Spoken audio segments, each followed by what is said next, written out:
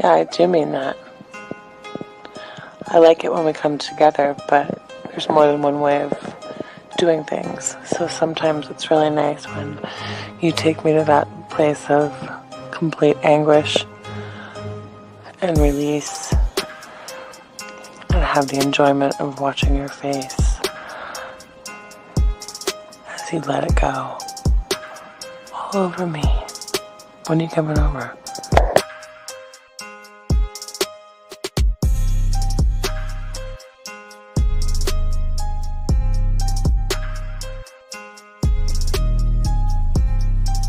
Hi gorgeous, it's your Sydney girl again.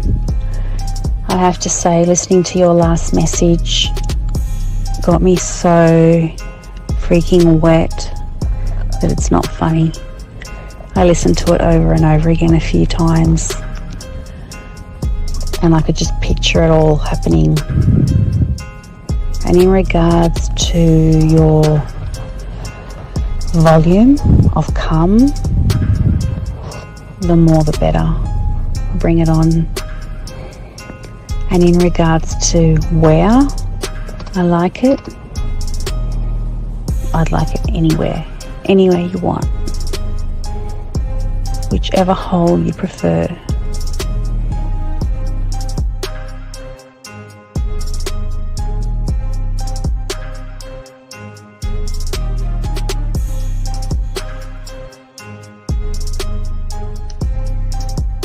When I see you, I'm going to kiss your face.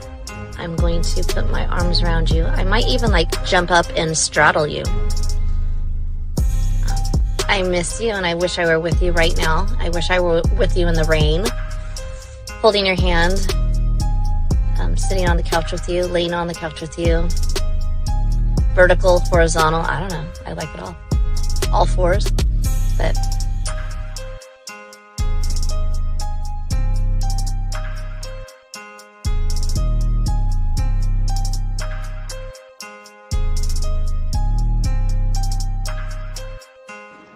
I mean, I can't really control it.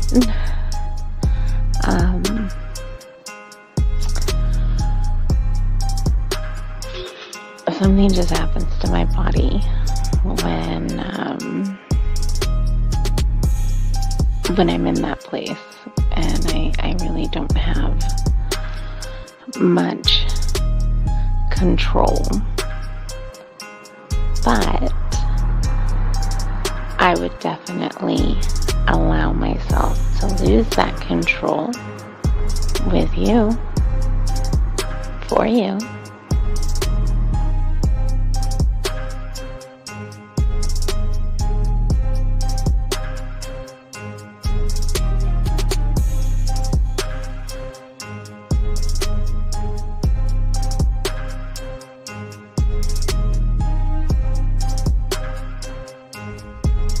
good morning. This is your friend. This is your lover. And my day is starting. And I can hardly wait until we can be together again.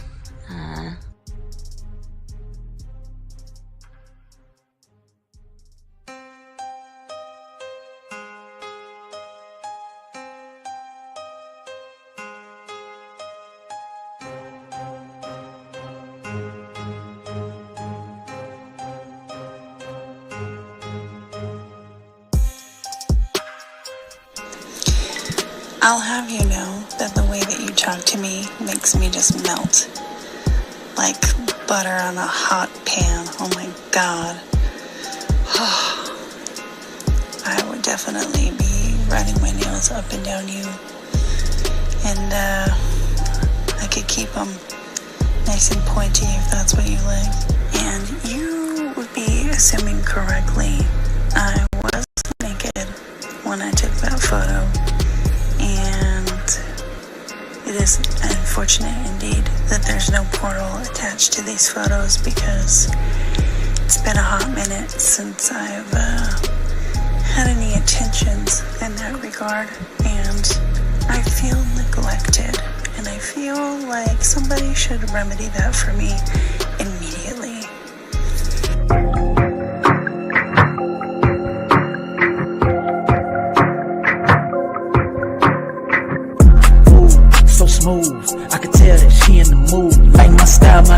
attitude, how I rock and the way I groove, yeah. That's right, talking dirty in the late night. Told her, let's make it happen. Call up Steve the Dean Williams, NK Zaggin'. Yeah, that's for all my gentlemen. You see baddies, I know you feeling them. We got the skills, show you how to seal the deal, and we gonna keep it real. Let's go. Whoa. You got a stagecoach to catch or something, huh? Slow the fuck up. Too cool, way too smooth. Show you how to get the girl to the bedroom. Ain't no thing, that's what we do. Get her vibing in the mood. Hey, we got the sauce, it ain't a joke. Come check it out, you should take notes. You'll have her begging for more. Wet like the ocean, you rocking the boat. Hey, all of these brothers the flyers. Give you the game to get her excited. One of a kind, I know you will like it. Only the realest of men are invited. Yeah, that's true. Time to get her in the bedroom. Let's go. Okay, there we go. Hey, Zach, need to give a shout out to, I guess you have a new member, man. I think you have a new member, so I think you need to go ahead and give a shout out, man. You there, Zach? Can we hear you? Hello, Carrie. Hello. Oh, right there. Hey, shout out to Lone Wolf for becoming a member. Appreciate you. Yeah, shout out to Lone Wolf. How you doing, brother? Appreciate you joining the Zag Army. Shout out to you, brother. Shout out to you. And shout out to all you guys listening to the show, guys. How are you guys doing? Each and every one of you guys out there. I want to welcome you to the show. My dog, Carrie K. Zag. We are here to chop up what makes a man one that she will beg to keep in bed. So, Zag, what's good with you, man? What's up with you, man? Yo, man. Shout out to the San Antonio weather. We can't decide if it's going to be summertime or wintertime out this bitch. Yeah. Well, let me tell you something, bro. I can't speak for the rest of Texas, but San Antonio, bro, you wake up with earmuffs on, and by the time the afternoon comes on, you got on flip flops and a tank top. I know, man. This weather. I after I got off the show with Lucario, I was like, man, I need to go get me some firewood and shit. Then I go outside, I'm like, damn, I don't even need this shit. Then later on tonight, it's like I need some fucking firewood and shit. Bro, it was cold this morning, warm in the afternoon. Now it's like the weather done dropped again, and I'm like, God damn! Like we experienced 3 different seasons in one day and shit. Like, so I'm gonna definitely have to get some firewood. But guys, if you have a question, gentlemen, let me go ahead and change this up here. Give me a second, Zach. Put this in right here. Bam. There you go. Let me change that. I don't want to take out the one of one. But anyway, guys, if y'all have a question, please put a Q. We got y'all covered. That's not Zag's. Hold on, let me see here. Find the right one for you, Zag. I gotta make sure I got the right one. I got the wrong what you call in there. But guys, if you have a question, please put a Q. We got y'all covered. We love to hear from you guys out there and get y'all take. If y'all have any questions, let us know. Let me pop that in. Fuck, I'll make the change later. And real quick, and shout out to BC. She's starting it off right. She said, make us beg for it. See, look, let me tell y'all something. Hey, look, Steve, I've never seen a woman in such a vulnerable state where she's looking at you with those big eyes, begging you for it. And you looking at her like teasing her with it. No, not now. Later. But when a woman is actually sexually attracted to you, she lusts you, she can't get enough of you, yes, they most definitely will beg you for it. Yes. Well, that's the thing. I love they can't get enough of you. I like that. Yeah. Yes. And, a lot of guys are not used to women not getting enough of them. Yeah, but you can't be a mediocre lover though. That's what I'm gonna. You can't. There are some conditions that come with a woman actually begging you for it. Because I guarantee you, every single guy that a woman has had sex with, she didn't necessarily beg all of them, right? It's a certain caliber of man in and out of the bedroom that women be on that type of shit for. So absolutely. And like I say, guys, if y'all have a question, please go ahead and put a Q. Lines are open. I'm gonna make sure the lines are open properly. But Zag, it's very interesting what you're saying because I think in this day and time, a lot of young men don't believe that they could be in that position to actually be wanted by a woman, crave. Craved. I like the word craved by Yes. a woman. Yes. Craved Craved by a woman. Yeah, it's part of it. You know, it's great. It comes with the territory of having game. Yes. Women craving you. It's just, guys, it's just a normal everyday thing. I know most people like, man, I mean, because unfortunately, I think a lot of these young men, they crave women. Yeah. I never thought in a million years that a woman can actually crave them. So what do you want to say on that, Zach, before we throw the video up? Well, not only that, but see, a woman can initially crave you and you can fuck it up.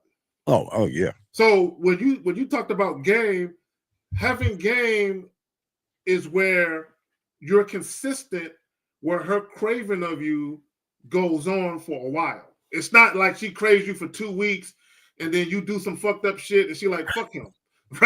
Right? It's I like to call it maintaining the momentum of attraction. Yes, right? sir. So when a woman very first meets you and she is sexually attracted to you, can you maintain the momentum of that attraction?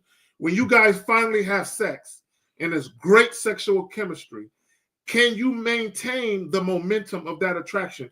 When she's craving you and thinking about you and can't get enough for you and can't wait to hear your voice and see you, can you maintain her wanting to view you like that? Right, and you know, there are certain things, and we're gonna be talking about dominance in a second, of course, but also fears and danger. I mean, we'll talk about it. I guess we can play the video clip and everything, you guys out there. But I can say, gentlemen, if you guys have a question, please put a Q. If you guys want to call in, the lines are open. So let's go ahead and before you play the clip, let me just say something to the ladies. Ladies, I'm gonna need all of y'all to take off your bra, take off your panties. It's been a long day. Put on a robe. Put on some hot pants, camisole, or whatever it is you ladies wear when you're getting ready to go to bed. Put on that shit. Okay, grab some wine and just sit back and feel free to engage us in the chat. You know what I'm saying? Well, real quick, Zach. Yeah. You said something very big, and I want guys to understand something. When a woman craves you, and I hate to, Zach, I hate to use the word train. Zach, but it's locker room. Okay, even though because people feel like I'm not a dog. I'm not a domestic pet. It's locker room talk. Yeah. But what I love to do is train them when they do get home from a long day work or anything like that, to kick back and wear something cute and sexy for me, just in case I want to go live on video with them. You know what I mean? And what they'll do is they'll do that and they'll take a photo. You see what I'm saying? Like, I'm relaxed, I just, because I want a relaxed environment. It's not that to be like a sexual, but the same environment, like when you're over a woman's house and she's cooking for you. Yes. And then, I mean, there's an outfit she has for the meal, but then she'll go throw something on a little more relaxed. Yes. A little more loose. Yeah. Yes. And then, you're on the couch. Like I said, I love it. You're on the couch and she just straddles you and just goes from there. So it's the same thing. But also, you know what I like? I like a peek into a woman's bedroom before I actually get to christen her bedroom. I just like a little peek into the ring where I'm gonna dominate at. Like it's like a little boxing ring. Like because she's in the bed. I'm like, hey, let me see you on video real quick. And she's on camera. I'm like, take me around your room. So she'll scan the room. I'm like, all right. So I'm just getting a peek of another area that I'm gonna dominate later on and shit. Red, that's what I'm talking about. That's exactly what I'm talking about. A little outfit, like a larger sweatshirt. I mean, for me, it doesn't have to be Dallas. I mean, it's that, I love Dallas, but Zach, you like the 49ers, but I'm saying that. Yeah, people who wear Dallas sweatshirts are covering up hives. You're trying to cover up some hives that you got. That's the only reason why you're wearing that shit. Anyway, what I'm saying, what I'm saying is that I want you to have If you wear small sweatshirts, Zach, I want you to have a nice baggy one that's big enough that you can put on where you can just have that in a pair of panties on. It's kind of like a little dress. Easy access. Easy. Oh yeah, absolutely. I think that's really sexy and really attractive when they want to dress for you. You know what I mean? When they want to, they're showing you deference. You know what I mean? They're showing you that, you know what? I'm so, because you know a lot of women are not even told to relax. You know, when they come home, I want you. I want to be your relaxation, right? I want you to come home from a long day, or you had a long day, whatever. And I want to be that soothing thing of comfort, but I want you to let your hair down and just relax yourself. Even Zach, you know, I don't like their hair down. I like their hair. I don't really like their hair up much, but if they put their hair up, because sometimes they want to like put their hair up, just have that one little piece of string coming down. Hey, you know what? There's 2 times when I had chicks put their hair up during sex. Before they put the joint in their mouth and they're about to get busy. They don't want it in their way. So they'll be like this. They'll be just hovering over the joint. Right? Or they've been sweating a little bit, and right before they mount and they get ready to put in work, they're sitting right there, tying it up like they're about to go to work. I'm like, yes. But other than that, I'm like you. I like their hair down. You know what I'm saying? All right. Well, guys, if you have a question, put a Q in there. Let's go ahead and play the clip. And let me see. Let me pull the clip up. Let's play it. Let's break this joint down. There's a lot of stuff we're going to break down on this joint right here. So here we go. Let's get it. A lot of feminine, innocent looking women like to be dominated for real. Like, she wants you to tear her up in the bedroom. I'm so serious. Don't let any like innocent looking, pretty face girl fool you. Like, women like to be dominated. And yeah, we want you to tear us up. Tear us up and make us feel like I'm crazy if I ever deal with another nigga. Like, I want to be able to say like, yo, my nigga he be tearing me up. I ain't never dealing with nobody else. Now, I want to say this real quick, because I don't want guys to get stuck on the last part, because I don't want guys to be like, oh, let me learn how to fuck real good so she won't want nobody else. No, I don't want you to be trying to fuck a woman with that in mind. I don't want her to go nowhere, right? Because now you're putting on a performance where you're doing it from a place of fear, right? So don't take what she said literally and be like, man, you know, I got to fuck her so she won't go nowhere. No, her point was basically saying is you're fucking her so good, she can't even perceive that anyone else can fuck her better. That's all she was really trying to say. But go ahead, fam. All right. So the way I love looking at that is the dominance does not start from the point of dominator in the physical manner, Zach. No, it does not. The dominance starts from the moment you meet and how you interact, and how you establish not only control, but sexual control. And yes, what I mean by a sexual control is to allow her to lose control. I want to be in enough control where I want her to lose control, and to a point where through my language, you know, through the voice messages I like to do, the video messages, text messages, in my actions, to make her feel uncomfortable. See, I don't want her to feel comfortable. I want her to go out to that realm of you're allowed to go into the uncomfortable, which is comfortable. Watch this, Zach. So what I mean is that we know a lot of women are nasty as fuck, Zach, right? But because because of the guys that they are with, shame them, judge them, look down on them, and do all this stuff, they create this uncomfortable zone that they only can access that when they're by themselves with a toy, their finger, or something like that.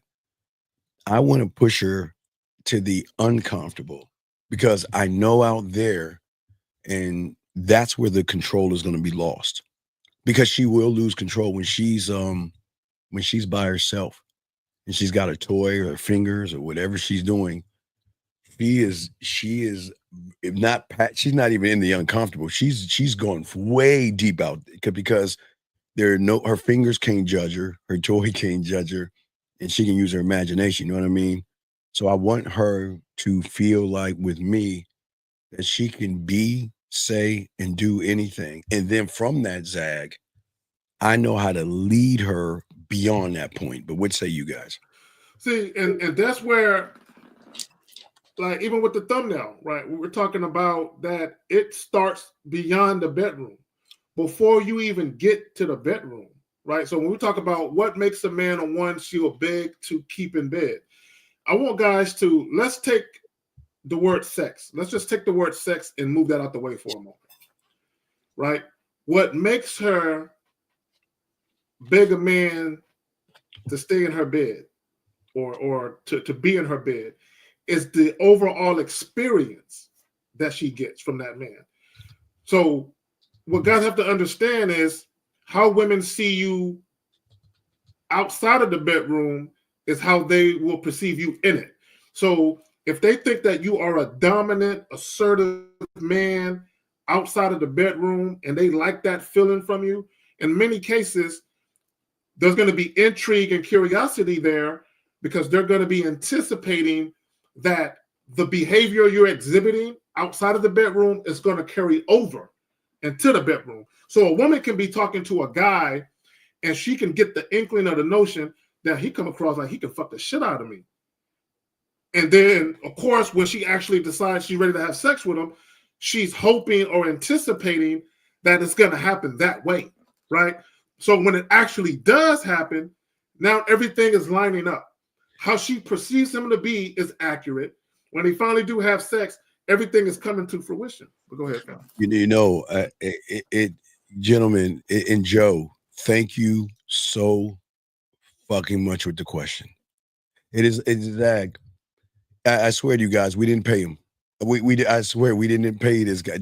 No, Steve, don't kick him out. Do not kick him out. This is, oh my God, this is such a beautiful question. And this, gentleman, Zag and I always tell you guys the way you are outside the bedroom is the same way you're going to be perceived in the bedroom.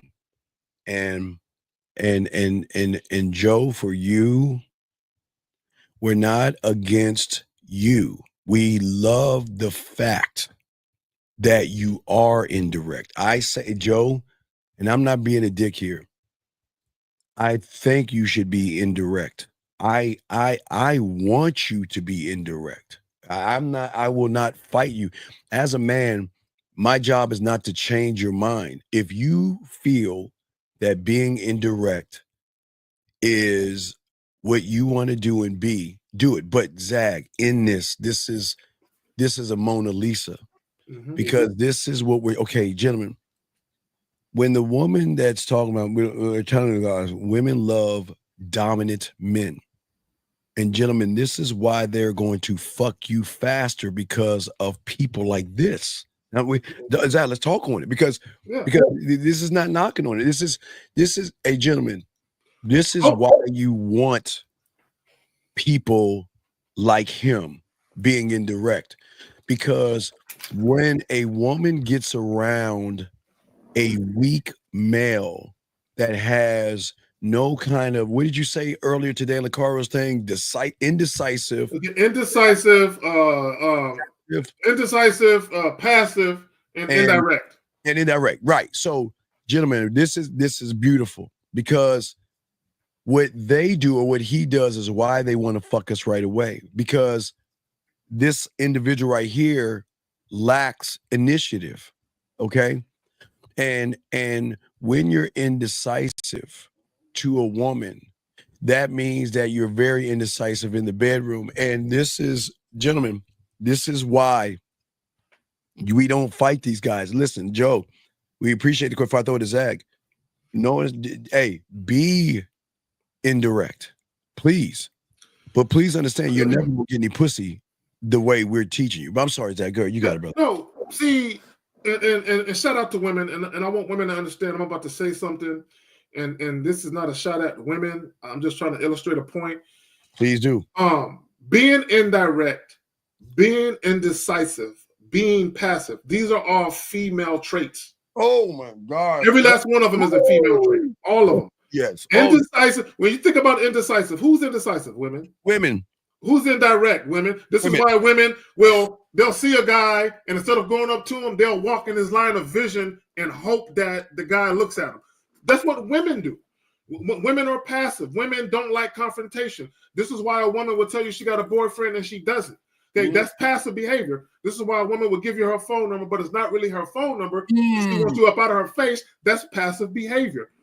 Indirect, passive, and being indecisive. These are all feminine traits. Yes. Right? And I'm going to tell you right now, for all you guys that approach women like this, if a woman is not sexually attracted to you, she likes you. She likes you guys. Right? You're the friend zone guys. You're the buy her a drink guy. Matter of fact, Steve, you're the guy when one of her friends come into town and they're looking for someone to fund their social activities, she says, I know a guy. He'll meet us at the bar and he'll pay for both of our drinks. A lot of you guys have been that guy where a chick hit you up, you thought it was all love, and you meeting this bitch at bars and you bar hopping with this chick, buying her and her friend or friends drinks, right? So when you're passive, indirect, and indecisive, you're perfect for women to utilize, right? But when you're more direct, you're more in a woman's face with it, you're more transparent, you're more dominant with your behavior, a woman has no choice but to respond to that.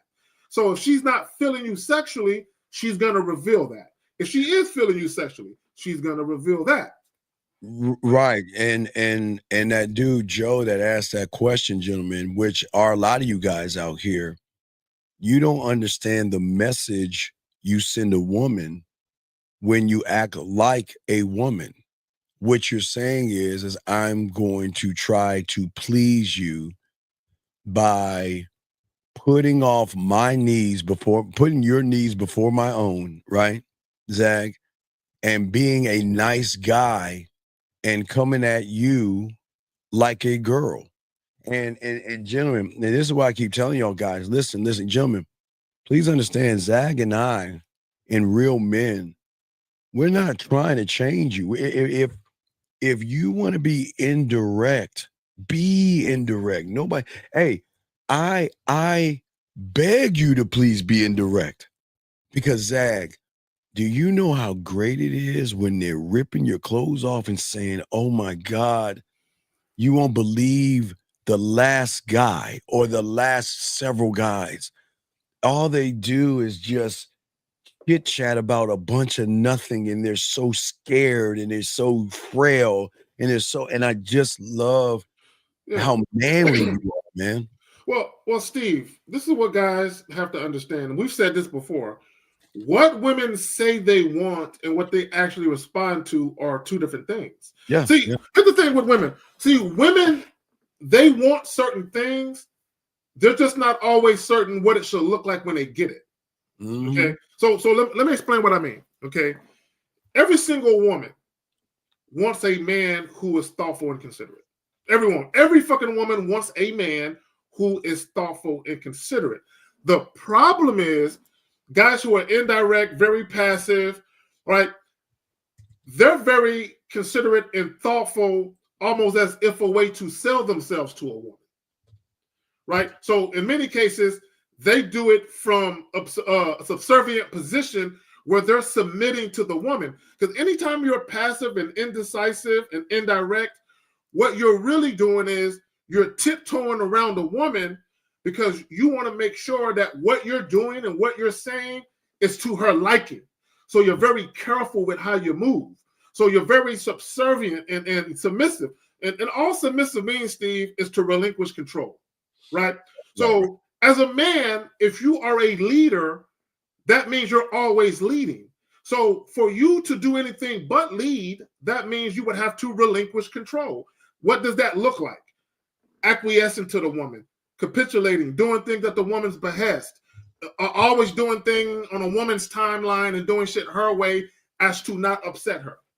Oh yeah, absolutely. And see, the thing we're trying to, gentlemen, the thing is about being good in bed, gentlemen. It's not just sticking your dick in a hole. It is a mentality that's saying that I'm not trying to show her anything, Zag. I want her to feel me. And I'm not saying feel me in the physical. See, y'all think that a woman can just feel you by a touch. But Zag, that emotion can purr like a motherfucker when they're around a dominant man that signals, now watch this, Zag, not confidence, gentlemen, a deeper level of sexual confidence where when she meets you, because like the indirect guy, watch this.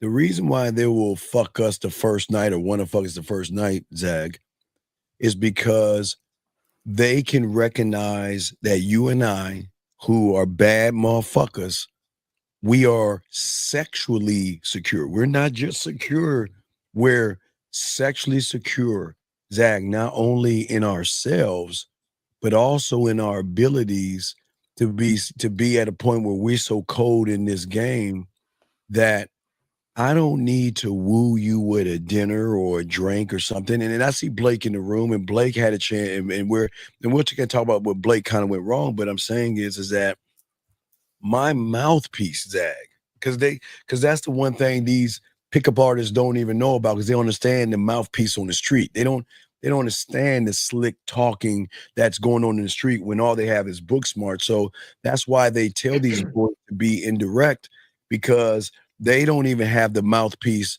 to train these young men to be and have that slick tongue where you're tapping into her well and you're tapping into her emotions and you're not putting your hands on her and you're not. And Blake, we're going to talk about your situation on Sunday after Zag replies. But Zag, what say you on what we're talking about? No, and my thing is, it's about cultivating an experience. Yes. But this is what guys have to understand about cultivating an experience. When you talk about cultivating, what does that mean? That means you find fertile soil, you plant a seed in that soil, and you water it, right? So it grows, right? So you can say that a woman's mind is the soil. This game is the seed. You know what I'm saying? And the consistency is the watering of that seed, right? Because there's no way you can be a gained up dude if you're inconsistent, right? So the consistency is watering that. When I talk about maintaining the momentum of attraction. Now, here's the thing about cultivating an experience. Steve, I have a game plan. I know that this experience I'm about to cultivate, she's going to like it. Yeah, I know she. Now, to what degree she likes it, I can't foresee that. I just know she's gonna like it to one degree or another, right? Right. So now, here's the thing, right? That experience that I cultivated, once it goes down, this is what I wanted to experience. I just so happened to bring a woman along for the ride who was waiting for a man to cultivate an experience that she could partake in, that she could enjoy. Because here's the thing, Steve, I can't promise a long-term relationship with you. I can't promise marriage. I can't promise that we're gonna what do you call it? Shack up and all of those. I can't cohabitate. I'm not even on that road of even discussing any of those things. What I can do, this is what I can do for her, Steve. You and I, we can string together moments in time, like the quilt of life, right? So the first interaction, okay, we're stringing together a moment, Steve, and if she likes that moment, guess what we can do? We can work on the quilt some more, and we can string together some more moments of time, right? And that's all I'm doing is giving her that experience where she's curious enough, where there's anticipation and intrigue, where she wants to participate. She likes the way that she's feeling. She likes the experience. And Steve, she says, I don't know where this train is going, but I'm along for the ride. Wherever you're stopping at is my stop.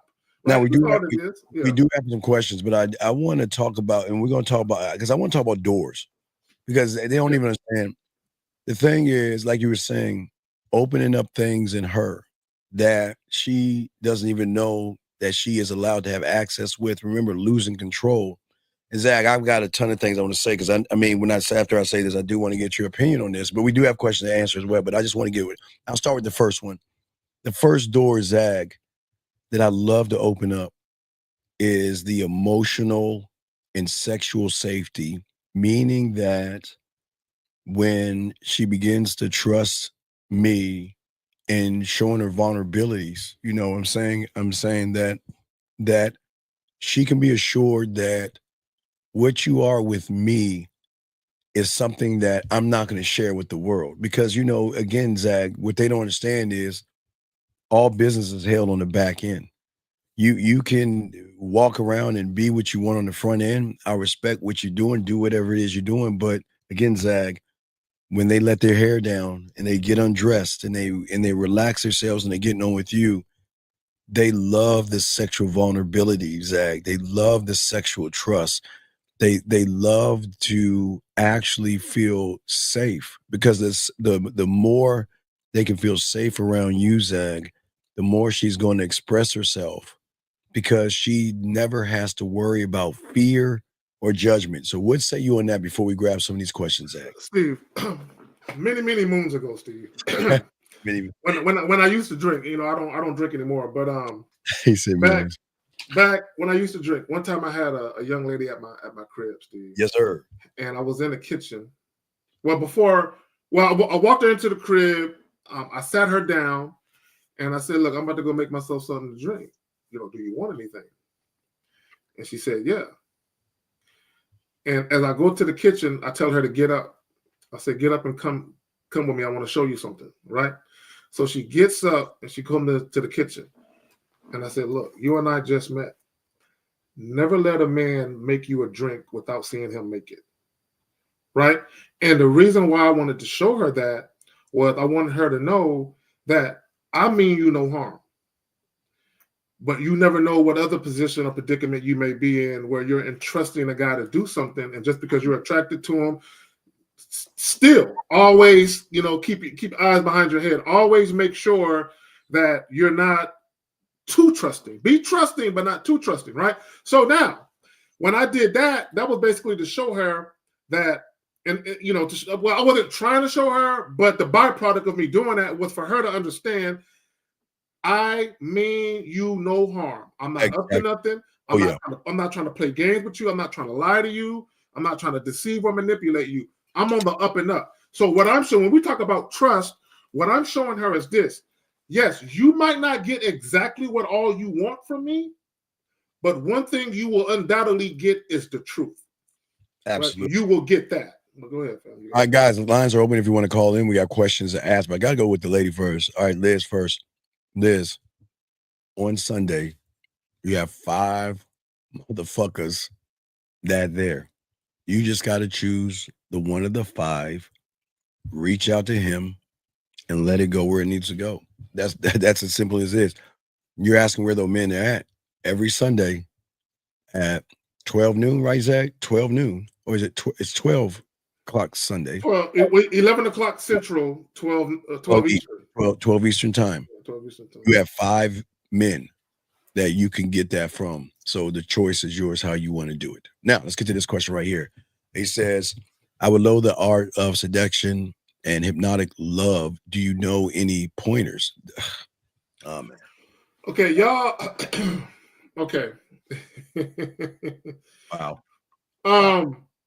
Okay, the problem with some of you guys, you have this Disney way of viewing dealing with women. It's almost like the music comes on. When you see a woman that you like, there's this theme song that comes on and y'all lock eyes, and it's gonna be this Disney type of special. Because he's talking about the art of seduction and hypnotic love. I mean, come on, bro. Like, look, I'm not saying a woman can't be seduced by you. I'm not saying a woman can't fall in love and be hypnotized and all that. I'm not saying that can't exist, but it doesn't exist the way that you view it in your head, right? The way you view it is more of an illusion than reality, right? And here's the thing, Steve. The problem with guys is y'all try to be that guy. Okay, you try to be that type of guy, and we're telling you, don't try. Either you are or you're not. Right. Because here's the problem. You're doing it, you're being very disingenuous. You don't know seduction when you're seduced by fear. You don't know sex when you're hypnotically caught up in rejection and worry and anxiety. So how can one even seduce a woman when he is seduced by negativity, thirst, and desperation? So it just it doesn't work that way. It's amazing. I'm sorry, Zach. What did you want to say? No, I was going to say seduce means to entice. Seduce means to tempt. So this is what I would ask any guy. What are you doing and or saying in your interactions with women where they are tempted and enticed to deal with you sexually? But Zach, let's take it one night. That's good. But watch this, guys. And this is where y'all go wrong. What's the plan? What's the plan? Do you guys think it's just porn where I can just say something to her and something magically happens? What is the plan? Zach, let me see if I can show something. Zach, okay, I'll give you. And I like to say, Zag's that motherfucker. I'm that motherfucker. But I'm gonna show you why we're that motherfucker. So what we're saying is, when you look at your house or your apartment, your house and your apartment should be a sexual amusement park. Every room should be its own theme of seduction, intrigue, passion, nasty, or whatever it is. And this is where they go wrong. See, they think it is, I just gotta go up and say something. But Zach, what I'm saying is that we know we already have it locked in, Zach. You see what I'm saying, Zach? We have it locked in. See, it's not just I'm gonna walk up and say something to her. Zach, let me show you how cold it is. Jim, watch this. We're so cold with this, and this is what we're trying to teach you young men, is that the 4 rooms that you saw are the 4 rooms that we can just use in her mind to make her play with her pussy, to give her a sample of what it could be like, Zach, if she got the opportunity to go in these rooms in the physical. And we're saying every room. See, this is the depth of the game. So y'all think it's just, well, do I just say something to her? No. Zach, again, what is the plan, Zach? I throw it to you, but what is the plan? So I'll go to the material plane with it, because I know Elle talked about the material plane. So I'll go to the material plane where we're actually talking about literal rooms, right? So, and Steve, I know you talked about this. How you decorate your home or your living space is an extension of you. Oh, yes. It's an extension of you. It says a lot about you, right? So what I mean by that, and earlier I alluded to the fact of, now we're talking about what makes a man a one she'll beg to keep in bed. It's not just the physical act of fucking. That's part of it. But it's not just the physical act. It's the mental climax that she experiences over and over again. When she calls you and you pick up and she hears your voice. When you send her a voice text and she hears it, right? When she lays down at night after coming back from your place and she texts you, I made it home safe. I look forward to seeing you next week. And you text her back, all right, glad to hear that. I see you next week. Take care of yourself, right? Or just her getting ready to come see you. All of these different things that she's always continuously feeling, right? So when we talk about, again, when we talk about the different rooms and the experience, when she comes over, Steve, that's an example. When she comes into your house, right? We're talking about the 5 senses, right? We're talking about touch, smell, vision, and I'm forgetting something, but all these different things. So what does she see when she first comes in? what does she hear when she first comes in your crib? Does she smell? What does she smell? Like when you, as soon as a woman comes into your crib, whether she's walking past a guest bathroom, a guest bedroom, walking past the kitchen, a walkway, there should be already, because you got to understand, we're talking about creating the ambiance for sex, right? And I don't think a lot of guys understand this. Is your crib set up for sex? Right, which is it's not. Yeah, it's crazy that. I'm sorry, Zach. Go ahead. No, I just want to say, is it set up for sex? Do you have the type of ambiance? It's kind of like this.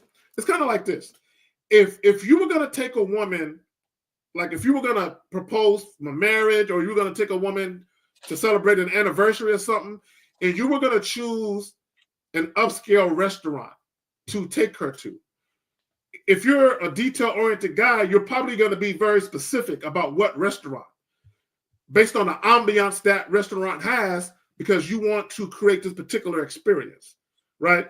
Right. So for the evening, you want to create that experience. So if you're having a woman come to your crib, to me, it's the same shit. Don't you want to create this ambiance, this experience, where she comes into the crib and already she feel like this is the spot I can see myself relaxing and chilling at. It smells good. It looks good. So whether you're fucking on the couch or fucking in the bedroom, right? She's ready to go. Because I'm here to tell you right now, ask some of these women in the chat. Women, be honest. How many times have you went to a man's crib, or any man, or how many times has there been a situation where you went to a man's crib and his shit was in disrepair, and you couldn't see yourself getting naked on his sheets? Like, I don't want my skin touching his shit, right? I want guys to understand. Steve, real quick, I'm gonna tell this real quick story in my back. I have an ex, and I told this story before. I have an ex, okay, and you might recall this, Steve. I have an ex. She was telling me this one time about how she was fucking with this dude, and it was just some casual shit. And she had sex with him the first time, right? She was sexually attracted to him. She had sex with him. But then like a month later, she went back over there and she said, Carrie, I couldn't fuck with him no more. She said, when we had sex the first time, there was a stain on his sheet. And I didn't think nothing of it at first. But she said, when I went back a month later and I saw that same stain on that same sheet, I knows he fucks different women without changing his sheets. He's a nasty nigga. I can't fuck him no more. Right? So I just want to point that out, that women pay attention. Like, even Steve, even when you approach a woman and she's looking you up and down, head to toe, when she comes into your crib and she crosses that threshold, she is looking at everything. And don't be surprised if she says, hey, where's your bathroom at? I want to freshen up. And she says, depending on how his bathroom looks, that's going to determine whether or not I stay or not. Well, okay? Go ahead, Phil.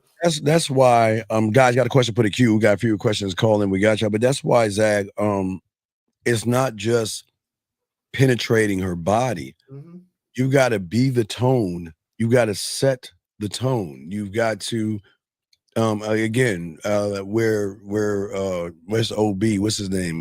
Where he messing with that chick we talked to it on Sunday. He never set the tone. First of all, hold on. FC, hold on. Let me talk to FC. First of all, oh my God, FC, I don't like that you said that, and I'm gonna tell you why I don't like that you said that. That's why it got to be one of your guys. It can't be one of my guys. Now, FC, this may or may not be your intent, but when you say that, when you throw someone's name in it like that, you're implying that what I'm saying came from that person, and what I'm saying comes from me. So when you say, oh, such and such said that, it's almost like you're invalidating or diminishing what I said because somebody else said it first. And no, bro, that ain't what that shit works. I'm going to correct him. Zag is wrong. You're right. KCKS did say that after he stole that shit from the motherfuckers who said it, dumb fuck. You motherfuckers think that because someone wears a nice little polyester suit and some fucking glasses and yells at women. Oh no, okay. He's cleaning it up. Okay. No, I'm not getting mad at him. I'm just letting you know something. You new here, so please understand, motherfucker. We were before fucking YouTube. We were before this motherfucker was even selling perfumes at the fucking mall and shit, and teaching guys how to dress. So please understand that content creators steal to create content because they're not original, young man. So when you're around here saying this KS stuff, be respectful of this room. We're here to help you. I think, Steve, I think what he's trying to say, and FC, correct me if I'm wrong, because I'm trying to stand up for you because I think you meant something. Said, okay, same experience. Okay, so FC, I don't know if you're saying that he went to a woman's house and the shit was dirty and he left. I'm not sure if that's what you're saying. But okay, cool. But let's move on. Let's move on. As I'm saying, so well, I think where so many of these guys go wrong is because I want to entice them. One thing I learned along when I was like 14, 15 years old, my mentor was telling me about commercials ad. Yeah. He asked me, there was an ice cream. We were watching a commercial, like an ice cream commercial. He says, "That shit look good to you?" I said, "Yeah, it looks like good ice." He said, "Bitch, that ain't ice cream. That's a fat and lard that looks like ice cream, but it's enticing to the eyes to whet your palate to make you want to either go to the store and get it or go into your kitchen and eat some of it." And he said the thing about sex and becoming sex is before you lay hands on her, you have got to entice her, just like that fake ice cream, the fake ice cream on the TV screen. Because guys, when y'all see commercials and you see ice cream, it's not actually ice cream. It's like fat and lard because the heat of the lamp will make it melt. Right. Yeah. They got it there to make it melt, just to show y'all. So when y'all see things on TV, it's not actually the actual item, but the game my mentor told me, and this is before the internet, I was 15, gentlemen, was that I have to be the enticing thing. You know what I mean, Zach? I have to, the unfair advantage that we have, that the average guy to have, what do I want to entice with? Because I don't even care about my looks. I look good to me. That's all I care about. You know what I mean? I'm a very good looking motherfucker to me, and no one can tell me different. I already know that, so I don't have to. I feel the same. And I don't even care what the woman feels either. I could care less what she thinks either. Yeah.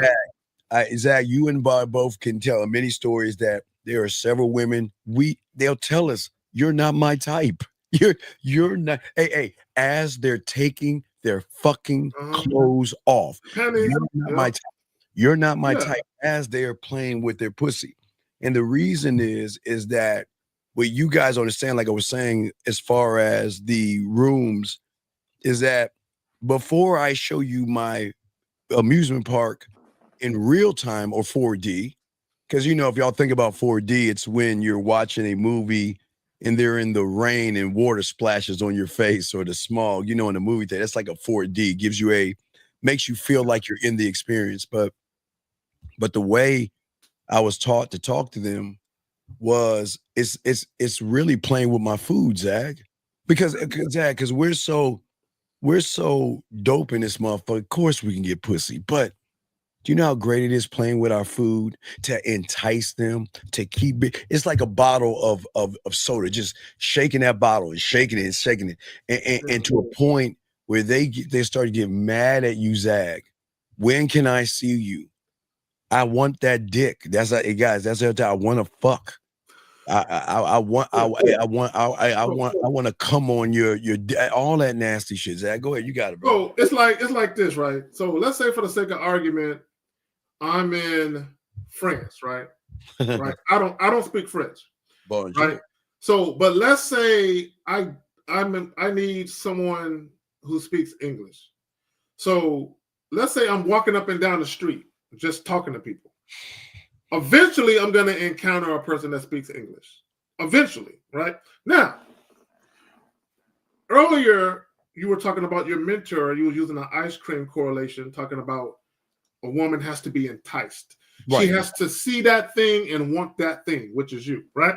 Yes. So I'll use the correlation between looking for someone who speaks English and the correlation with a woman's sexuality. Okay, this is what I mean by a woman's sexuality. Not every man speaks her language. Okay, now listen to where I'm trying to take this. When I say not every man speaks a woman's language, meaning not every man can speak to her sexuality, right? Because everybody has their own unique sexuality. All men, all women, the way we view sex, the way we interpret sex, our relationship with sex, the things that we like, the things that we don't like, all of this, it's all uniquely different. There might be similarities, but it's all uniquely different to us, like a fingerprint, right? So what guys don't understand is when you actually have some game about yourself, when you actually have some charisma, when you actually have the type of personality where women can tell that you're very dominant, you're very assertive, take charge, very confident, right? There's going to be women that you encounter where you speak to their sexuality. Absolutely. Where it's not even like you're talking to them. It's like it's kind of almost like you're talking directly to their vagina in their mind at the same time, right? No, go. I'm sorry. Go ahead. Continue. Go ahead. No, and then what it is because you're speaking to her sexuality, she starts to get these feelings, and this is where when we talk about sexual attraction is a feeling. Sexual attraction, or to be attracted to something or someone, is an emotion that you're feeling in that moment. So you're literally evoking a feeling in a woman where she is showing you that you unlocked it or that you awakened it, right? By the way that you're talking, by the way that you're conducting yourself, and the way that she's that's absorbing everything and being in your physical presence. Her body is starting to react to you being there. But I just want to point that shit out. That's where now she's getting enticed. This is where the woman is showing you that she wants something to happen. But go ahead. Okay, wait a second. Let's okay, David. I don't think you understand. I appreciate the super chat. You're saying some things may be just common knowledge. At the end of the day, though, there's a difference between knowledge and wisdom. Okay, young man, please understand this, okay? We appreciate the super chat, but all your knowledge and all your wisdom is from a building that you have been in since fucking first grade, maybe to the 12th grade, or 4 years in college. We are not talking about knowledge and wisdom. We're talking about something deeper that you know nothing about. You don't have any sexual knowledge, and you don't have any sexual wisdom. And the fact and again, I appreciate the super chat, but it goes to show why most of you guys lose versus listen. You're trying to teach people that are trying to teach you to expand your realm, but who gives a fuck the difference between book smarts knowledge and book smart wisdom when the individual saying it can't make a woman's pussy wet with his fucking words, his text messages.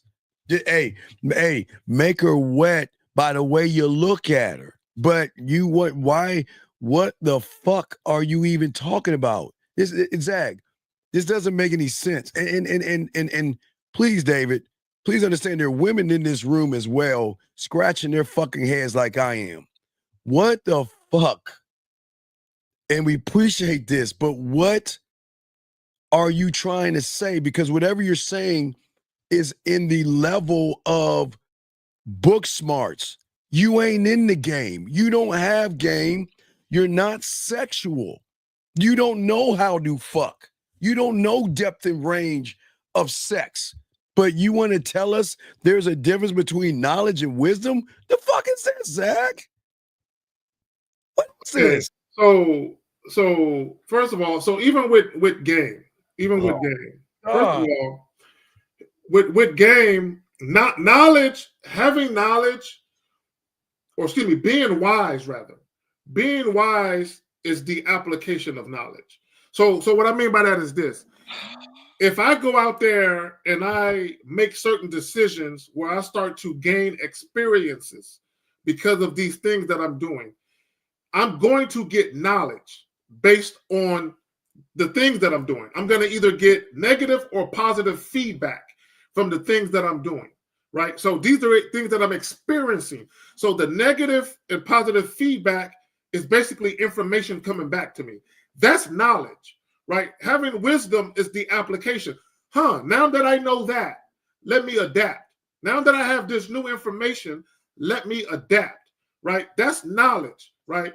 And again, when you apply it, that's you being wise. When someone says you're a wise man, right? That means not only are you experienced and knowledgeable, but you know how to use information to you learn how to use the knowledge rather to actually benefit you. And the way that you speak, the way that you articulate yourself, the way that you facilitate information, it shows how wise you are. See, Zach, let me teach y'all something, because there's game in everything. There's game in everything. See, the young man says, knowledge is knowledge, right? What he's saying there, some things are just common knowledge. All right. That's true. Common knowledge is if you want the end result of getting some pussy, just walking up to a woman and speaking to her. All right. Can we assume, Zach, that's common knowledge, right? Right? Yeah. So if that's common knowledge, you motherfuckers can't even do common knowledge.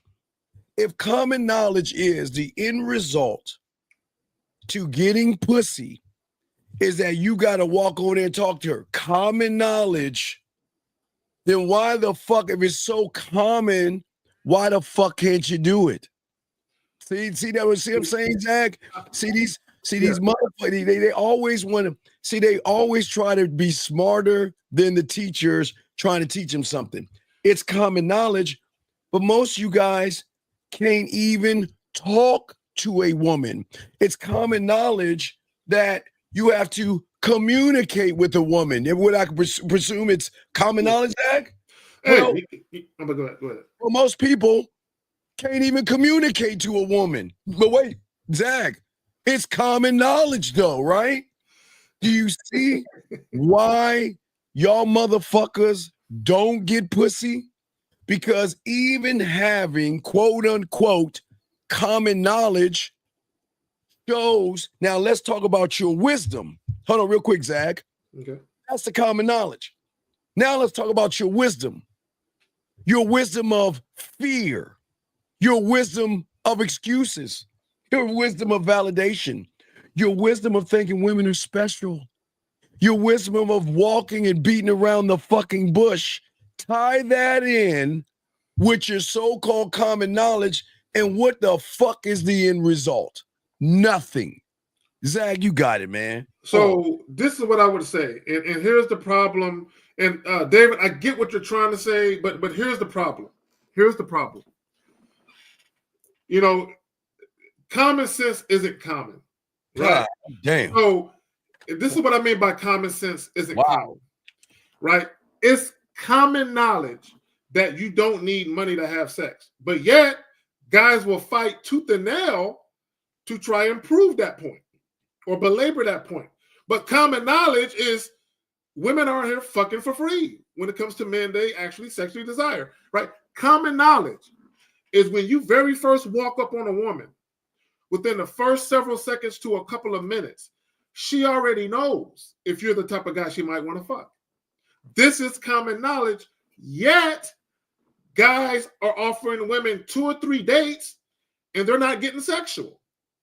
But if they knew that, if they understood that this was common knowledge, then they would just act right away. But here's the problem. Here's the problem, David. And Steve, you alluded to this a couple of times on this live stream alone. Fear. See, fear will have you looking at the information like it's not real. Fear will have you looking at the knowledge, right? Because anytime you learn something new, it's knowledge. It will have you looking at it like it's not real because you don't believe it applies to you.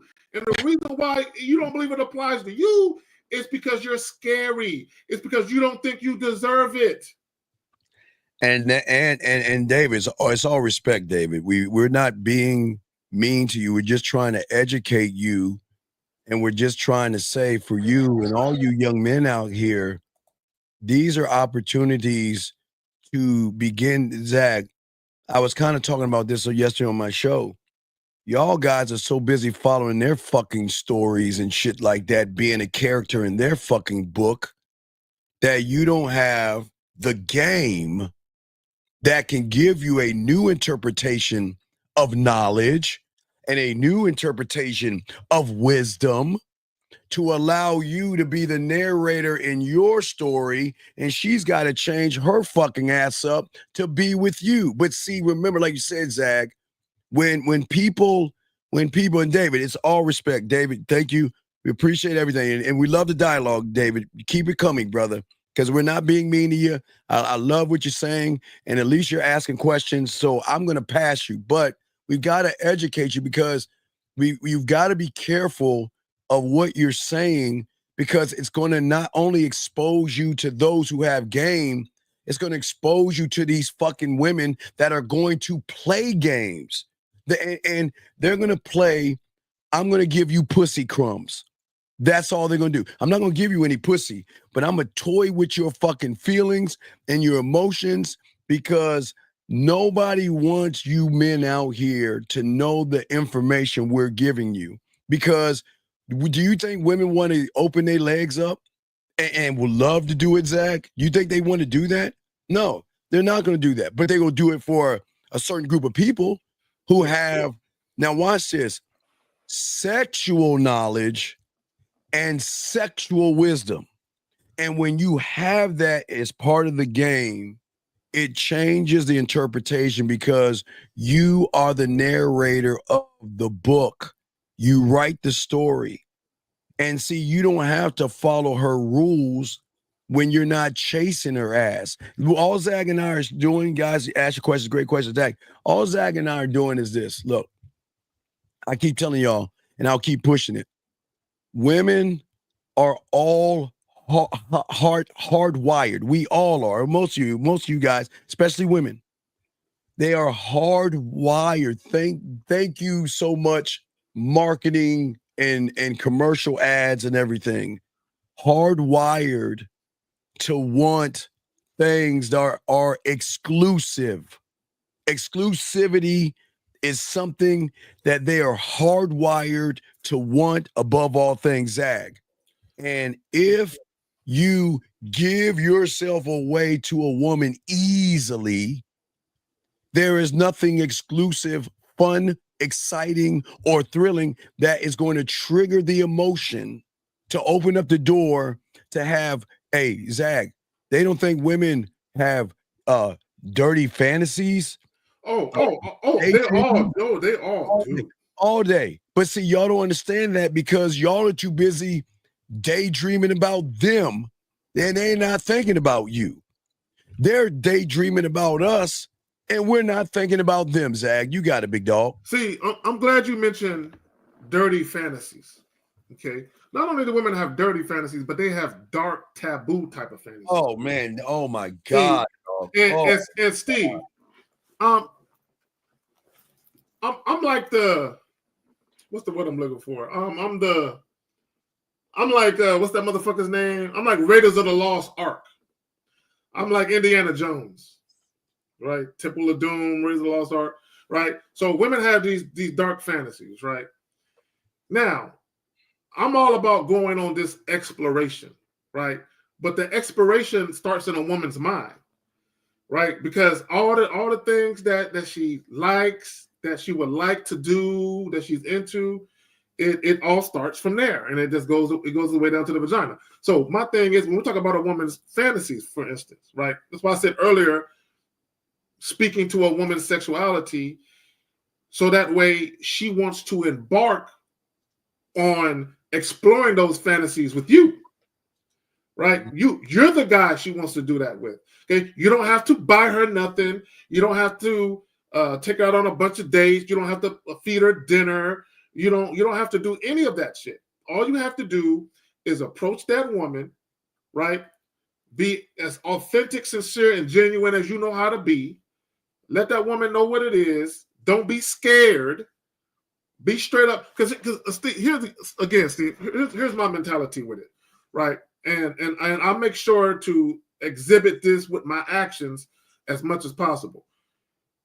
Not only am I not out here to play with women, I'm not out here to be played with by a woman, right? So I ain't trying to play with you, and I ain't gonna let you play with me, right? But I think with a lot of guys, the way that they approach women, they open themselves up to be played with. Yes. Right? Because of they're way too passive, way too indirect, and you're not letting that woman know what the deal is, and then giving her the option to decide what she wants to do once she has the information she needs. Well, I was just about to, we have a call. I was about to answer another question. Area code 609, sir. What is your name and where's your question, sir?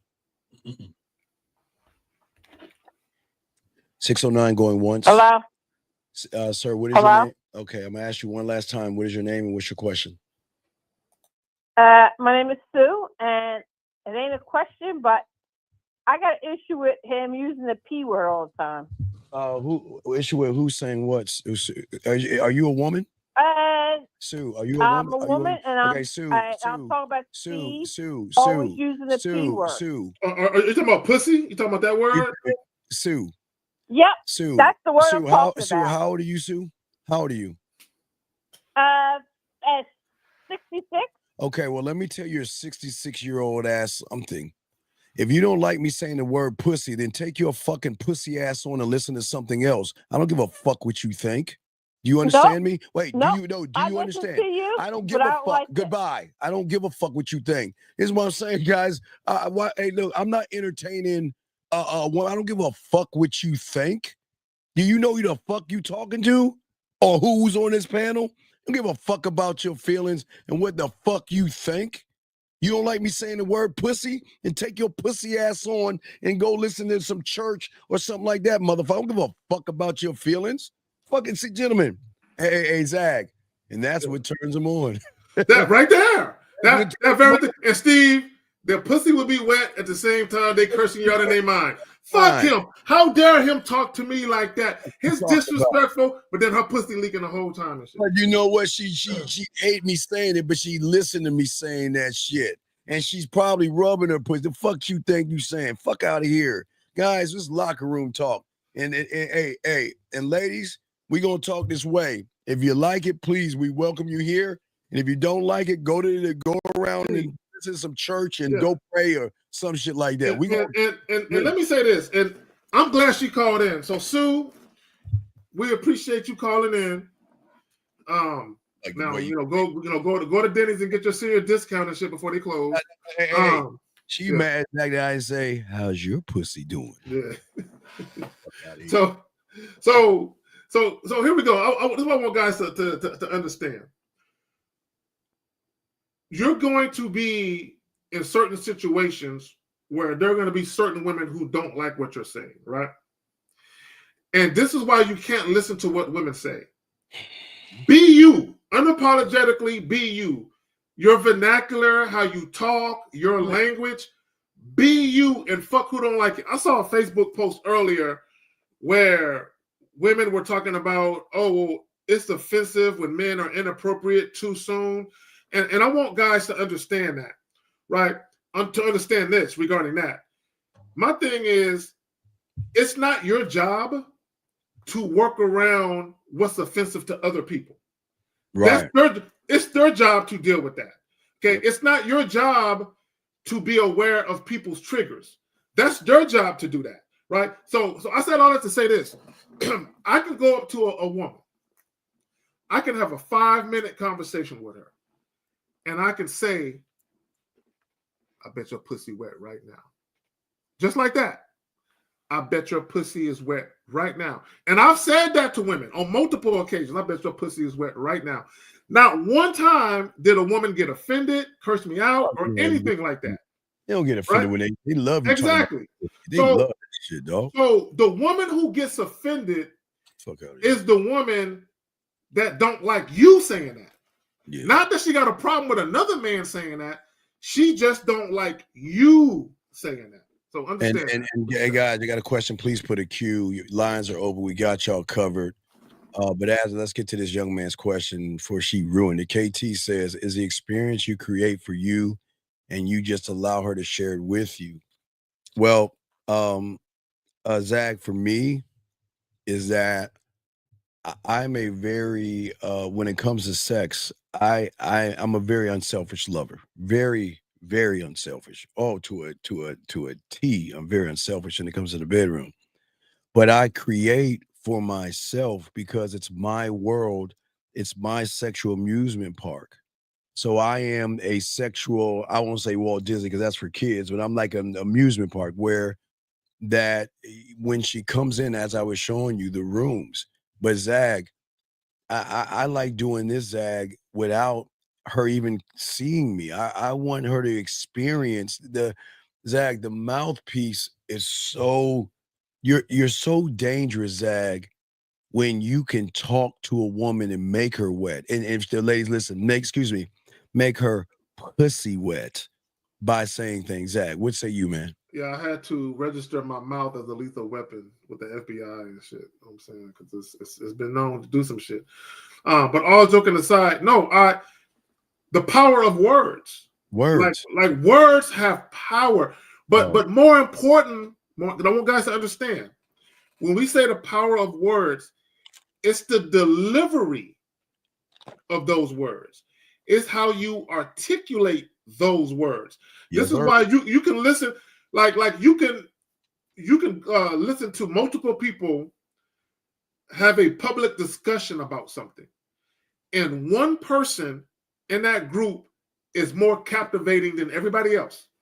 They're all talking about the same topic, but one person is more captivating than everyone else, and they have more power because of their delivery, the way that they're talking.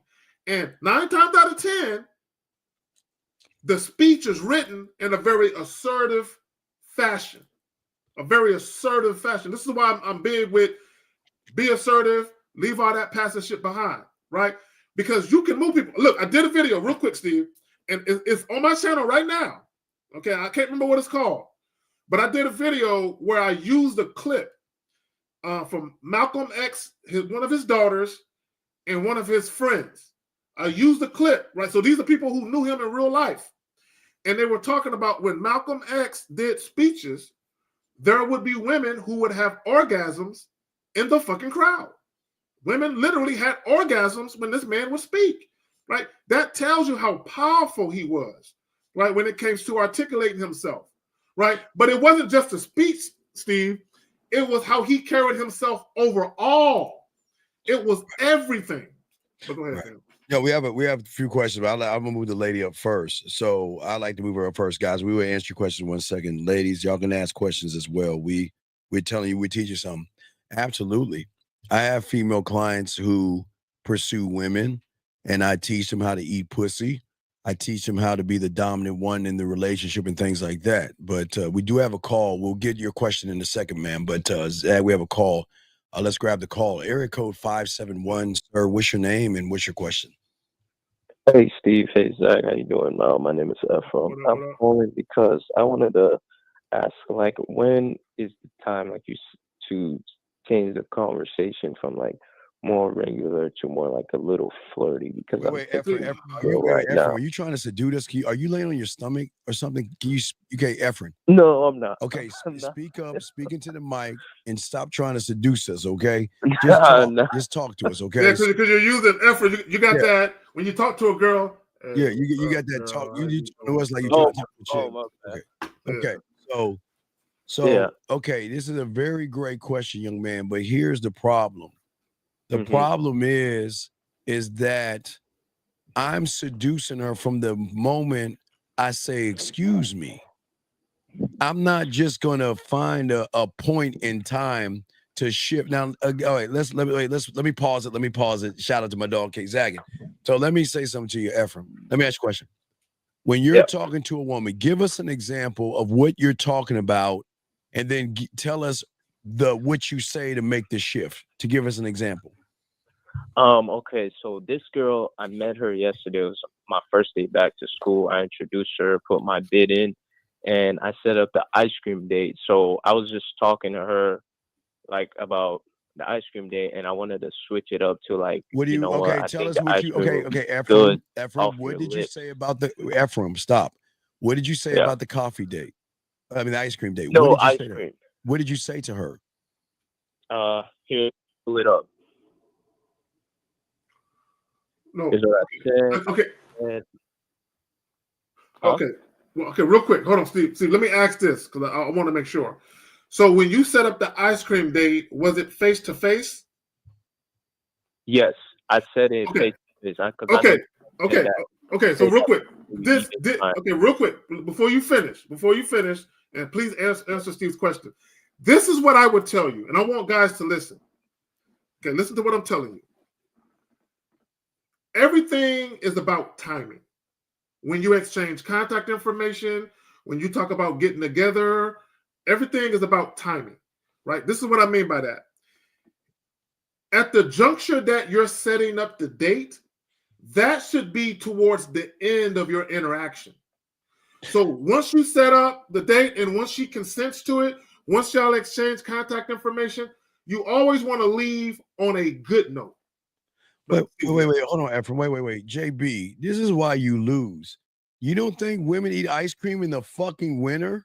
You don't think they eat hot things in the fucking summer? I'm in Florida. I'm just saying that y'all, this is why y'all lose, dog.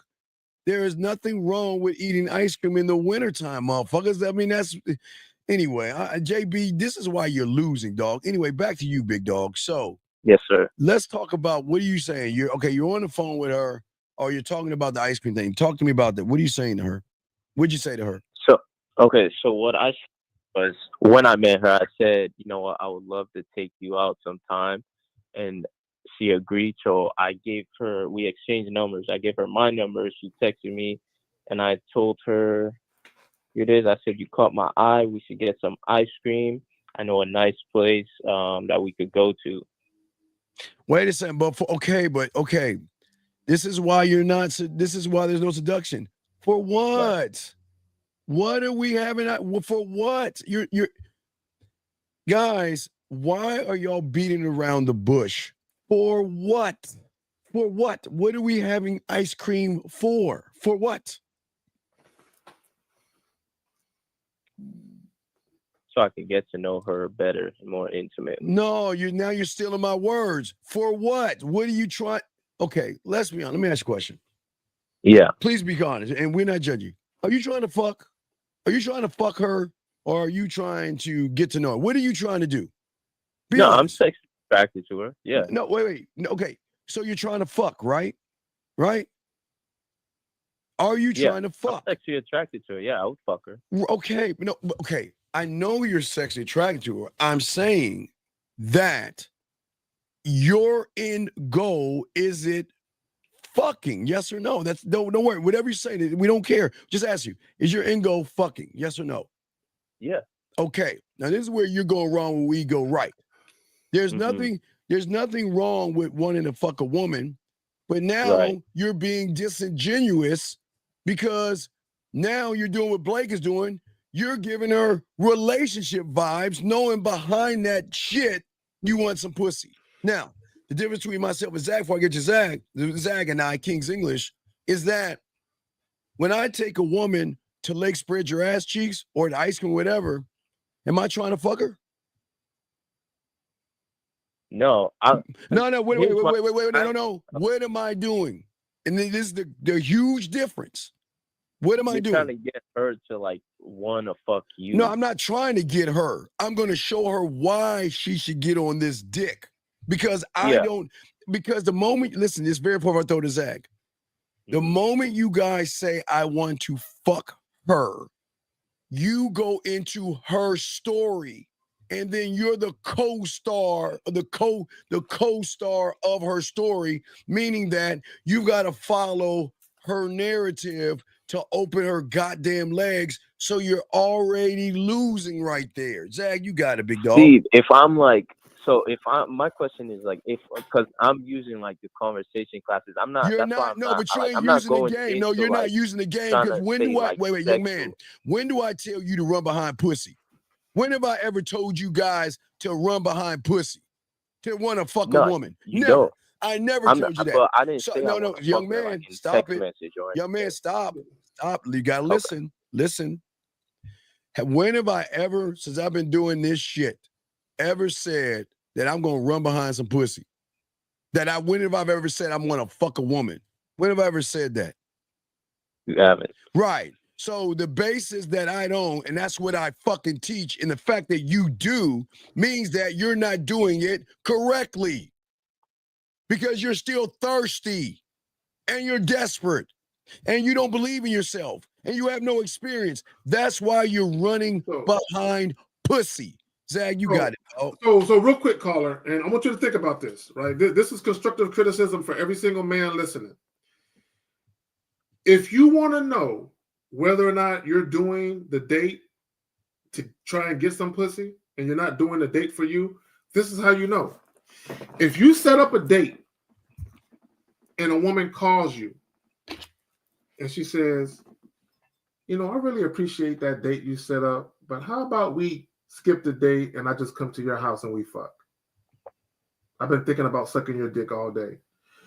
99.999% of guys will cancel that date, right? And the reason why you would cancel that date is because you're saying, oh, I don't need this date to fuck her? Cool, right? So I said all that to say this, right? On the rare occasion that I set up a date, Steve, I don't really like, especially if I ain't fucked yet, I'm not really that guy to be doing that type of shit. Right. Right. But in the rare occasion that I set up dates and I hadn't had sex yet with the young lady, it's rare, man. It's rare. There was that energy was already present there before I set the date up. It was already present, right? I set the date up because I really wanted to do the date, but it was already established that there was sexual tension between me and her. Zach, you know how upsetting it is when you want to really go on the date and they just want that shit go to your place. You're like, man, fuck, I want to be like them. I like to take you out. Ephraim, this is what I'm saying, Ephraim. What I'm saying to you, big dog, you gotta listen. With Zach and what I teach and those that have game and trying to show you, but this is a sex show, is that I got diamond motherfucking dick. I'm the opportunity. I'm a bad motherfucker in bed and out of bed, my mouthpiece, all that. So, Ephraim, I'm trying to show you to be the opportunity, but you're moving like an option because you're saying things, but your motive is not lining up with what you're saying. See, you're saying this, I want to get you to know you in a more intimate way. I say that because I have a reason to say that because intimacy is not penetration of pussy. It's not. It's depth and range. Unlocking, knowing I'm going to unlock the trust, the emotional trust, and the sexual trust easily, where she can be comfortable enough to share not only her body, her mind, her fantasies, her nasty fantasies, a great fantasy, a father fantasy, a robbery fantasy, all these things, to feel comfortable enough to share things with me, knowing she can be whatever she wants to be with me. Now, Ephraim, where you're going wrong is that you're giving her, and this is what Blake is doing, you want to fuck her. There's nothing wrong with that, buddy. But you're giving her a relationship vibe because you're trying to be, in which the worst thing you can be is a nice, good guy trying to play it safe, trying to get ice cream. Now, there's nothing wrong, Ephraim, I got to tell you, like what Zach and I saying. There are a lot of women I love to take on ice cream dates, like Zach is saying. But you know what the problem is, Ephraim? You want to know what our biggest problem is, buddy? What's that? The biggest problem is we never get a chance to do that shit. It's always going to end up that ice cream is going to be on her ass cheek, Zag, or the ice cream is going to be on her body, or the ice cream will be on my dick. It just never ends. I'm serious, and I'm not joking. You know what I'm talking about, Zag. Like hold on real quick. Like Zag's saying, we don't mind. We try. I swear, and I know Zag is the same way. We try to go on the ice cream date. Try as hard as we can. Set that shit up for Friday and Saturday. But the way we are with them and our mouthpiece and all that shit, we unlock that door where they start talking nasty to us. And then they start, like Zach saying, I want to get on that. Hey, look. Right, they want it now, though. They want it now. Right. I'm like, wait. Hey, no. Hey, Ephraim, what I'm saying is, buddy, and this is where Blake went wrong. See, once they start talking that shit, Zag, what time? Around like between 11:30 and 2:30 when she is in her t-shirt and her panties. Yeah, t-shirt and her panties on. Her panties and stuff. Then, hey, once she opens that door, we gonna talk. And Ephraim, I'm gonna get that orgasm. I'm gonna make that pussy purr. I'm gonna make her come. And after I make her come, Ephraim, do you actually think we're gonna have ice cream at that point once she busts that nut with my mouthpiece? No. Right. Nah. So what's up? So because you're flirting with her, and that's like a situation. I'm not saying like I'm trying to give her relationship vibes because you. Okay. Hold on, Ephraim. Let me talk to him. On the date, because like okay, Ephraim. Okay, I didn't mention sex, but Ephraim. I got you. You should fuck up and listen. God damn it. I got you. See, when you think about relationship vibes, you're thinking about the shit you would do if you were a boyfriend. But listen. Just open your mind for a second and listen. Thank you, Jack. Right. So anytime you show women certain behaviors that give them the misleading impression that they could have more than your dick, that's boyfriend energy. Anything you do. Right. So this is why I say never give women options. Never give. When I'm talking to caller, within the very first conversation I have with a woman, she knows she got to sit or get off the pot with me. There you go. Right, she knows it. The very first conversation I have with a woman I just met, she knows Carrie's the type of guy I got to sit or get off the pot. He's not the type of guy I can convince to hang around me non-sexually. Either I'm fucking or sucking him, or I got to leave him alone. They already know. I'm coming with that energy out the gate. Right. So I said all that to say this. If you're mainly motivated to deal with whatever woman you're dealing with because you sexually desire that woman, the very first conversation you have, you need to exhibit that energy. I'm not telling you to say X-rated things to her. Right. I'm not saying you got to say fuck or less. I'm not saying you got to say anything. Now, if you want to talk like that, cool. But I'm not saying you don't have to, though. And you can still be the embodiment of sex where she knows it. Zag, I got you. I'm gonna roll off that alley-oop. Ephraim, listen to me. This is a very important question. I'm gonna roll off of this question. I'm gonna ask you, and then roll off what Zag is saying. Ephraim, why should she fuck you? She should fuck me because, like, I've had experience and I know, like, what I'm doing in the bedroom. Ephraim, you understand you talking to the motherfuckers who can fuck. Do you not understand that? Do you not understand that? So will you please stop lying, please? Will you please stop fucking lying? Because if you, but Ephraim, listen, this is what Ephraim, listen, sir. If you knew that and believed that, then why would you go on a fucking date that someone you want to fuck? I didn't say like I only want to fuck her. The date is just Ephraim, you're not. So caller. This is what we're trying to get you to understand.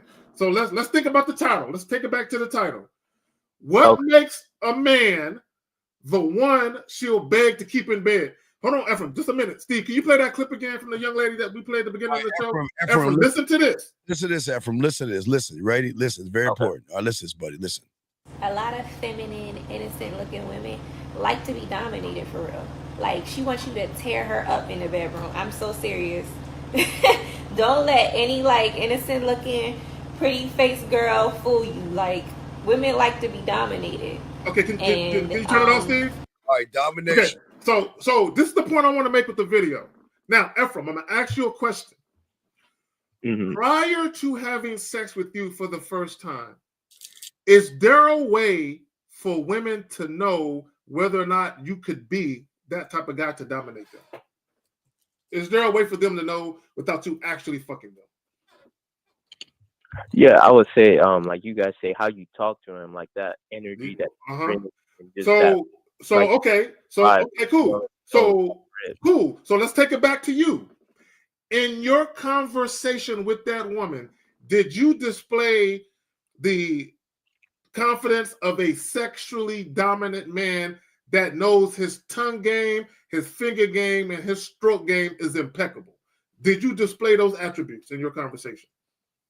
When I talk to her, I'm gonna be honest. No, like I Okay, have before, stop right I did there. not. So that's I okay, did but that's the not with her problem. in that conversation. But wait. But a person that says he's good in bed displays that all the time because that's what you embody. That's what you're trying to say. I'm sorry, Zach, I didn't mean to interrupt you. Go ahead. I'm sorry. No, you got it. No, that's all I want to say. You got it.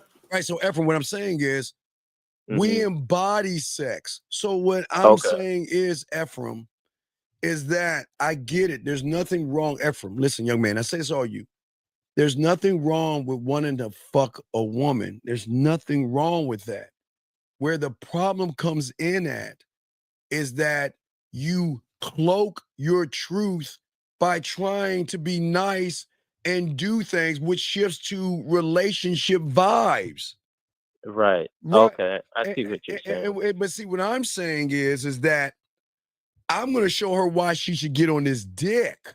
So I can take her for, again, try. The key word, guys, I swear, Zach and I tell you, try as hard as we fucking can to get to the ice cream, the lake, the cocoa. I swear, Ephraim, try as hard as we can. It never works. I'm just trying to make it to margarita happy hour. You know what I'm saying? When I was drinking, okay? When I was drinking. I don't drink no more. But when I was, right? But Ephraim, when we get on the phone with them and we talk to them, her eyes don't feel our dominance. Her emotions. Okay, remember this, Ephraim. Every woman has a rule book for average people. That's right. He's an average guy. He's got to take me on 4 dates. He's got to kiss my ass. He's got to take me to dinner and slay a unicorn or some shit like that. Whatever the fuck, I don't know what that is. But then there is that loophole for us where when the emotion feels the domination of a man through how he moves and what he thinks about himself, it shifts the whole story because at that point, she's going to recognize, why isn't he chasing after my pussy? Why isn't he sending me a dick pic? Why isn't he trying to get me back to his house? What the fuck is it about this guy? But yet I feel like when I talk to him, I smile. I feel sexy. I don't want to get off the phone. And when I'm off the phone, I think about him, even though I'm talking to somebody else. And let me grab my phone. Did he call me? Did he message me? Did he say something to me? That's what we're saying, Ephraim. So go ahead. Yeah, real quick, Ephraim, what we're saying to you is that I don't want you to get frustrated. I get what you're doing. You're saying to her, you know, one of my things, you want to taste the ice cream off her lip to see if it tastes different, right? I get that. Yes, that's what you said to her. Yes. No, I didn't say that yet. I was saying like then let's call her. Wait, Ephraim. Then if you're that guy, why don't we call her and tell her that? Why hold that in? If you want to display what you are, why not display that? Yeah. So caller, real quick, Ephraim, let me ask you a question. When you first met this young lady, it was face to face, right? Yeah, it was at my school. Okay. And how long were y'all in the class together? Where were y'all at? No, I was walking from the library. She stopped me and she was asking like where to go, whatever. And I told her, you know, I was attracted to her. Oh, wait a minute. Hold on. Stop right there. Stop right there. She asked where to go. I see, caller. Look. Her class was, and I was I got you. See, that was a chance to be sexual when she was asking where to go, where her class was. You could have been like, yeah, so you should go to building such and such. Then right after your class, you should go to the McKinley building. Yeah, my dorm is located in that room. I can give you some little after hour tutelage, some things that you might not have a chance to work on all day. Right. So even with that, you could have used that as a way to flirt with her, but also to let her know where your mind was at without saying fuck or let's fuck or anything like that. Right. So what I'm saying, I think that the thing is, like you guys say, conveying that dominance without even having to say fuck. I think it's like I'm scared to show that. But Ephraim, this is why I respect. So I get what you're saying. Ephraim, this is why we got none but respect for this phone call and everything. We're not trying to be mean to you. This is what I'm saying. See, when I asked you why should she fuck you, you kind of felt that you had to say I'm that guy. But now that we're actually talking, we're unlocking doors, and you know Diddy, where you're starting to explain yourself. It's the same thing we do with them. You see what I'm saying? The way we are talking to you, we're not trying to seduce you at all. We're talking to you, but you're finally starting to open up and starting to be honest now and say that you're afraid to do that thing. But their honesty to us is that, I'm really feeling you. And I'm just, I don't know if I actually, and watch how we do this one, Zach, because I know Zach does this too. Let a woman say to Ephraim, what if a woman says, you know what? I'm really feeling you, but I'm just kind of nervous to go this. I'm just not used to moving this fast with somebody. What would you do, Ephraim? What's your move if they ever say that, Ephraim? Can you say that again, please? I just want to let you know I'm really feeling you, and I just have to be honest with you. I'm really nervous because I never ever moved this fast with somebody before in my life. What would you say to that person, that woman, if she said that to you? Oh, I'll probably tell her, this is how it usually happens, so she shouldn't have to worry about that. Nope. You know what I'm doing? I'm gonna say, you know what? Let's go ahead and end things right now. Because I don't ever want you to feel like you're being deceived, manipulated, or anything like that. And I feel like that you think that I'm, look, because we're connecting at a fast pace, I know there's a part of you waiting for the other shoe to drop because that's all they know. Because all they know is, fake people trying to give them relationship vibes, and they actually try to fuck on the back end. So it's kind of like a trigger that women have. But for me, I'm going to let her go. And the reason I'm going to let her go is because I'm not here to manipulate you. And listen, I appreciate your honesty, but listen, I don't want you here if you don't want to be here. And if questioning why you're here, it's meaning that you feel that I'm doing something manipulative or disingenuous, and I'm just not that guy. And for those reasons alone, Zag, hey, you know what? Hey, Zag, and when they hear that, they want you that much more. And it's not a tactic.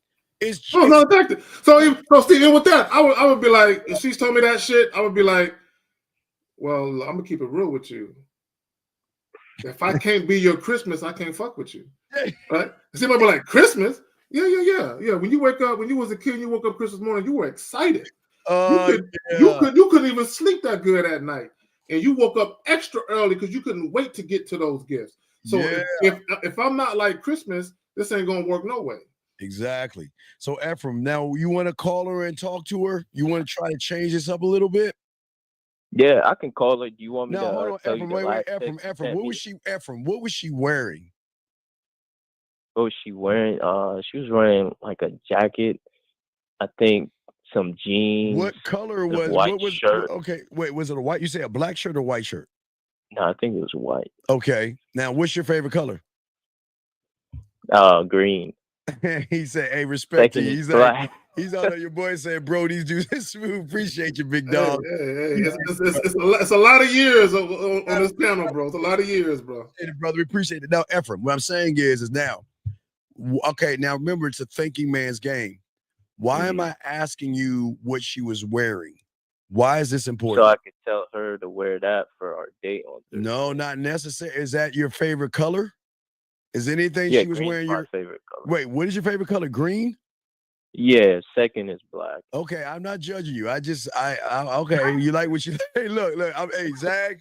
I always like black because I like the contrast, but it's cool.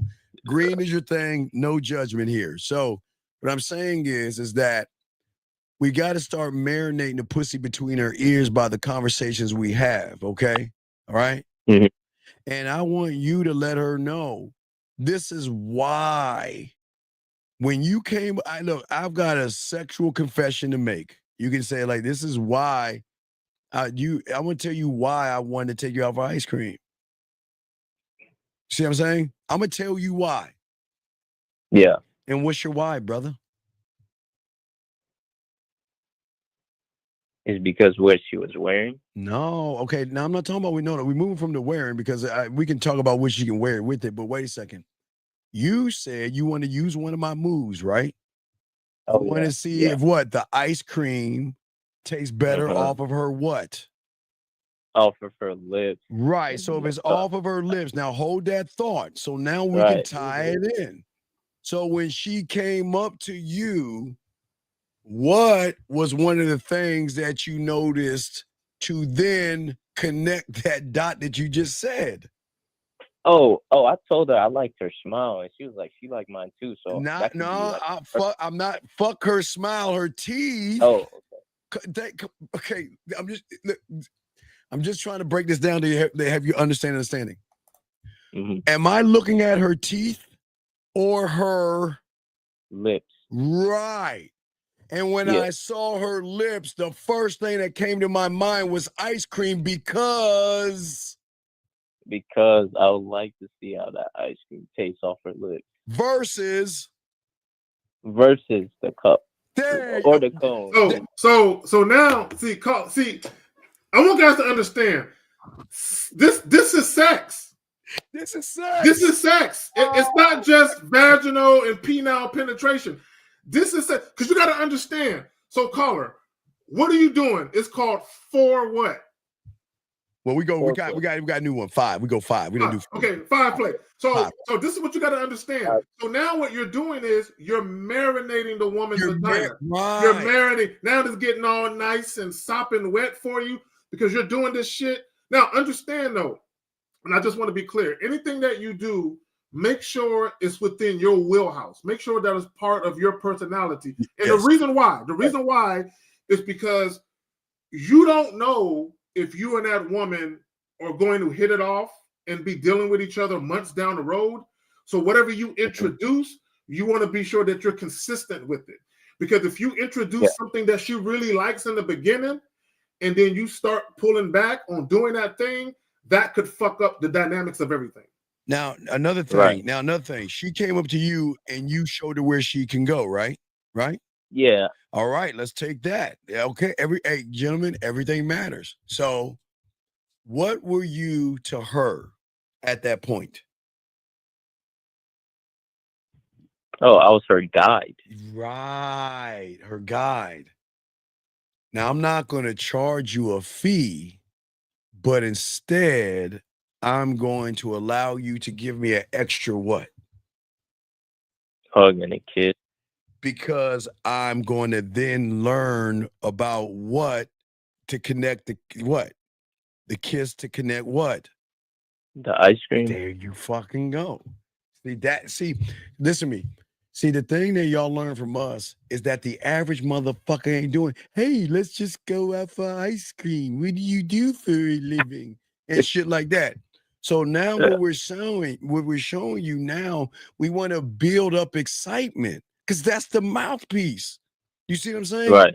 So we want you to call her, all right? And if you get her voice message, say it on her voice message, but we want to leave her with an impression of giving her an idea of what it's like to be with you or what that trip is going to be like. Now, remember, as you learn the game a little bit more, you're not going to go on that ice cream date. You will not go on that ice cream date.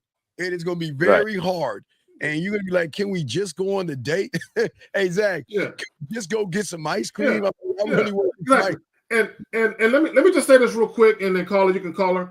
I want guys to understand, for a lot of you guys that take women out on dates and you do this with any type of regularity, if you find yourself taking a woman out on a lot of first dates and it never leads to not necessarily just sex, but it never leads to any type of touching or anything like that, what probably happened was you never warmed her up to the idea of wanting your dick. You never warmed her up to it. But what I mean by that is a lot of guys, their banter with women will be very friendly. When they very first met her, they were friendly. When they had the very first phone call, where they actually set up the date and finalized the date, they were very friendly. When they go out on a date, they're very friendly. Now, during this time, in many cases, the woman is very pleasant. She might be laughing, smiling at you, all of this, right? At some point during the end of the date, you want to get frisky with it. You want to try and make out and take her to the crib. But what you fail to understand is that you never instituted any foreplay, and you think that you're trying to make out with her at the end of the date is an example of that. No, okay, you spend an hour and a half on a date, and you never got her mind on sex. Now, so like we said, now look, we're gonna start. This is just a confession. You're just gonna make a confession to her, okay? I got a confession to make. Yeah. I got a confession to make, and this is when you came up to me, okay? Because that's what happened, okay? And then you're gonna let her know why. But this is why when I talked to you, yes, I brought up your smile, but there was something a little bit deeper than your smile. And this is why I decided to do the ice cream, because, and that's the connection, okay? So go ahead and call her. Go ahead and call her right now and let her know you got this shit, dog. I wanted to ask too, do you want me to let you know the text that she just sent me? Wait, what did she just send you?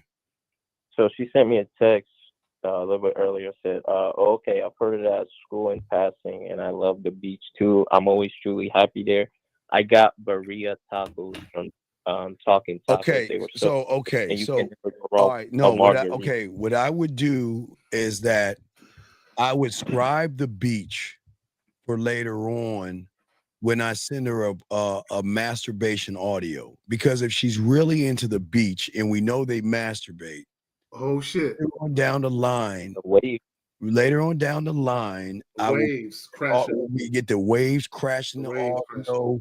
And you learn, and I'll show you how to do it on the back end to have her masturbate to your words with the connection of the ocean, which is going to take everything up to another notch. So just hold that thought that you're saying right now, scribe that down, and hold that later on. So once things really start to kick off, she's gonna lose her fucking mind that, oh my God, you paid attention. Listen, you know I like the beach. Steve, oh my.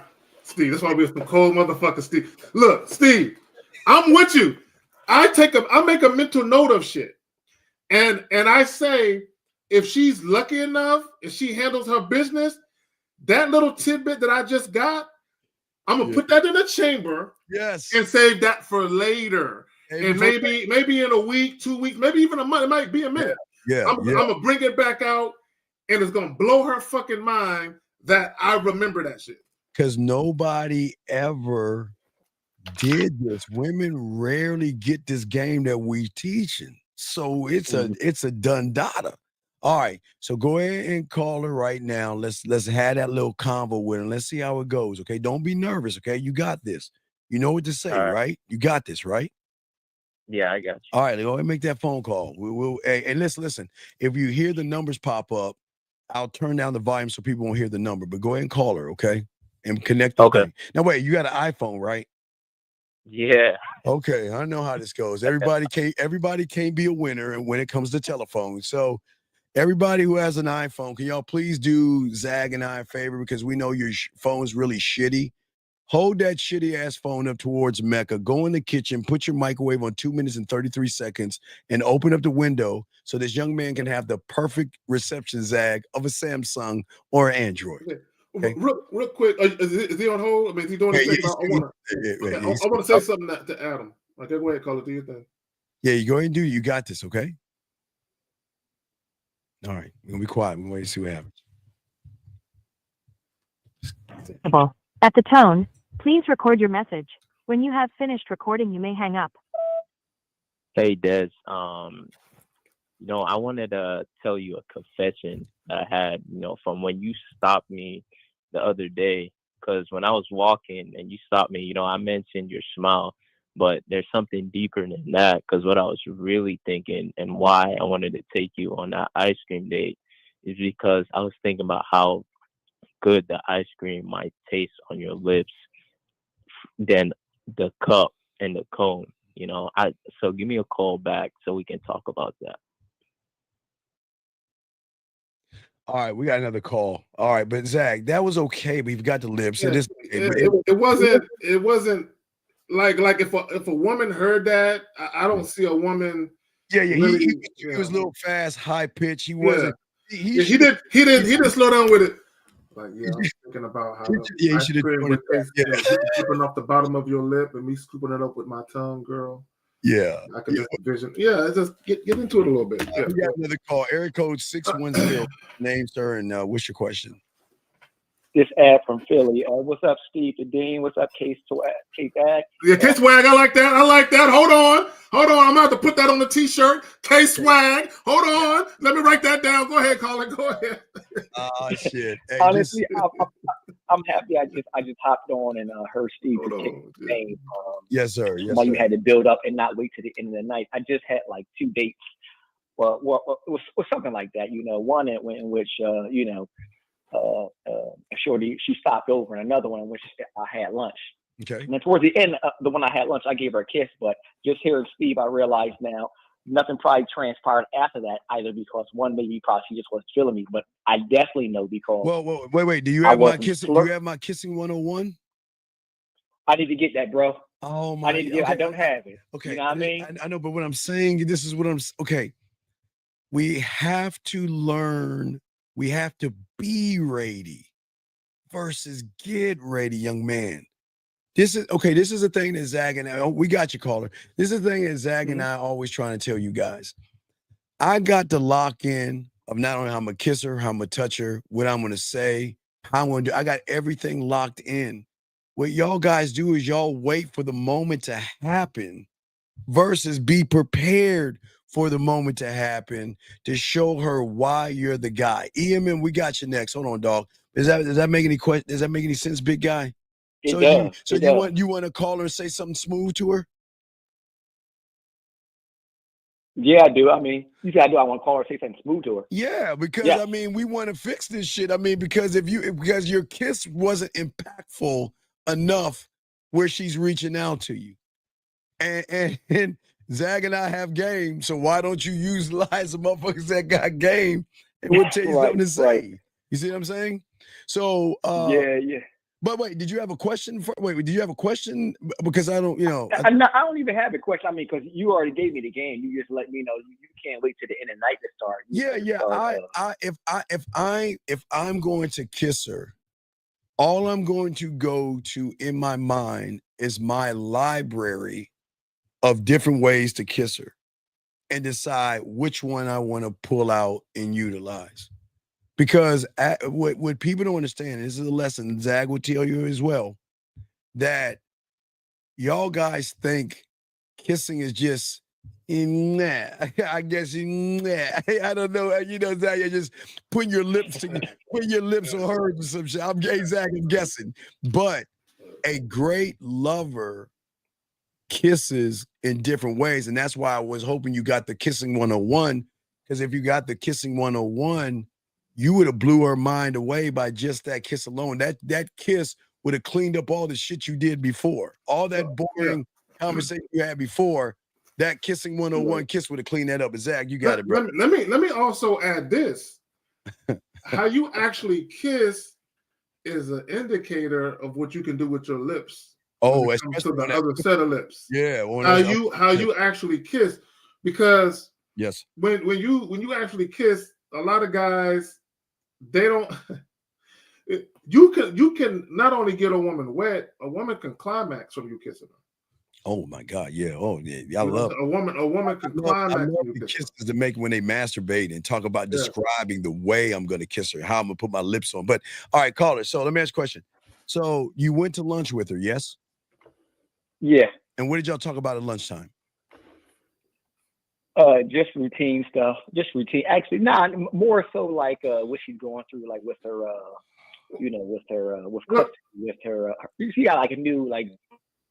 Okay, buddy. Wait. You said what she's going through with custody? We don't talk about those things, man. Bro, why are you talking about her personal life, bro? Yeah, you don't talk about those things, dog. Okay, so right. This was earlier today? You're right. Was this earlier today? Nah, this was last what's today? Tuesday. Today Tuesday, right? Okay. Real quick. Caller, let me talk to you. Let me talk to you real quick. This particular woman, you just want to fuck her, right? Yep. Okay. I want guys to understand. Listen, please listen. It's gonna be hard, Zach. Guys, I get it. right? A lot of you guys, you're cool dudes. You feel like, oh man, it ain't no big deal talking about this or talking about that. Man, I can give her some advice real quick. I give her a little shoulder to lean on.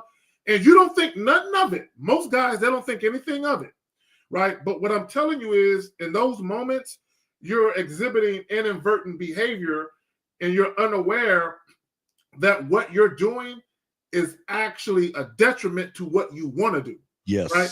So I said all that to say this.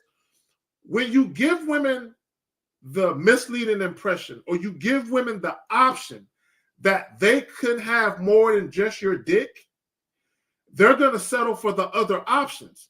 Wow. Let me explain to you. Let me explain something to you. Oh, that's what happened, bro. Yeah, no. I'm going to tell you why. Because there's already a guy that's fucking her, and he's fucking the shit out of her. So because there's a guy that's already dicking her down like she likes, every other guy she deals with, she's not pressed to fuck. Because she's already getting that taken care of. That's what happened. You know what's crazy? That's what happened. Where's my fucking bill? Hold on.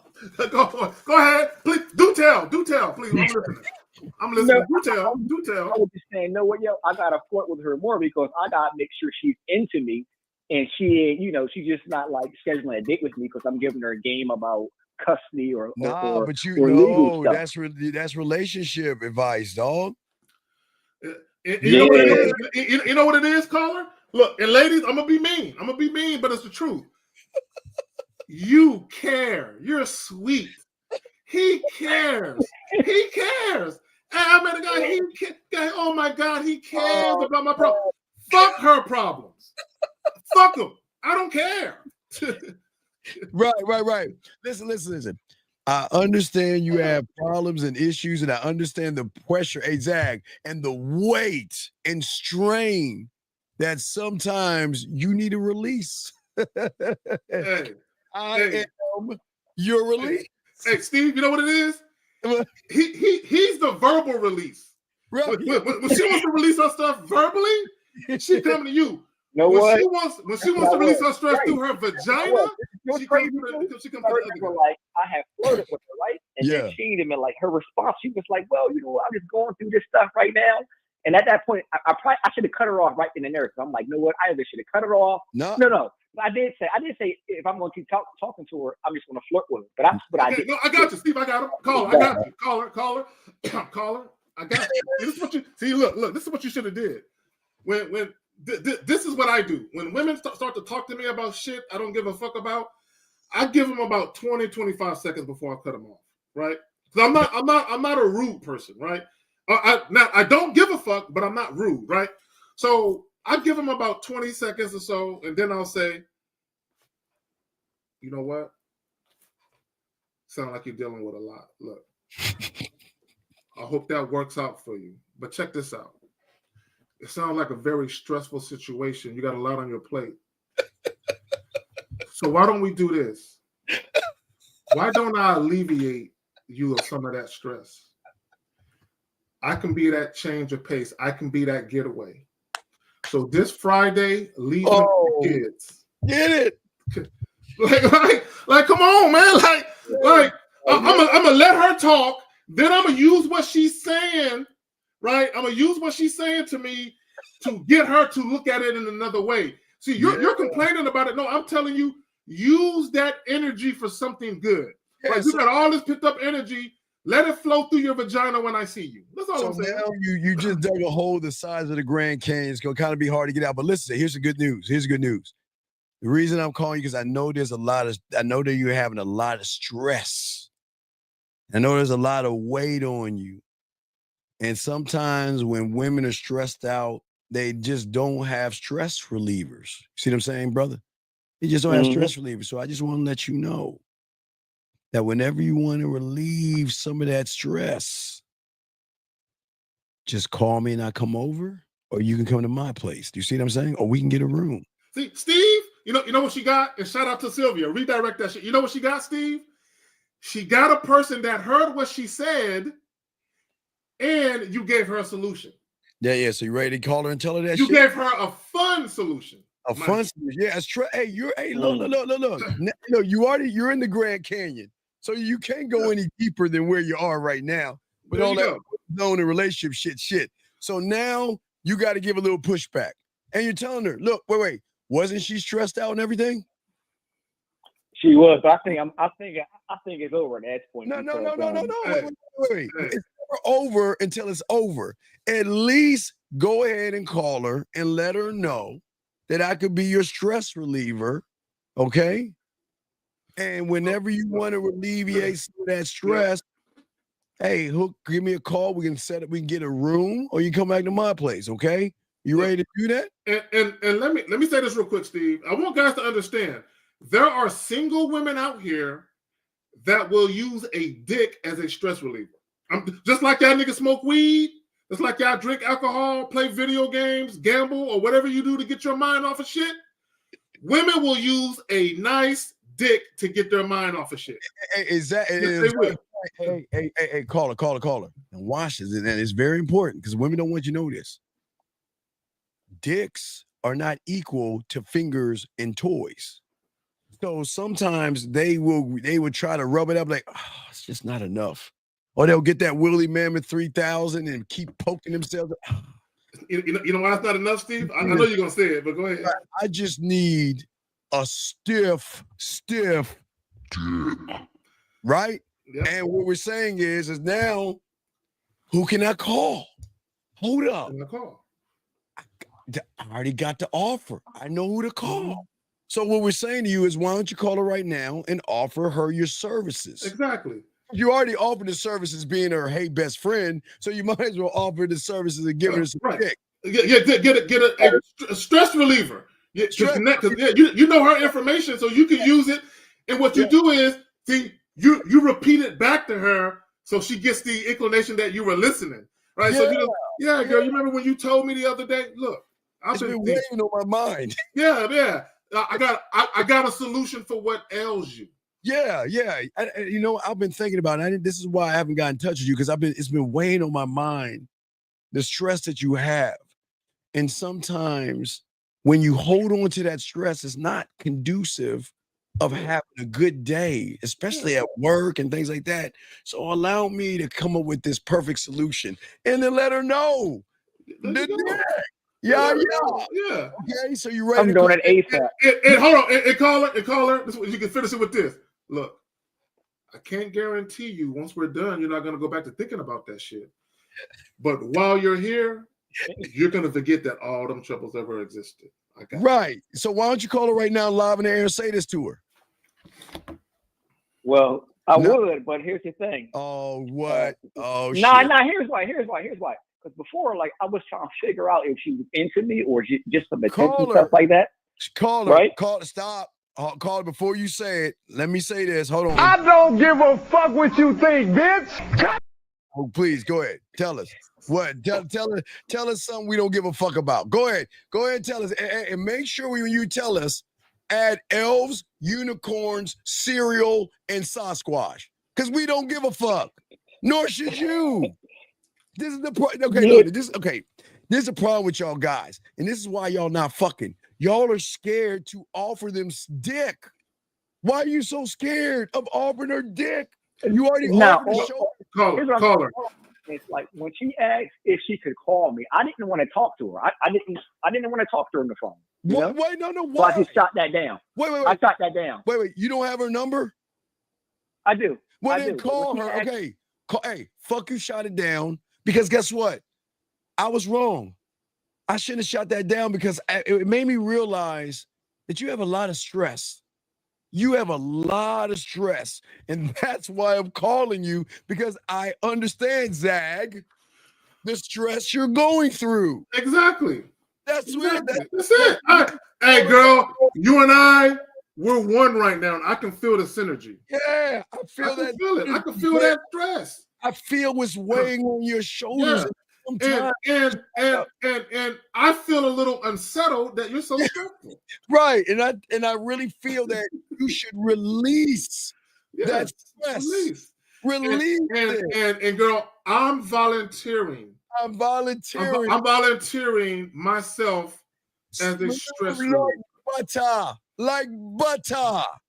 Okay? So call her and tell, and you explain it. You ready to do this, big dog? Man, I'm just saying, my last Dog, conversation with okay, you wait, ain't wait, go wait, all dog, smooth. wait, dog, It ain't go all dog. smooth. Why are you scared? I don't I understand. just said, Wait. Let me ask you a dumbass question. Did you want to talk about kids, or did you want to see her face in the pillow and her ass in the air? What did you want? face in the pillow, ass in the air. Are you sure? I'm just saying, Wait. like, No. my last No. conversation Stop. ain't go great. I don't Like, give whereas, a fuck I about don't your know if last you're talking time. at this point. That's what I'm saying. Stop it. I'm asking you a simple question. I didn't ask about last time, motherfucker, because you didn't have us in your corner. Did you want to bend that ass over and hit it from the back? Yes or no? Yes, I do. Okay. Do you still want to bend that ass over and hit it from the back? Yes, I do. Then get the fuck and call her right now and offer her the dick. Be the stress reliever. Be that man that you were destined to be. You were destined to be that man that a woman will ask to beg to be in her bed. There's nothing. Be that guy. Be that guy tonight. Yeah, listen, young man. Whether she says yes or no, you win. Because this is for the first time. Hey, call her. Wait, call her. What does this sound say? Doom, doom. What does that sound? I'm going to do it again. Listen, call her. Doom, doom. What does that sound? What is it? I don't know. That sound for the first time your nuts are dropping from your stomach. Yep. You're being a goddamn man. So let's get that doom and be the man that stress relief. There you go. Now pick your scrotum up off the floor, throw it over your shoulder, and make the call. I'm making it right now, bro. All right, I'm making it right now. Make that call. Wait, hold on. Is it an iPhone? No, this is an Android right here. Well, you can. Hey. This should be really quick and easy. You dial that number, hit merge, and it's gonna go. Wait, it's gonna go like this. Like angels in heaven. And now don't be jealous, all you iPhone people. This is how Androids work. So you ready, dog? Okay. You got this. Hey, dog. You got this, right? You got this, right? Yep, I got it. Hey, what is that noise? Let me hear the noise. What is the noise? My nuts dropping. No, what is the noise? I don't want to hear your nuts. Make the noise. What is the noise? Doom, doom. Louder. What doom, doom? Doom, doom. Doom, doom. Doom, doom. Doom, doom. All right, let me hit her up. Yep. So it's going to merge. Yeah, merge that bitch. All you do is call her. You know the Android. Just pray. Hey, gently tap merge, and it will bring you in with beauty. Okay? Gotcha, yep. You got this. Let them nuts drop. Go ahead and call and let her know, dog. Let's go. Let's go. It's easy. Hey.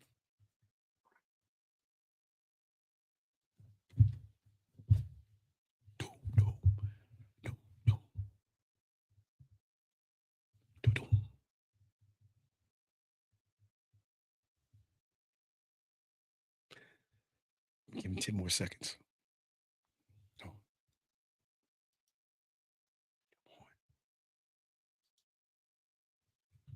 Where's the call? Come on.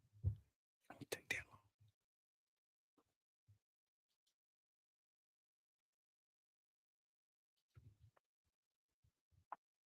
Yo, gentlemen, she ain't pick up. Brother, did you hear a voice message? Yeah, it said it's transferred to like an automatic like voice message. Okay, like no. We're not gonna run. We're not running from that. When you hear them say this is an automatic message, merge it and leave her a message offering her the dick. Let's go. Stop running from this shit. Let's go. Make the noise. What's the noise? Yep. Doom, doom. Louder. What's the noise? Doom. Okay. And let me say this, and I want y'all guys to get into this practice. When you talk to women like it's a foregone conclusion that whatever you're saying is gonna happen, like it was written in stone that it's gonna happen. Now that doesn't guarantee that it will, but you should speak so confidently that the woman should be like, you're talking like you got everything planned and figured out. Yeah. Pretty much. Hey, remember, nuts to sound like this. All right. There you go. Let them nuts drop. Now, like Zach said, pick them nuts up, flip them on your shoulder, and make that goddamn call. There you go. Merge that bitch and let her hear the. All right, I got you. Let's go. You got this. Let's go. Let us hear this. You got this. Y'all can't be afraid. Let's go. Hey, let's see if we gonna do this shit. Look, this is what guys got to understand. You are doing women a disservice if you don't let them know what it is. You are doing them a disservice because so many women, they're waiting for a leader, a dominant, take charge man to come along, and y'all are so afraid to do that. And all y'all doing is there are certain guys that are having all of the women. And come on now. Let's wait. Let's see if he merges it. I don't know if he's got an Android. I think he's got an iPhone. Can't be this long. I think he got a BlackBerry. A bomb phone. Hey, Fred Flintstone, you open the back, there's somebody running it. Connect. Press 1 to record your message. Let's go. Press 2. At the end of your message, let's go. Press 1. Hey, Melissa. So I was thinking about what you were saying, and I actually agree with you. You're going through a lot of stress right now. You got a child that's going through, with a heart condition that she just had surgery a few weeks ago, and you're dealing with a lot of stress with custody. And I get that. And listen, I'm just here just to provide a solution. So I can't fix all that. I do want to give you, I just want to give you a good time when you come over. I want to give you some nice dick. That way you can get your mind off of whatever you're going through. So I understand what you're going through, and I got you, baby. All right.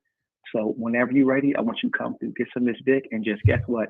Just take your mind off of whatever you're going through. All right, baby? I got you. Give me a call back whenever you're ready. All right?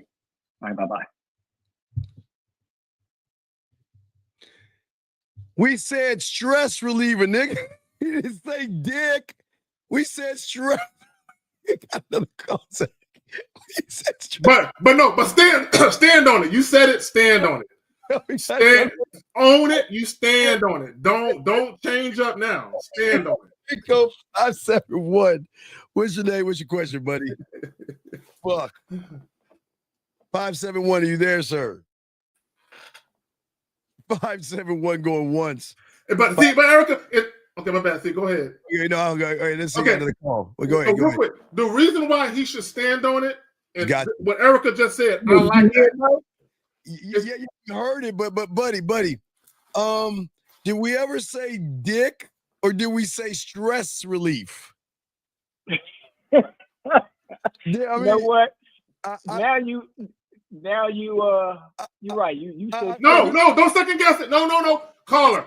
I want you to love what you said. I want you to feel like, yeah, that wasn't exactly how y'all put it, but fuck it. That's what I wanted to say, and I feel good about it. Right. Feel good about it. I let my nuts drop, and I decided to offer up this dick. Yeah. Feel good about what you said. Don't regret it. Listen. I'm proud of you. You want to know why? Because finally your nuts finally dropped, and now from this point, stop having meaningless conversations with women that put you on this thing of being a nice, sweet, kind, thoughtful, understanding guy that's not going to get any pussy. Matter of fact, you're closer to going Tampax shopping with her than getting her pussy. Her Tampax is closer to pussy than you. You see what I'm saying? Right. So caller, this, because we don't know how she's going to respond, but let's for hypothetical purposes say that she hits you back and she says, wow, you're really going to offer me dick and I'm going through a tough time like this?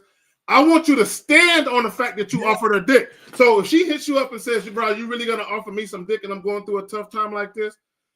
And you could have been like, yes, the offering of dick was because you are going through a tough time. Wait, hold on, Zach. Hold on, let me play the music. Hold on. Both of us are going to do different things. Go ahead, Zach. Wait, Zach. Wait. I'll be her for the wait. Oh my God, Carrie, you know I'm going through so many things. You mean to tell me all you want to do is offer me dick knowing I'm going through stressful moments? Yeah, I understand you're going through a stressful moment. That's the best thing I can. Yeah, hold on. Let me get it. Yeah. Caller, hold on. I got this. Let me quarterback this. Quarterback this. Yeah, I understand you're going through a stressful moment. So the offering of dick was for you to alleviate some of that stress. But look, we're not even going to argue about this. This is what I want you to do right now. I want you to hang up and bring your ass over here. Now. Yeah, and call her my turn. She said the same to me, call her. I'm gonna say, baby, listen, you know, when we were talking, I can just hear it in your tone, the stress that you were having.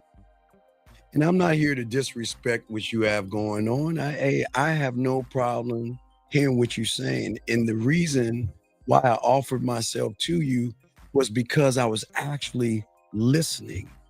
I just wasn't listening to your words. I was listening to all the stress behind your statements. Knowing that after we got done with our lunch and I kissed you, I could feel the stress on your lips. And you know what? Even though I told you I wasn't going to call you, it just got me thinking about, you know what? The world sometimes can stress a woman out, and sometimes a woman needs a stress reliever. And talking to you is not going to get rid of that stress because I still feel the tension right now. So why don't we do this? I don't know if it's going to be today, but this is what I got some free time Friday, about 8 o'clock. Go ahead and get a babysitter and do what you need to do all the things you want to do. Bring that ass over here and allow me to relieve that stress. And hey, look, listen, no strings attached. After we get done, you go about your way and just realize when you need some more of this dick, you can have it. I'm about a phone call away. I'm about a phone call away. A fucking what? I'm a phone call away. I'm a phone call away, dog. It's the game, dog. That's what Okay. I'm saying. And another way you can flip it, caller. Hold on. Another way you can flip it, caller. Look. I'm going to keep it real with you. You know, you're going through a hard time, very stressful, difficult time.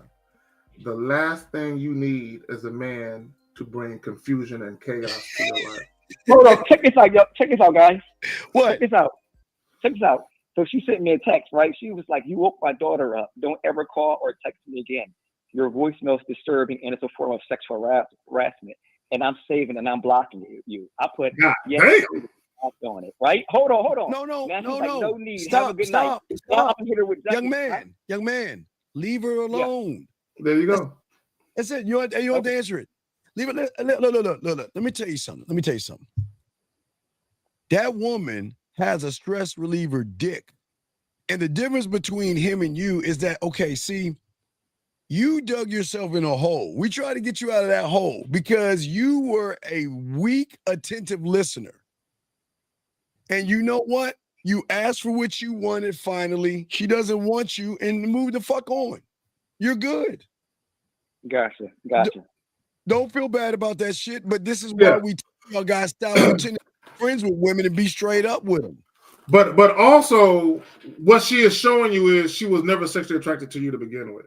Yeah, she wasn't. And that's what I was thinking. That's what I was thinking during the whole process. Yeah, she wasn't. Yeah. Well, you gave him a kiss, but the problem is that you try to be disingenuous and get some backdoor pussy by acting like you really give a fuck. You don't care about her kid, her situation. Yeah, well, see, what she was looking, this is why you got to be careful. Guys, you have to be careful with women, period. But specifically, if you're dealing with a woman who's on a rebound, where she's getting out of a marriage or a bad breakup or anything like that, when you're dealing with a woman who is on that type of situation, those women are very, very vulnerable. Okay, and what I mean very, very vulnerable, a lot of times they're just looking for someone to service their emotions so they can feel better. So a lot of times when you give women the impression that you can be that empathetic listening ear or that shoulder to cry on, you automatically cut yourself out of sex. So then later on, when you try to introduce sex into the equation, you get what you just got. So just be mindful of that. Mm-hmm. Okay, brother. Well, you did a good job. Okay, big dog. But appreciate you guys. Don't call her and apologize and be like, my bad. What was I thinking? Don't do none of that. Okay, all right, good job. And next time you're talking to a woman, stop all that get to know her bullshit, okay? My man. All Yeah. right, respect to you, dog. We'll throw you back in. Great call. Appreciate you, call. Great call. Great fucking call.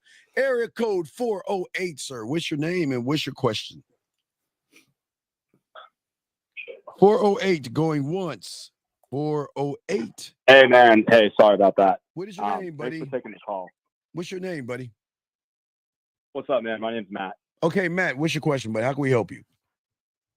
All right, man. So I guess for me, when it comes to dating, I feel like I have a lot of confidence in game with Matt. Girls. Matthew. Like, I'm gonna say Matthew. Matthew.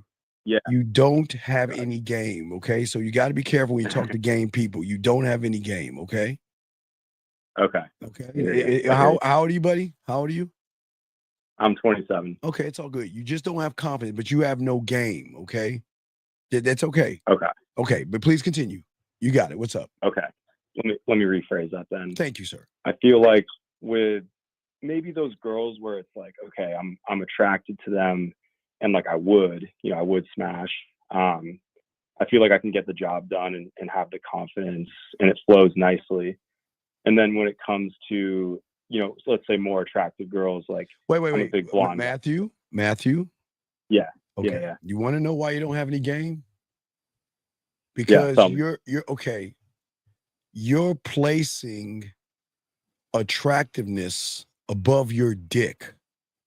And what you just said, listen what you said, Matthew. For average girls, it's easy to fuck them. But when I see above, or what do you say, attractive or beautiful women, I seem to have problems. Right. What the fuck is so beautiful about a goddamn woman, dog, where you are scared to be the same guy, sir?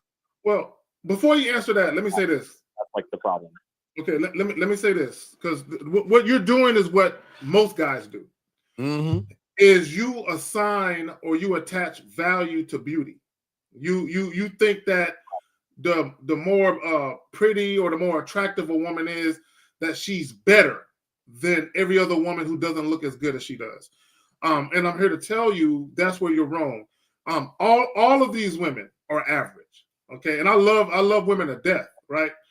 And I've come into contact with some very beautiful women. When I say very beautiful, I'm not even talking about how they look exterior wise. I'm talking about their spirit, right? But what I'm telling you is this: any woman whom you don't know, they're all average.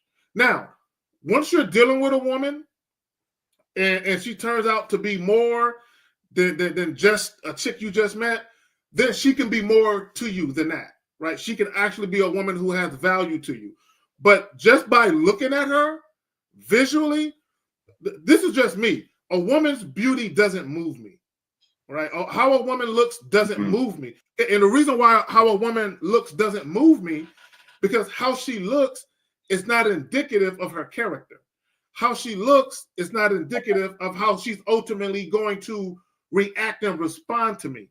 How she looks is not an indicator of whether or not she's going to be a respectful, pleasant woman to deal with. How she looks is not an indicator of whether or not we're going to have enjoyable sex. How she looks is just how she looks. It means nothing, right? It's enough to get my attention and have me say to myself, let me go holler at her real quick. That's all that her looks do. But once I say, hey, my name is Carrie, what is your name? Or hello, your name is, right? As soon as I open my mouth and make the introduction, she's on the clock. How she looks no longer matters to me. Now I'm paying attention to how she talks, how she speaks, how she responds to me directly, whether or not there's genuine interest there, all of that. Right. Young man, Matthew, count to three. Count to three, buddy. Count to three. 1, 2, 3. Okay. So is 1, 2, 3 the same in the summer? Yep. Is it the same in the winter? Yep. Is it the same if you're in front of an ugly bitch? Yep. Is it the same if you're in front of a beautiful woman? Same shit. What is the difference? And what am I trying to say? See, the thing is, because you don't have game, you're placing a value on a woman based off of your interpretation of the woman. And see, if you learn the game, you're going to realize there's nothing wrong with women, because we don't knock women or belittle women, but beauty And sexy is fucking earned. I'm not going to call you something that I only call myself. I'm beautiful. I'm sexy. I'm desirable. I'm attractive. What the fuck has she done to get any of those words that you used a second ago? What has she done, buddy? Put on makeup? Yeah. Wear something Existed. tight? Fuck all. Right, because that's what I'm saying. This is the problem with you, young man. You're placing value on pussy above your own dick because you think pussy has value. And that's why you're struggling with women. And that's why you don't have any game. Because there's nothing, listen, we're not red pill or manosphere. We're not saying anything wrong or bad about women. It's just that if a woman wants to get my dick, she's got to show me she's worth my dick, my time, my attention. Beauty is what beauty does. So if beauty is what beauty does, what has she done to earn to get a reward from an emperor or a king? What has she done? But walk by you with some tight ass spandex or a push-up bra? What has she done? Facts, man. Honestly, right. So Matthew, that's why I call it. No, it's I hate all the respect. power that it Yeah. has over me, and I know it's wrong. So I Well, want to no, get this sorted. it's not the power. Appreciate it a lot. No, Matthew, check it out. It's not the power over you. You just continuously to devalue yourself. Okay. You're devaluing Matthew by looking at a complete stranger. Hey, Matthew, go ahead, Matthew. Oh, yeah. Wait, Matthew, check it out. I'll tell you right now, Matthew, I'm not a titty guy, but I love her titties. I'm an ass man. Yeah. Hey, I love that ass, Matthew. Can't say ass without smiling. Hey, Matthew, I love her hips. I love her thighs. And I love her lips. Yeah, right? But guess what, Matthew? I love me that much motherfucking more. You see that? There's nothing wrong with loving something you love as long as you love yourself that much more. Then that thing you're going to love, you actually ain't going to love it. You're going to have to say that thing has to earn my attention and earn my time, earn my respect, and earn this dick. Do you see what I'm saying, young man? That's game. I hear you. Right. So you just got to stop interpreting women. Yeah, and listen, I get it. From your reality, Matthew, it's okay because you guys are on the surface. You know why I call you surface dwellers? Because you live on the surface. You see what I'm saying? You judge a woman from the surface and not look behind the makeup, the eyeliner, the blush, the weave, the mascara, the push-up bras, and the tight clothes. You accept them as they are, which is your greatest detriment. Never accept a woman as she is. Why? Because she knows how to put her makeup on really well. She went to Victoria's Secrets and found the perfect push-up bra. Because she has the perfect leggings to make that ass pop. She's special. No, we don't do that as men. You can appreciate a woman when you appreciate yourself more.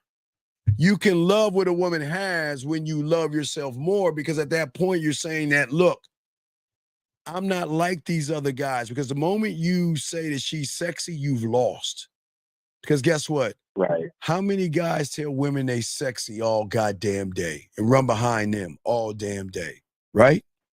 Yeah. Oh, yeah. Totally. Right. So you just got to start learning this game to love yourself and to realize, Matthew, who's sexy? Me, motherfucker. Right. Who's attractive? Yeah, me. Who's desirable? Me. Who's that motherfucker? Fucking me, baby. You motherfucking right. So if you're that motherfucker, then make her run after your motherfucking dick. Yes, sir. That's the game. That's game right there. But that's also, Matthew, you know what that is? That's sexual confidence. That's saying that, you know what? You can't just have this dick. Because everybody wants this dick. What's so special about you? Hey, why should I give you my attention? Why should I give you my time? See, I'm taking the dick off the table because guess what women assume that we want? They assume we want to give them nothing but what? Nothing but, come on, say the word, attention? dick. No, nigga, dick. Heard. So if I take dick off the table, then I rewrite the story.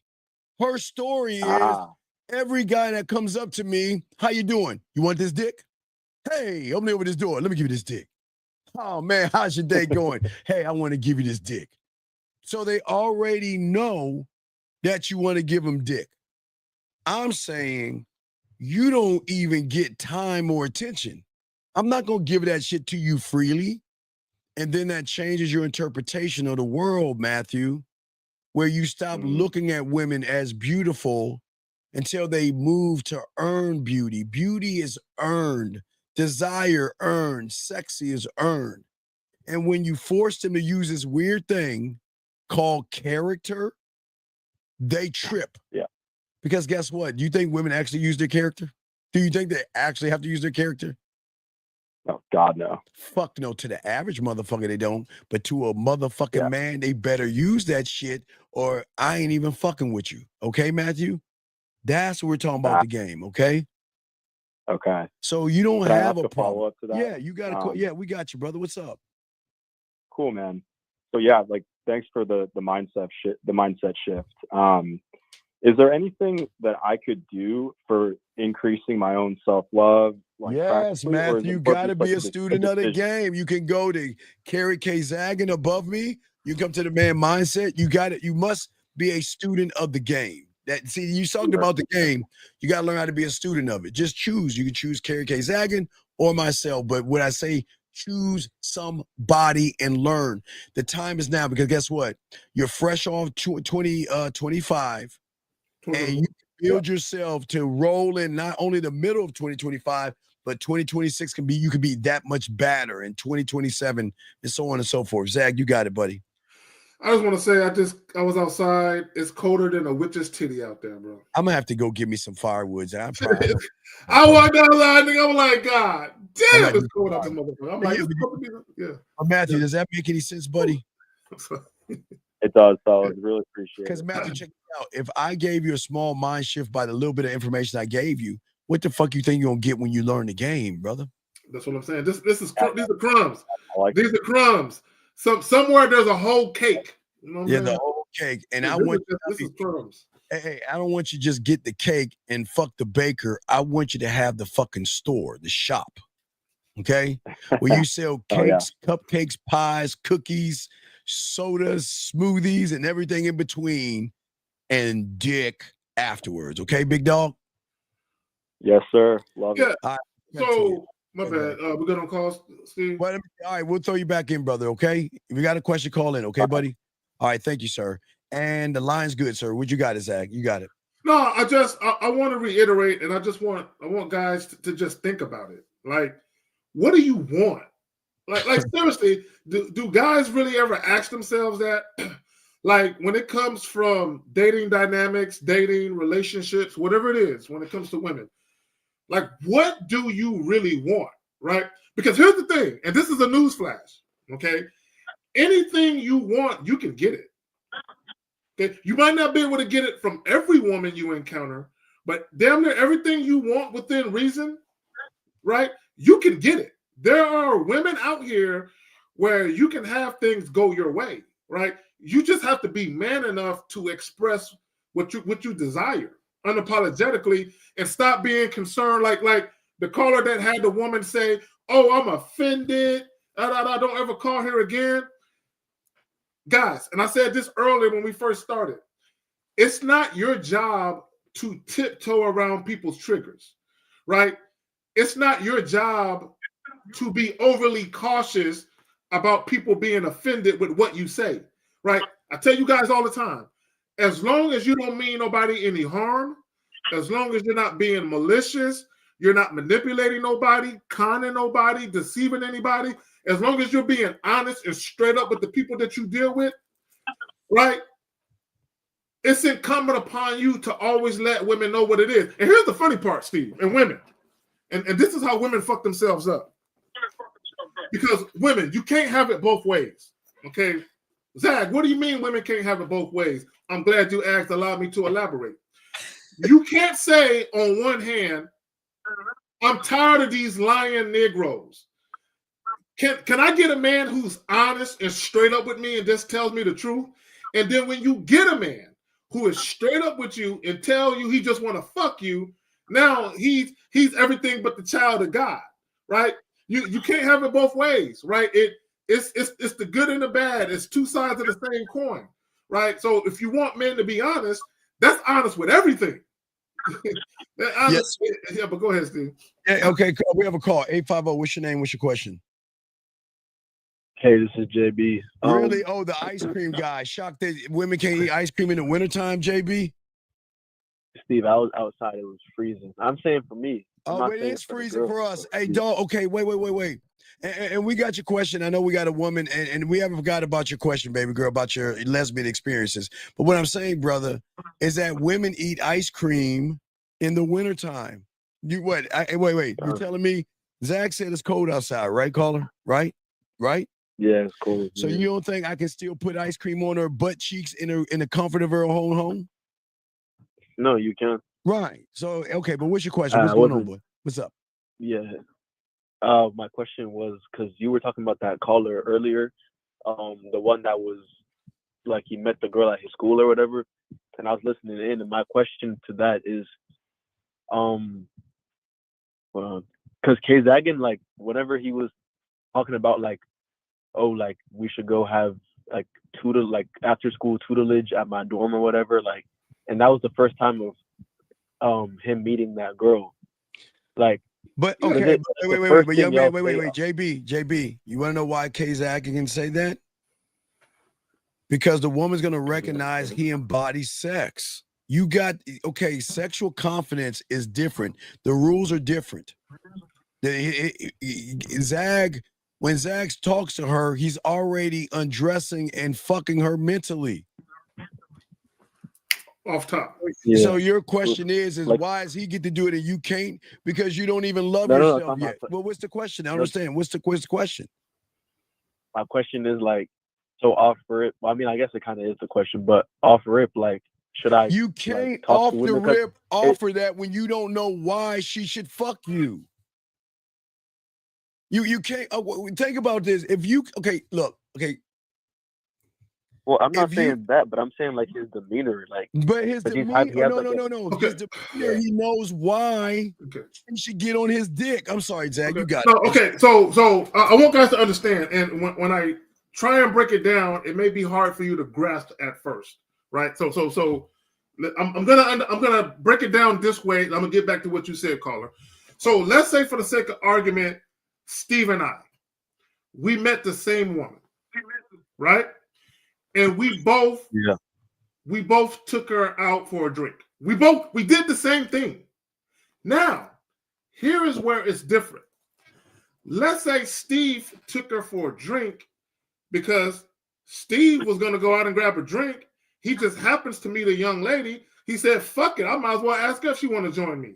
So Steve doesn't have an ulterior motive for taking her out, right? Yeah, he's attracted to her, but he doesn't have an ulterior motive. Okay, he's taking her out simply because he was already going there. He met this young lady, met her acquaintance, right? Boom, do you want to accompany me? Now, when I take her out, I really don't want to take her out for drinks. I just want to fuck her. But I'm taking her out for drinks because I'm trying to build rapport. I don't want her to think I just want sex, right? So in the midst of me trying to conceal my true intentions, this is what's going to happen when I get out on that date with her. Now that I got her on a date and I got her undivided attention, now I'm going to go about trying to fuck her because that's what I really wanted to do in the first place. Although when I first met her, I didn't have that same energy. See, Steve isn't going to have that I'm trying to fuck you energy because him taking her out never had anything to do with fucking. So although we're doing the exact same thing, it's the why. Why are you doing it? That's going to determine how you come across and how it's perceived, if that makes sense. And I want to take her out. I swear I do. I really want to take her out. It just doesn't work that way. It just doesn't work that way. It's going to end up in her playing with her pussy and coming. I wish I could. I wish I can actually take her out. I really do. And women will choose sex over a date. Yes, they will. Well, yes, they will. Yes, they will. Good dick is your mouthpiece. Yes, they will. It's not your dick. It's what comes out of your mouth. But what's your question, buddy? Did that answer your question? Well, yeah, but I'm saying that, at least for me, I think that when I talk to women, I sound like how I sound with y'all right now. Like, it's not like a like I don't have like a tone of like any type of flirty See, that's where so caller. Now Pete. Yeah. Pete, how I'm talking right now. Let's say I'm talking on the phone to Miles. What up, nigga? What you doing? Hey, man, look. That show we did, so that shit was dope. All right, brother, I'm gonna holler at you later, right? That's me talking to a guy. Now, if a woman calls me, hello? Oh, what's up, girl? What you doing? Yeah. Oh, you saw that show Sunday? Oh, you like what I had on? Yeah. You see how my tone changed?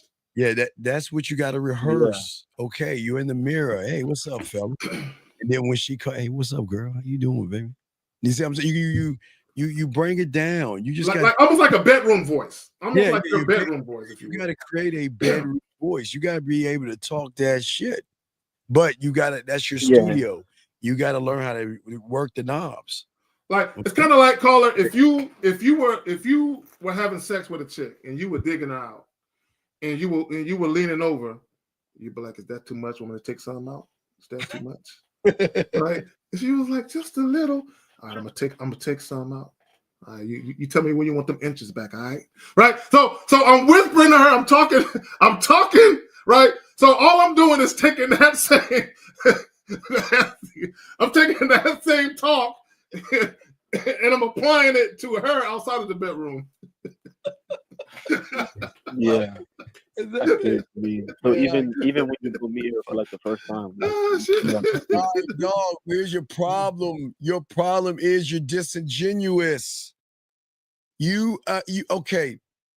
Sexual confidence is saying that my bedroom skills, my voice, and everything that I am and embody, I am the prize and I'm the opportunity, and there is no way in fucking hell that I'm gonna run behind your pussy, because if I run behind your pussy, I'm running behind your rules.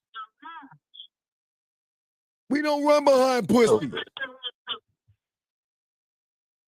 Yeah. So that's what I'm saying, young man. Y'all have to learn value of your dick, dog. Y'all don't learn that value because y'all make everything about pussy. When you are the narrator of your story and you got good dick, good mouthpiece, diamond dick, guess what she gonna do? She gonna take her fucking book and toss that shit to the side to you. Not to everybody, but to you. Because in order to get your time, she's got to shift her mindset and play by your rules. And that doesn't mean she has to give you the pussy off the bat. Please understand this, gentlemen. This is not porn. It's not that, I have to fuck Carrie because you know what? Carrie can play with his food if he chooses to. It just, guys, it's just so fun to decide how you want to do this. And I know y'all think it's crazy, but just because a woman wants to fuck you doesn't mean she deserves your dick. And that's what y'all don't understand yet, because y'all will fuck anything that comes your way. What's going to get you pussy faster is when a woman recognizes that women have to earn your dick. Whoa. What is it about? Remember, exclusivity. But see, also, let me say this, caller, and I want you to think about this. So let's go back to the college campus you're on. See, even if I'm dealing with a woman and I just want sex, it don't have to be one time. Okay, we can make a thing of it. We can make it a regular occurrence where we link up at least once a week and fuck. So even using the example of the woman on the college campus, what I'm doing is I'm setting the tone early for the type of interaction she can expect from me going forward. I'm setting it early because one thing she will never be able to say about me is that I lied to her, I misled her, or that I switched up on her. So meaning I'm going to be consistent from the time I say hi, my name is, to the time we part ways. I give you humans a simple blueprint. Wait, will you turn down the background, please, sir? You turn that background shit down, please, Jay. Please turn that shit down. Thank you, man. Turn that shit down. Now, what is the blueprint that I give you humans to know where you're at? What is the blueprint? What are the 3 levels of trust? JB, you should know this. What's the first level of trust? Emotional? Bitch, the first level, dumb fuck, trust. She's got to trust you first. Dog, turn that shit down one last time, dude. I can hear myself again. Turn that shit down or off. I don't know what okay. I think it's off. Gentlemen, the level, okay, like Zag and I've always told you guys, if a woman wants to fuck you, this doesn't apply to you guys. If she wants to fuck you, she's just going to fuck you. But if you don't have any game, you don't love yourself, you don't have confidence, you don't have unconditional love or sexual confidence, this applies to you. It is a simple blueprint so you can see where the fuck you're at. First is trust. That means that you're not going to tie me up, chain me up, take something that's not yours, or bury me somewhere in the fucking woods. Trust, Zag. Trust. She's got to trust you that you're not going to put anything in her drink. You're not going to have chloroform or duct tape or rope or anything. Trust you, motherfuckers. Second thing is emotional trust. Emotional trust is her unlocking a door to say, I can express my feelings. I think about you. I miss you. You're on my mind. You look cute. Your smile. You are very gorgeous. All these things. Hey. My bad, Steve. My bad. No, real quick, and I'll get back to it. Yeah. Check your Facebook Messenger. There's a video clip. I don't know if you played this already in one of your videos, but I sent it to you. If you can play that right now, if you haven't used it before, because it goes perfect with the title. All right, I got you. I'll grab and do it. And then, young man. Now remember, trust and emotional trust doesn't mean fucking. Trust means she trusts you. Emotional trust that she feels that she can express herself to you. Sexual trust is when she's like, okay, now I want to let you know more about my body and the things that turn me on, the things that make my pussy wet. Now remember, if you don't have game, that is a simple blueprint. If you guys just write this down, and with every woman you're talking to, you know where you're at, so you can stop saying, hey, how you doing? I'm Mike. Can you come over and fuck me and come to my place? How you doing? Let's go fuck. Because you're going to understand you're not going to get any pussy from women if you don't hit those 3 levels of trust, if you don't have any game. So let me just say this, because when guys hear what you're saying, they think it's this ordeal where you got to spend time trying to do these things. No, all of these things could be accomplished in one evening of having a conversation.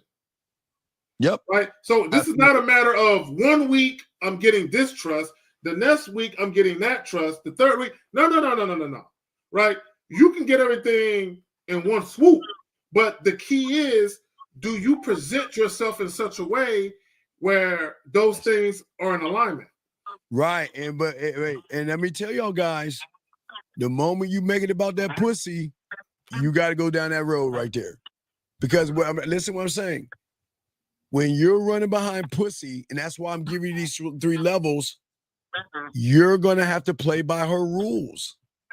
And I didn't even mention how many dates, I didn't mention how many times that you got to wait and be patient and be understanding, because you know I'm at a time in my life where I'm trying to find myself and I'm on my period and all this other bullshit that they tell you motherfuckers. So please understand, the moment you're trying to fuck her, please understand those are the rules you got to play by, because you're playing by her rules. She's just not, and now if she wants to fuck you, Zach, like I said, she'll fuck you, period. But if she's not going to fuck you, you got work to do. You got to hit all those layers. And even if you get down to sexual trust and she recognizes you can't fuck, she ain't going to fuck with you. Well, yeah, once a woman realizes you can't fuck, exceptions aside, unless she really, really likes you outside of sex, once you realize you can't fuck, you will never see the depths of her sexuality. You will never get her to be truly sexually submissive to you, because you need to actually have sexual chemistry and sexual compatibility for that to happen. Exactly. I love the depths of her sexuality. Shout out to her. I love. And what she don't know is we're about to go on an exploration together, because we're about to find out some things she didn't even know. Oh yeah. It's on the pot. Any other questions, big guy? No, I'm good. Thank you. All right, we'll throw you back in. We got questions to answer. Zach, I'm gonna download the thing. We got another call real quick. We'll take the call. Area code 808, sir. What's your name and what's your question, sir? James. Okay, James. What's your question, sir? If I'm at 0 level with the game, I've been on your website. Which products do you recommend me start with? James, your website's pretty big. Okay, James, when you first go on there, do you see something that says your pathway? It's the first thing you should see before you enter the site. Get your pathway. At first, you can either send me an email, ask for it, or click on that and look at the PDF file. Okay. The answer is there. It's right in front of you. Just you kind of jump into the site. Oh, okay. All right. No problem. Okay. Is there any other questions you have, buddy? No, thank you. All right, well, thank you, sir. Okay, respect to you. All right. We got questions to answer, guys, and let's get to the young lady. Zach, while I'm downloading this, okay. The young lady was asking about does this work for women? And absolutely, I have female clients who are lesbians that are more of the man in the relationship, so to speak. I mean, they're lipstick lesbians, but she's more of the dominant one. Yeah. And let me get to the question right here so we can get it, because I don't want to think because we got questions, guys, that y'all asked, but she asked this question: can a woman who wants to pursue women use the game as well? Oh, they zag. Oh, absolutely. Yeah, it's not. Having game is not gender specific. Yeah. You're a gamed up individual or you're not. Look, let me tell y'all something. There are women out here, Steve, you always say it, they got more game in their pinky toe than most men have in their whole body. Yes. Yeah. So hopefully we was able to answer your question if you're still there. Guys, you got a question, put a Q. This question right here, and lines are open. He says, for an approach, do I simply say, hi, my name is blank, put my number in your phone? Fuck no. What the fuck? Why would you do that? Why guys. Okay. Whoa. All right, so let's back up. Let's back up, please. Okay, a couple of things. Number one, I do preach get in and get out, right? Yes, Meaning, I agree. Say what you got to say, have a brief conversation, and then if the woman is interested, leave on a good note, right? When you basically laid out your plan and she's with it, you exit on a good note. Now, having said that, although I say get in and get out, don't rush through it.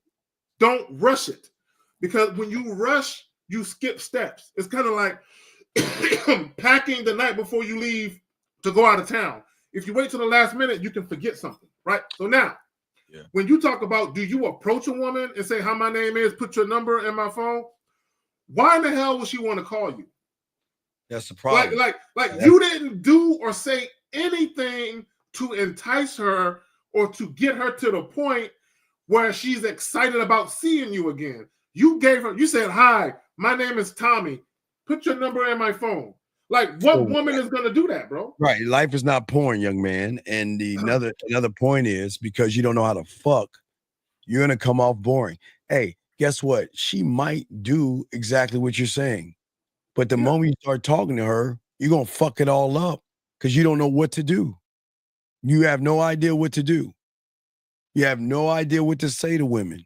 You have no idea to make that pussy purr between her ears. So it's work, dog. It's not just, see, y'all guys think it's just, well, I'm going to say this, and then all of a sudden the porn music will come on and she's going to rip her clothes off and open her legs up. No, you're dealing with an opponent that is on a chess level.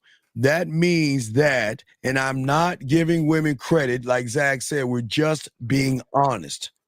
Women know your story the moment you open your mouth when you make your story about her pussy. And that's all you're doing.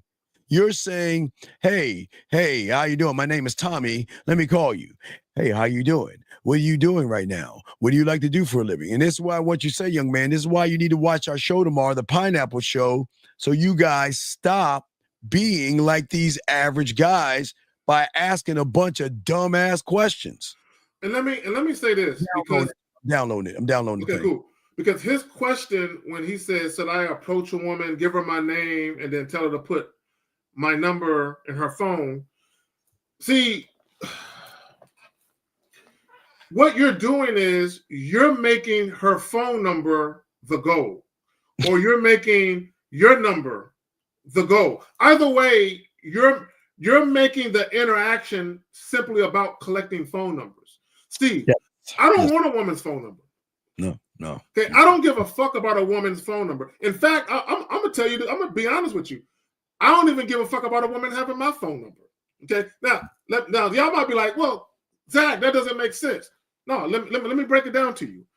I don't care about exchanging contact information with women, right? Yes. When I first meet a woman, right, all I'm doing is giving her an opportunity to do something she either has never done or to do something she hasn't done in a long, long time, which is have a genuine, authentic, memorable, pleasurable interaction with a motherfucking man. That's all that I'm doing. Now, the exchanging of contact information is a necessary evil because we have to stay in contact to make it happen. So if I approach a woman, Steve, yes, and I basically tell her, I said, look, let me keep it real with you, right? The reason why I'm even talking to you right now, I happen to see something that I like, and it just so happens I have some availability this Friday. I'm going to be free around 9 o'clock. I'm going to be at XYZ. Yes. If you're available. So I want you to accompany me. If she says yes, the only reason we're exchanging contact information is to stay in touch so that happens. But go ahead, Phil. Now, this is very important because I got the video playing in 1 second. So, guys, I want y'all to write ABC down. Gentlemen, ABC. Just write ABC. And under the A, I want you to, okay, Zag, I'm gonna break what Zag is saying just a little bit deeper because Zag, this is what Zag does. So, Zag is A, B, C, which is the difference between us and you guys. So what Zag just told you was B during the interaction. But what y'all don't understand about Zag is that Zag, A is before and C is after. And Zag has A and C locked the fuck down before he even walks out the door or rolls out his motherfucking bed. And before he even meets a woman, he already knows his before and his after, meaning that he already knows who is before. He knows how, like you already said, his bedroom voice. He can go from bedroom voice to flirty voice, to seductive voice, to fun and flirty. He has so many befores, but he also has the after set up because he already knows every situation where he is already ready. He's already prepared for every situation. Why? Because Zag has his own thing, but guys, I tell you, the sound check. Zag has sound checked every fucking thing, gentlemen, from the way he takes her bra strap off to the way he opens the door, the way he looks at her, the way she walks into the room, the way he hands her a drink, the way he is when she sits down, or the way she is when she straddles him, the way she is when she's what she does if she's in front of the stove versus the sink versus the counter versus the refrigerator, gentlemen. Guys, I'm telling you, details are so important. Zag has and Zag, please correct me if I'm wrong here. Please correct me. We can't hear you, Zag. I've rehearsed myself my whole life. So when I step to a woman, it's action, camera, go. Right. That's my point. So this is what we're trying to tell you. This is why we embody sex. There is not one spot, not only in our houses, apartments, hotels, cars, lakes, fucking ice cream, cocoa, fireplaces. There's not one thing that we don't know what. Hey, watch this act. It's not what we're going to do, what we choose to do. See, it's not just a one thing. It is a library of different moves that we want to do. It's a library. And Steve, I'm prepared. Look, let me tell y'all something. I'm the Peyton Manning of this shit. I'm calling audibles at the line of scrimmage, right? So when I say, for anyone that doesn't understand the football vernacular, I'm calling audibles at the line of scrimmage. Meaning this, Steve, I got a plan for how I got a plan, and I got a certain way how I want things to be. Yes. But here's the thing about life.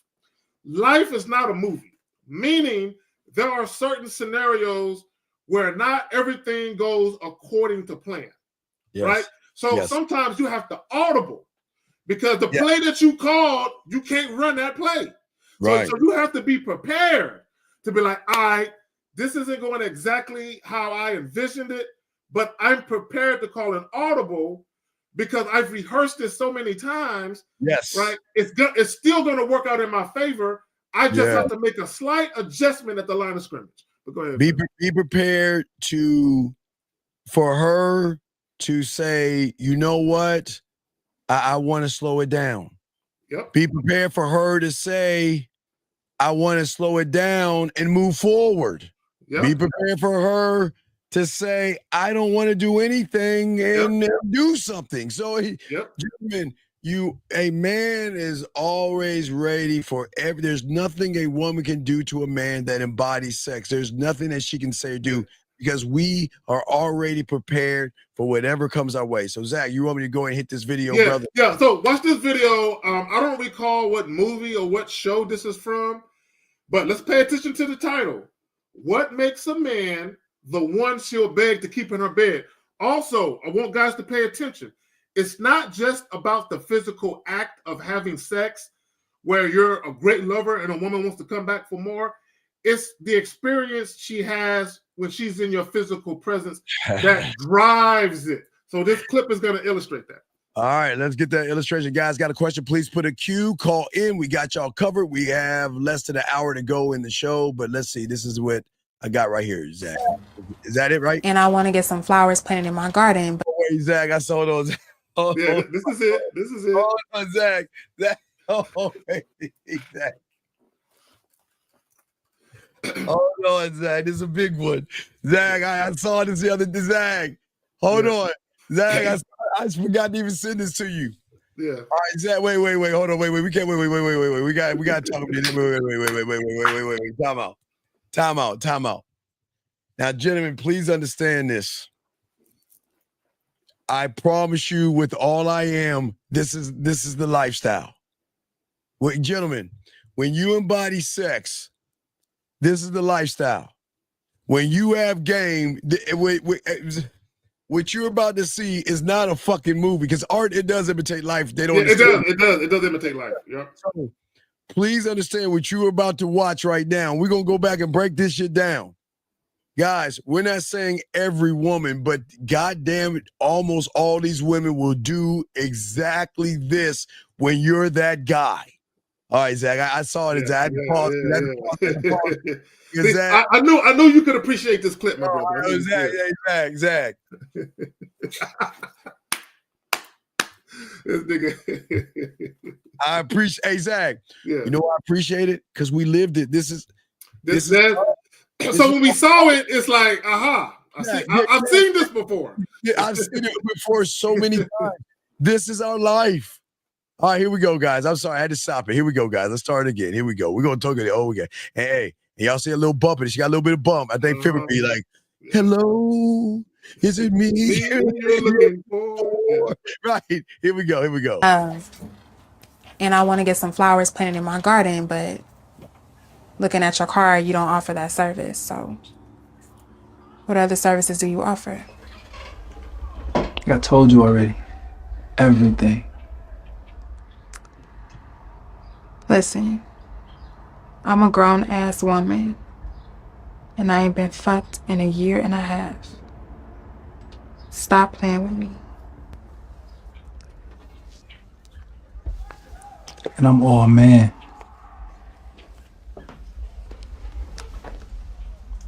Who playing? Hold on, Zach. No, we don't even understand that shit. They don't understand that. See, you see, when people get pussy thrown their way, I want you to see what he did. He told her what the deal is, right? And then what did he do, Zach? He leaned back like, come and get it. And come and get it. Who playing? Come and get it. And here's the cold part. Yeah. See, there was already sexual tension between them. Yes. It already existed, and he created it not because he was trying to get pussy, but because he embodies sex.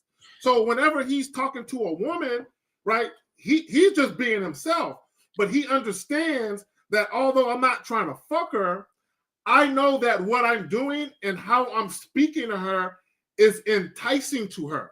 So when he was in back of the truck sitting on the joint and she walked up to him, he already knew what it was. I don't even think there's a truck, Zach.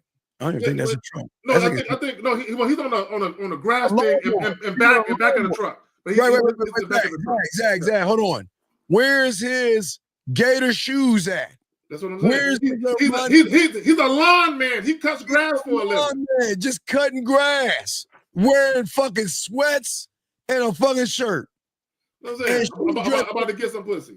And she dressed like she getting ready to go to the club. That's what I'm saying. So again, when she came to the back of the trailer, he already knew what it was. So that's why he said, I already told you, I do everything.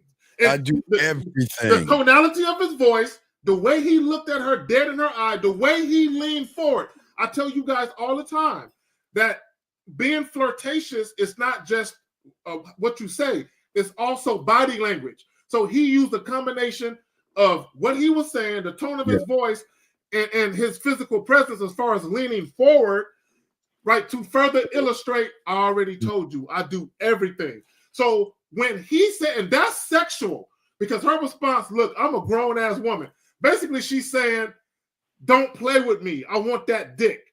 Because it's already, there's like an unspoken synergy between them. Well, he made it feel sexually safe. We'll talk about that in 1 second. Area code 910. What's your name, sir, and what's your question? Okay, my name is John, and I'm 19. Okay, what's your question, buddy? What's up? Okay, so when you have so I was like watching something, right? Where okay, John, are you on your speakerphone? Yeah. Can you please get off your speakerphone? We always tell you that all the time. Get off your speakerphone, speak up, get off your stomach and talk into the phone. What's going on? What's up, buddy? All right, can you hear me? Yeah, we got you. What's going on, buddy? What's up? All right, so pretty much I don't want to like waste your time, but I have a question. No, you're not wasting our, but young man, you're not wasting our time. We got you covered. How can we help you, buddy? What's up? Yes, sir. So I was watching this YouTube video of it was this guy, right? And he was, it's this dude named Jameer or something like that. Let me ask you a question. Yeah. Do you think we can't fuck and get pussy? No, you can get, yes, you can. So let me ask you a dumbass question. Let me ask you a question. if you know we embody sex, we have a mouthpiece and we showing you shit that no motherfucking content creator can show you, why the fuck are you watching somebody else, dumbass? No. Simple question. Why are you watching someone who is not teaching you the depth and range that we're showing you? Because I saw a video of him like picking up a woman and like he was following his instructions and everything, and I was trying to learn like. Sir, sir, he picked up a woman, but then like she let him like seductively put his hand on her throat sexually and like. Okay, sir, young man. All right, sir. Okay, sir. I was on a reality show called Mad Nation 3. Okay. And when you're on a reality show, they're going to give you a piece of paper to sign off your rights. Okay. You got to sign off your exclusive rights to be able to show your likeness on camera. Do you understand that? Yeah. Do you think a guy can walk up to a random woman on the street and grab her fucking neck in broad daylight? Young man, think, motherfucker. Think. No. So then what the fuck are you telling me about a guy walking up to a woman and grabbing her neck? Like he was in a hotel room with her. Like he picked her up and call her. Wait, young man. Watch. Okay. Let me ask you a question.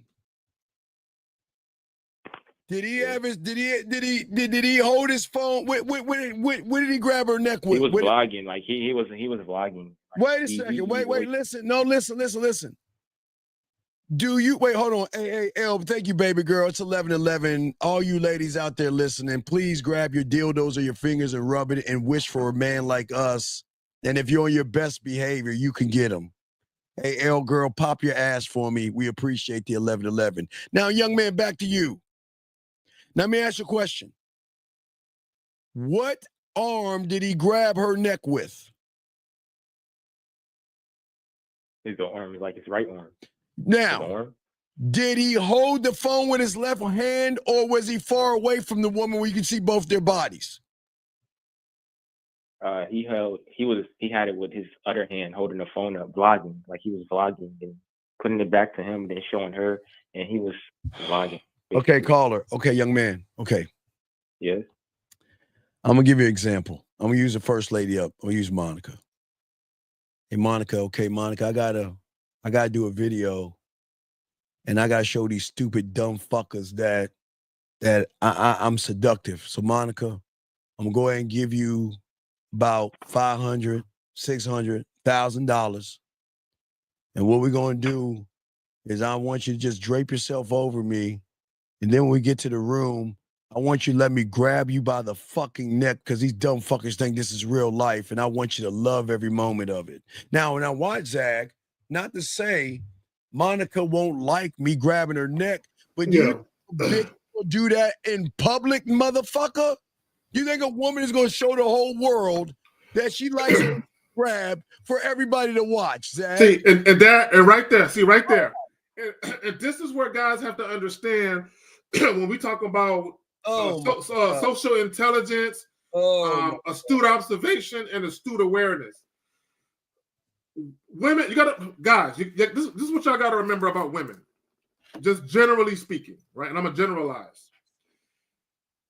Women will always have a public persona, meaning whether they're at work, they're at a grocery store, they're at a family function, wherever they might be at, there is a way that women want to be viewed publicly, right?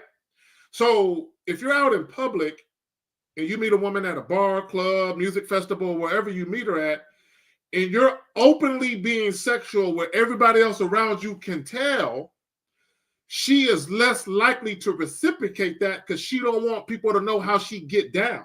She don't care if you know how she gets down, but she don't want the bartender to know. She don't want her two friends right there to know. She don't want these three motherfuckers that can hear you talking to know how she gets down. Let me say this, Steve, real quick. I have a client, and he killing the game right now. 26 years old, doing his thing. He was in a club. He met these 3 girls. They were friends. He started talking to these 3 girls, and he realized the one that he wanted was actually more into him. So he was able to separate her from the group. When they were separated from the group, they both started getting a little, frisky with each other. But this is what she did, Steve. She looked over to where her friends were at, and she grabbed his hand and walked around the corner so her friends could not see that she was about to make out with this man she met 2-3 minutes ago. So let me say this real quick. So when they were making out, they kept making out. At some point, she saw one of her friends walking. She grabbed him again and moved around because she wanted to keep it on a hush-hush. So I just want to put that out there. But go ahead. Young man, I want you to think, okay?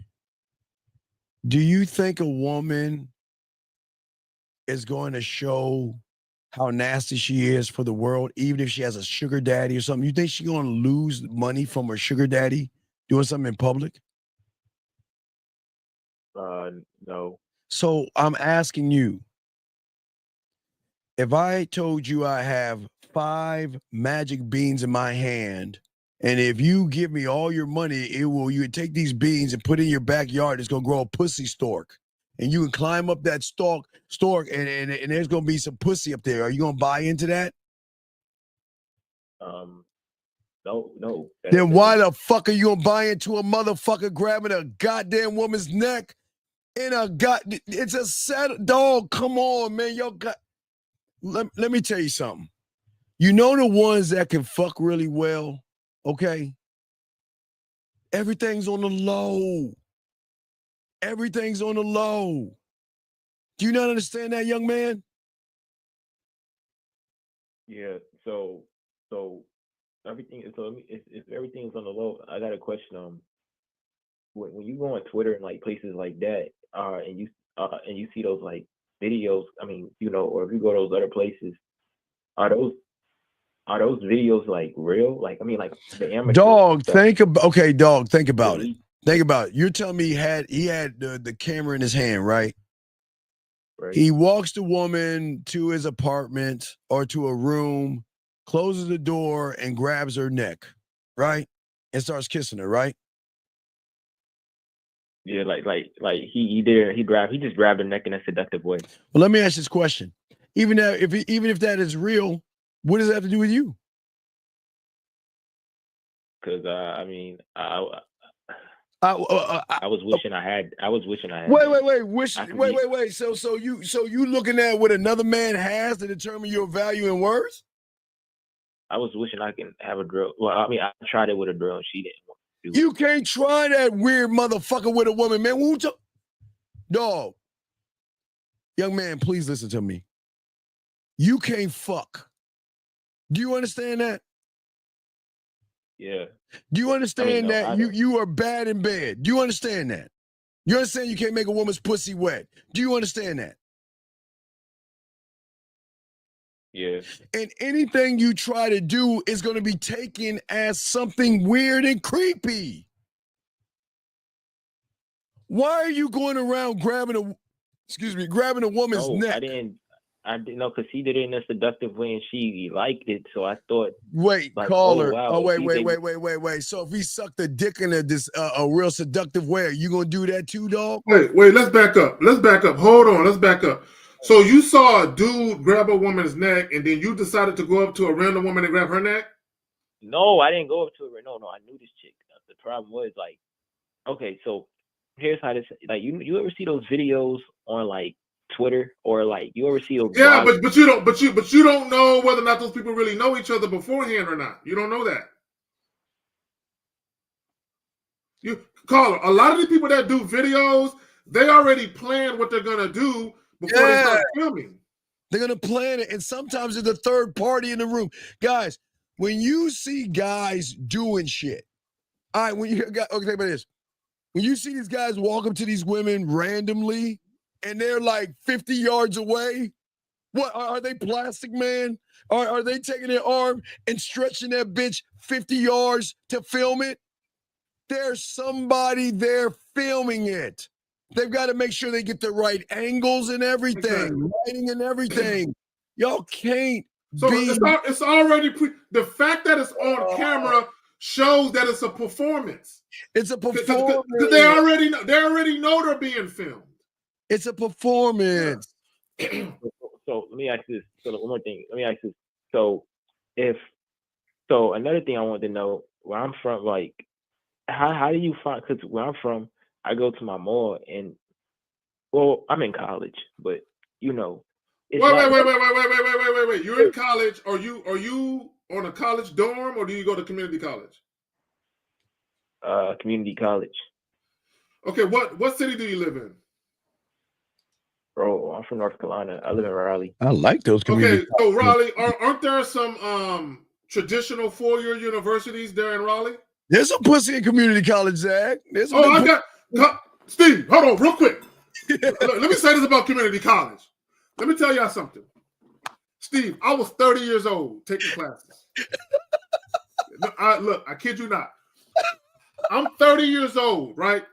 So where I worked at was right next to the school. So when on my lunch break, I would take classes. So I'm rolling up, you know what I'm saying? I got the button downs on, the Italian dress pants, the hard bottom. Steve, them little 22-year-old girls, I was cleaning up. Them little 20, 21, 22. I'm 30, mind you, right? I'm in class with them. They was like, so what do you do? You always come to the class looking so nice. And I'm like, you think I look nice, girl? Right? And boom, the conversation is on and popping, dog. I used to clean up. Yeah, no, but like, but the thing is, like, what I was asking was, like, so in the mall, like, you know, you go to the mall, it's like so many beautiful women. But then when I go to my college, it's like they all ugly. They don't look that good. And I was okay, caller, and they're beautiful. Caller, how old are you? I'm 19. 19. Okay, so you're very young. So this is what I would suggest you consider doing, right? Because you live in a college town, right? There's multiple colleges there, right? Yeah. You need to go one day in between classes or when you got some downtime during the day, you need to drive your ass on to a school campus. Drive your ass on to a school campus. Drive. But look, let me tell you, caller, real quick. When I was about 21 years old, 22, right around that age, well, probably 20 to 22, I was a fixture at local college campuses. I was always in the dorms. I was in the dorms so much, the RA was like, so when are you going to go to school here? Because she knew I didn't go to school there. And I'm like, girl, I'm just visiting, right? And I'm like, yeah, I always see you in the girls' dorms. Bro, I was always there, fucking with chicks, always, right? I would just go onto the campus and stroll around and run into females and just holler. And before you know it, they taking me to the girls' dorm because sometimes you could be there, but there was a cutoff time that you had to leave. Or sometimes you had the co-ed dorms. And I would be just walking the hallways with chicks, dog, going from room to room to room. Come on. Yeah, I was hitting them campuses playing video games for money. I was hustling. How can you find like those? But okay, young man, stop. But young man, okay. He keeps saying baddies. Bro, there are pretty women everywhere. What are you talking about? The problem is, okay, caller, let's say you had no. You have a baddie coming to your dorm. Walk us through what you're going to do, sir. That's what I'm saying. I don't see them. I didn't ask you if you fucking seen them. I'm saying if you have one knocking at your fucking dorm, what are you doing? That's why I called that. Okay. All right, listen to me. I'm gonna ask one more time. I'm gonna hang this fucking phone up if you don't answer the question. Okay. What are you going to do when a baddie or someone decides to come to your dorm? I'm gonna introduce myself. I'm gonna tell her my name. Sir, I didn't say to meet. I'm saying you're talking to her and she decides to come over to give you some pussy. She's at your dorm door, or knocking at the dorm door. Knocking on your door. What are you going to do? What I'm gonna do? Okay, if she came to my dorm to give me pussy, what am I gonna do? I'm going to smash. I mean, that's the best I'm gonna say. All right, sir. Wait, sir. let's slow this down. Tell me how you make cereal. Using milk and cereal, and using the cereal you have in a spoon and a bowl. So you just gave me step-by-step processes of what you do to make cereal, yes? Yeah, I pour the cereal in a bowl, put the milk on it. Okay, yeah. Okay, now tell us, we know you're going to fuck, but tell us what you're going to do to get to the point of fucking. She's knocking on your door. What are you going to do? What I'm going to do, I'm going to be honest, I don't know, sir. No, wait. What I'm saying is, what is she, let's stop what you're going to do. When she goes to your door, what is she going to see or hear? What is she going to, I don't, man. This is young man, this is what we're talking about. This is your problem. We just talked about this. But I'm saying, like, it's no pretty women or bad bitches. Motherfucker, will you shut the fuck up about pretty women?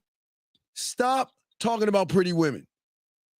We're trying to figure out what the fuck are you going to do to prepare yourself for women. Yeah, you're a caller. You're too focused on how women look. Like you're very thirsty. See, this is probably why you're having trouble. Because I guarantee you the energy that you have with us, you have with women. You're too fixated on baddies. She's a baddie. She's a pretty. Caller, the bottom line is this. If you see a woman that you are attracted to, if she is fuckable, if she's the type of chick that can get your dick hard, that's the woman you fuck with if all you want is sex. See, you're so focused on grabbing the baddest woman you can get because that's validation to you. That's going to make you feel good about yourself that you can pull a woman that looks that way. So you pulling that woman, it's not even for you. It's for your ego and for other people to see that you can pull a bad bitch. Zach, even in high school, we had fuck tapes. We had record fuck tapes and all that shit. You don't have any fuck music. I'm talking about like those. Dog, will you please shut your bitch ass up with this pretty baddie shit? I'm gonna hang up on you. Stop being a loser. No, just fuck with bitches that you are attracted to. What's wrong with you? Stop being a loser, man. No, I'm attracted to them. Motherfucker. Okay, bro, Instagram model type chicks are not the only women you are attracted to, bro. Stop it. Can you please? You will fuck anything that opens her legs, dog. Can we just please be honest with ourselves? You'll fuck anything. Okay. I know you will, motherfucker. You thirsty. But the problem is, I'm not thirsty. That's just dog. The type I have. You are thirsty. Have the baddies. I see how you want a baddie. Okay, hold on, real quick, Steve. Okay, I got a caller. Hold on, real quick. Okay, hold on, real quick. You're 19 years old. How many of these Instagram baddies have you had sex with yet? Go ahead and say 0. That's what I'm saying. I don't see. Then it's not your type. You said that's a type I have. No, it's not. Okay, caller, this is what you have, and this is why you're struggling. You have a Sears book wish list of the type of bitch you would like to fuck. Oh man, you're taking me back with Sears. Yeah, take me back. See, caller, let me help you out. Just in case y'all don't know what a J.C. Penney's. I'll get it. I'll pull it up. Okay, or a Sears book wish list is. I got it. You had to grow up kind of broke to really understand this. I got it. Zach. Pull it up. Back in the day, specifically the 80s, right? When we were kids, right? They had these big old catalogs that would come in the mail. Hey, I'm gonna keep talking, Zach. I'm gonna pull it up and show them. It would be a J.C. Penney catalog or a Sears catalog. Yes, in this catalog, they had all the different departments. They had the toy department, the bike department, the fucking clothes department, electronics. For the ladies, they had bras and skirts and slips and shit. Oh my God! So as kids, we would go to the toy section. And we would circle all the cool toys that we wish we had.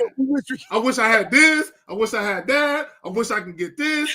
But we would call them the wish book. Right? I'm gonna show them. The struggle was real. The struggle was real. Yeah. So what you have is you have a Sears or J.C. Penney's catalog wish book of bitches, right? This book right here. Yeah, just like that. Just like that. Everything was the alphabet, so you could look at the alphabet and then beside alphabet and tell you what it was and how much it cost. How much it cost? Yes. And then we would circle and be like, I want that, or we would like highlight it or whatever we had, right? Yeah. And that's what you're doing with women, right? And all you're doing is you're letting yourself down and you're killing your joy. You're killing your dating joy because you're too focused and fixated. Yeah, the women's underwear. Hey, look, we did look at that because sometimes when they have bras on, you can kind of see a little bit through it a little bit. we were some dirty little kids, bro. Yeah. Tony. I'm gonna tell you what we're looking at. Go ahead, Zach. Go ahead. I'll pull that shit. So that's what you have. You have a catalog wish list of bitches, right? And the reality of it is there are women who are attractive all across the spectrum. They don't have to be the quote unquote Instagram, BBL, fake everything type of bitch, right? They don't got to be that. There are plenty of women who you see on your day to day who you find attractive. You're just being ultra picky because you want a woman who has a certain look that you've never had. And for whatever reason, you seem hell bent on getting a woman who fits that look. But here's the problem with that. Yeah, go ahead. The problem with that is the problem. Just because a woman is pretty to you doesn't mean you're going to have a great experience with her. Now, Zach, in order was the toys, the underwear, and then the chocolates and candy. So the underwear, the catalog kind of look like that, Zach. Yeah. Yeah. As a little kid, we would look at this shit. Yes. Yes. Yes, we would. Yes. Like, no, I'm trying to give it an example. Like, cooking with Kaya is a perfect example. Motherfucker, you don't know how to fuck Kaya if she offered you the pussy, motherfucker. What are you talking about? But I'm saying, like, you quote unquote. So caller, you not beautiful. Caller. Okay, caller. Let me ask you a question. How many women have you had sex with, bro? Dog, she's not beautiful. Caller. How many women have you had sex with? Hey guys, here's the candy thing that I looked at too, so y'all don't judge us. Think we're like pedos, but that was a candy thing too. I would always look at the candy. That shit too. Yep. Yeah, I looked at the candy too. So hold on, caller. So how many women have you had sex with? Have you seen her? Like, caller, focus. Hold on, Steve. Caller, how many women have you had sex with? Say none. Say none. What?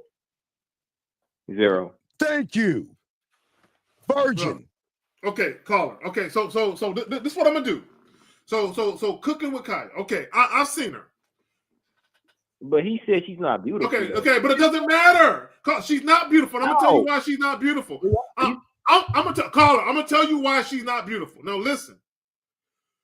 She's visually appealing based on what you see, but she's not beautiful because you don't know her character to say she's beautiful. Now, thank you. Now, here's the problem with the way that she looked, right? And I mean no disrespect to any women anywhere. But if you took her to a pool party and threw her ass the fuck in, thank you, when Zach. she crawls out, she's not gonna look the same. And you why? Because that wig she has on is gonna come the fuck off. And all that makeup gonna come off. And you know some women got divots in their hair from all that shit. What? What do you mean? What? Hold on, I'm going to show you. So caller. So the point I want to make is all of that shit, even the Instagram baddies, quote unquote, once they get home and they go to bed and they wash all that shit off their face and they take the shit and all that, they look like regular bitches. Okay, and there's nothing wrong with regular women because regular women are cute too. So I'm not saying that to disparage women in any way. What I'm saying is what she looks like when she's glammed up is not what she looks like in her everyday. When she's at home just cooking around the house, watching a movie on Lifetime or listening to music, she look completely different. Now, she still might look cute, but she don't look quite the same way. So you're literally enamored by fucking makeup. What is good looking about her? What's Come on, man? Like, goddamn. I mean, you seen her curves? Like, okay, what? Like, you seen her What? curves? Okay, caller. You do know women where certain things underneath their clothes to kind of hold things together, right? A little bit push-up bras and shit. You understand that? Spanks and shit like that. Come on, man. Flat titties and shit, dog. You don't know how she look. Okay. You don't know what she looked like until she butt-ass naked, fresh out. Look, guys. When a woman is fresh out the shower, butt naked, then you see what you're really seeing. Thank you, natural. Right. Fresh out the shower, butt-ass naked, now you're seeing her. You know what I'm saying? Come on, man. Like, and she can't even cook. You mean you see that shit she made for that rapper that was scared to ask for the pussy? You remember that? They was doing a video. No, that was nigga. Hold the fuck up. Hold on, let me pull that shit up. Hold the fuck up. I still think I got that shit because I was so fucking pissed at that shit, motherfucker. Do you know? But that was a video. Nigga, wait, hold on, wait. Let me explain something to your ignorant ass. Let me find that Cooking with Kaya shit that the motherfucker didn't know what the fuck he was doing. You motherfuckers amaze me when y'all give women all this fucking credit that she didn't even deserve it. She ain't special. She's not. What's so special about her, dog? Tell me. All right, here we go. Look at this shit. Here we go. Is this the one? Look at this shit, young man. I want you to see this shit, okay? Look at this shit. Here we go. Another video. Cooking with Kaya. Cooking with Kaya. First off, what fucking... Wait, that's her? That's her? That's her. Oh, I'm not feeling that. Yeah, go ahead. I ain't feeling that at all. So let me show you this. So now she with that motherfucker, right? Why? Cooking with Kaya. Cooking with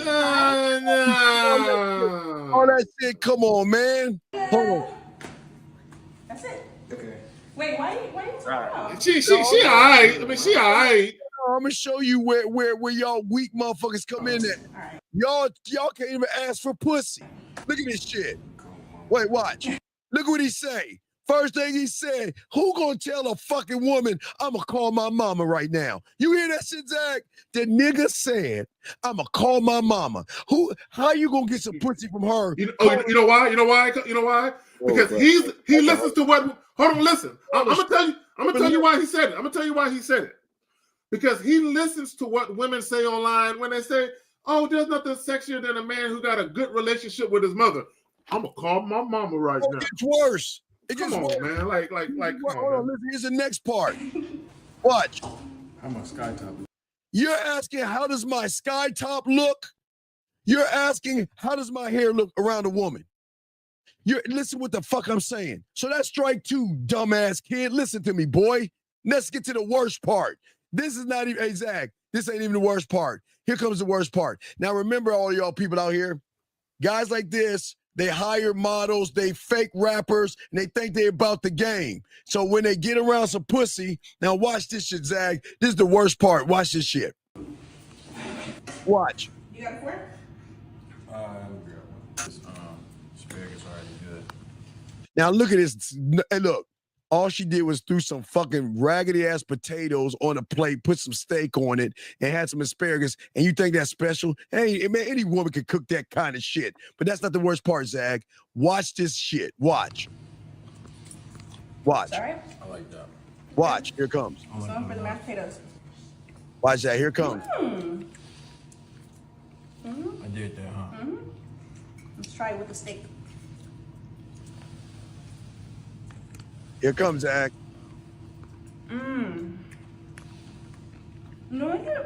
Now, hey, Zach, now please understand he's looking at it right now. Now watch this shit, Zach. I like it. Here comes Zach. You did good. This is great. Mm-hmm. So, I know you live in Long Beach. Just so you ain't gotta drive all the way to Long Beach, you need to stay night. And then we can wake up and do the pasta. Oh! Sure. Now, you see that, Zach? The bitch, he didn't even look in her face. He couldn't even look in her fucking eyes and ask for what he wanted. This weak bitch was looking at his fucking food. Look at this shit, Zach. Look at it. Let me address it in the chat. Let me address it in the chat. I don't give a fuck if they're content creators or not. I don't give a fuck who they are. I don't give a fuck about none of that. Anytime we see something, there's always a lesson that we can give based on what we see. So I don't give a fuck about they're young, they're content creators. I don't care about none of that shit. How the fuck is this not serious when bitches like you don't even look at women? You don't even talk to women. And if you notice, this so-called content creator, he couldn't even ask for what he wanted. He asked for fucking permission. What'd you say, caller? Yeah, that DDG has a wife. Like, he's married. Nigga. You're the same guy that believed in a guy putting his hand on a bitch in a fucking hotel room. So please shut the fuck up. Please. Shut the fuck up. Back to you, motherfucker. You're taking it too seriously. You know why? Because you don't take this serious enough. This is why you don't get pussy thrown your way, and we do. Because y'all motherfuckers realize that y'all are losers. Especially this motherfucker right here. Let me say this real quick. This is what people have to understand about content on the internet. Okay, ours too, right? The shit that we talk about too. Any content on the internet, I don't give a fuck if it's a 5-year-old kid showing toys or somebody showing electronics. Any content on the internet can be critiqued by other people. Period. Right? So it doesn't matter what it's about or the fact that they're young. I don't give a fuck about none of that shit. If it's on the internet, it can be critiqued. You know, I know why he said what he said? Because he know we talking about his bitch ass. Because he know, see, motherfuckers that, when you know you're talking about them, they lash out. Because he's the same guy, he's been around some pussy like this caller right here and can't even look at a fucking woman. More or less ask for what he wants. And then you're sitting around and you saying around here, caller, you, a virgin, talking about this bitch on here is beautiful. What the fuck is, I'm still asking you, what's sexy about her? I'm glad you see she's sexy, but sir, you do know the rule of the game, right? The game is what game does. Do you understand that, young man? Yeah, so if game is what game does, beauty is what beauty what? Does. Sexy is what sexy.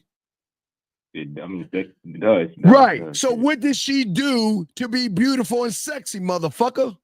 What did she do? Man, like, universally, she's naturally attractive. No, she's not. No, stop. No.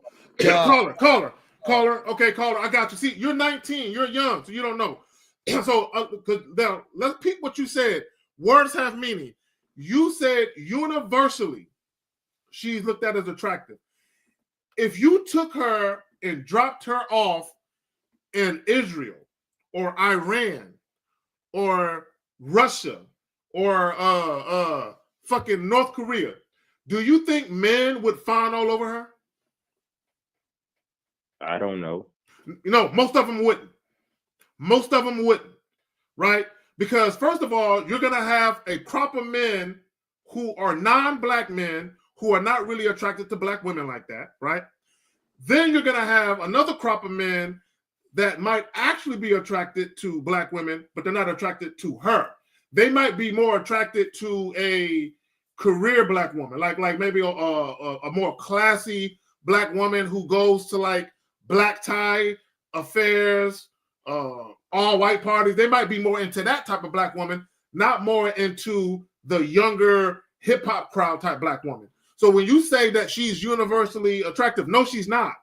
Because there's a lot of men, black and otherwise, who wouldn't fuck with her. Right? See, you're thinking of it from a 19-year-old mind. And real quick, Jordan, why don't you tell us what we say about Ty that we wouldn't say in his motherfucking face? We men. So what the fuck? What did we tell me? What you seen us talk about? What did we say? We talk about him. Tell us before we kick your bitch ass out. Let us know. What the fuck is he talking about? I don't know what the fuck he talking about. I seen you talk about try. Are you saying he's just try? Then you mean Ty? Ty? What are you? Ty motherfucker, I do shows with Ty. You dumb bitch. So okay, I've never said anything bad about Ty. What did we say something bad, motherfucker? Tell us. Now I've critiqued Ty. I've critiqued him. We critiqued him. Of course we critique because that's what motherfuckers with game do. The fuck you talking about? See, this is what's wrong with you, caller, and that other guy and Jordan. 3 motherfuckers who can't get pussy. Question the motherfuckers who can. Ain't that something? Ain't that something? Ain't that something? Yeah, but we know he does content, but what's your point, though? But wait a second. What's your point? When Ty's around women, he looks at women. He talks to women. He doesn't shy the fuck off Jordan. And if he shied off, he'd get the business. So what the fuck you talking about? Man, Jordan, please shut your ass up. Hey, Yeah, Virgil, I don't know. Oh, wait, wait. One more thing. God, fuck. I got one more question. So another thing, I don't know if this is true or not, but is it like a way? So say you go to the strip club, right? Is it a way like to have game with strippers? My God. Okay. Let me talk to him. Let me get him. I have pulled strippers out of strip clubs and didn't spend no money. Caller, you're not there. You're not on that level. Right. You're not there. You can, hey. The day you can get a stripper is the day a vortex is going to open up and zombies are going to come through it. That's how far away you are from getting a stripper, motherfucker. Yeah, you will never, bro. Because I want y'all to understand, when you go into an establishment where women, their livelihoods are based on tips, Jesus. And for you to walk in there and not tip her, but walk out and fuck her later and still never spend no money, you got to have game to do that, bro. You know what I'm saying? Because most guys that walk into a strip club are customers or clients. Most guys have that simp trick energy. Because I've been there 2-3 times, but I was trying to like learn how to like actually push strippers. Okay, sir. All right, dog, look. We're gonna let you go, dog. You bullshit. I just need all the right, game. goodbye. You ain't No, you can't, bro. It ain't for you. You ain't there yet. I had to hang up on him. I had to. Bro. If y'all can't look. Here's the reality check. Come on, man. If you can't get a chick that work at Walmart who puts carts into other carts to make bigger carts, like if you can't pull her, you can't pull a stripper. Like, we gotta be realistic, dog. If you can't pull a bitch who work at the barista at Starbucks, if you can't pull her, bro, you can't pull no stripper, dog. Like, come on, man. Hey, if y'all ain't got no game, y'all gonna get no pussy thrown your way. It's the same thing. Women are not going to fuck with. See, what people understand, here's a problem. Okay. What a lot of guys do is y'all become enamored with what you see on the video. Hold on, let me grab this call. 910, what's your name? What's your question? 910 going once, 910 going twice. Hello? Man, what the fuck do you want? I'm just trying to understand, like, Nigga, understand this. You're a virgin. Understand that. Okay? That's all you need to understand. I'm asking, wouldn't strippers be the easiest one? Okay, goodbye. Yeah, go. Yes. Go find a stripper. Yes. Go. Okay, goodbye. Fuck out of here. Like I said before, a lot of y'all guys, y'all losing mentality motherfuckers. Because you see a woman on video, you act like she's special. And you know every woman on those videos is giving that pussy up for free to people like us somewhere in the world. Absolutely giving that pussy up for free. Because that motherfucker like us, we don't give a fuck about her. See, this is this is why women got more game than guys on average. Okay, let me break something down to the 19-year-old that called up and anyone that has a mindset like he does. Let me help y'all out. This is what women have figured out. Women have figured out that just because a guy is good looking doesn't mean they're going to enjoy their time with him. Women have figured this out. So along the way of them dealing with men they felt were very attractive, them dealing with men they felt were cute, them dealing with men they felt were average, this is what women learn. They learned something called behaviors, right? They learned that when I deal with guys who behave like this, I usually get a certain type of experience.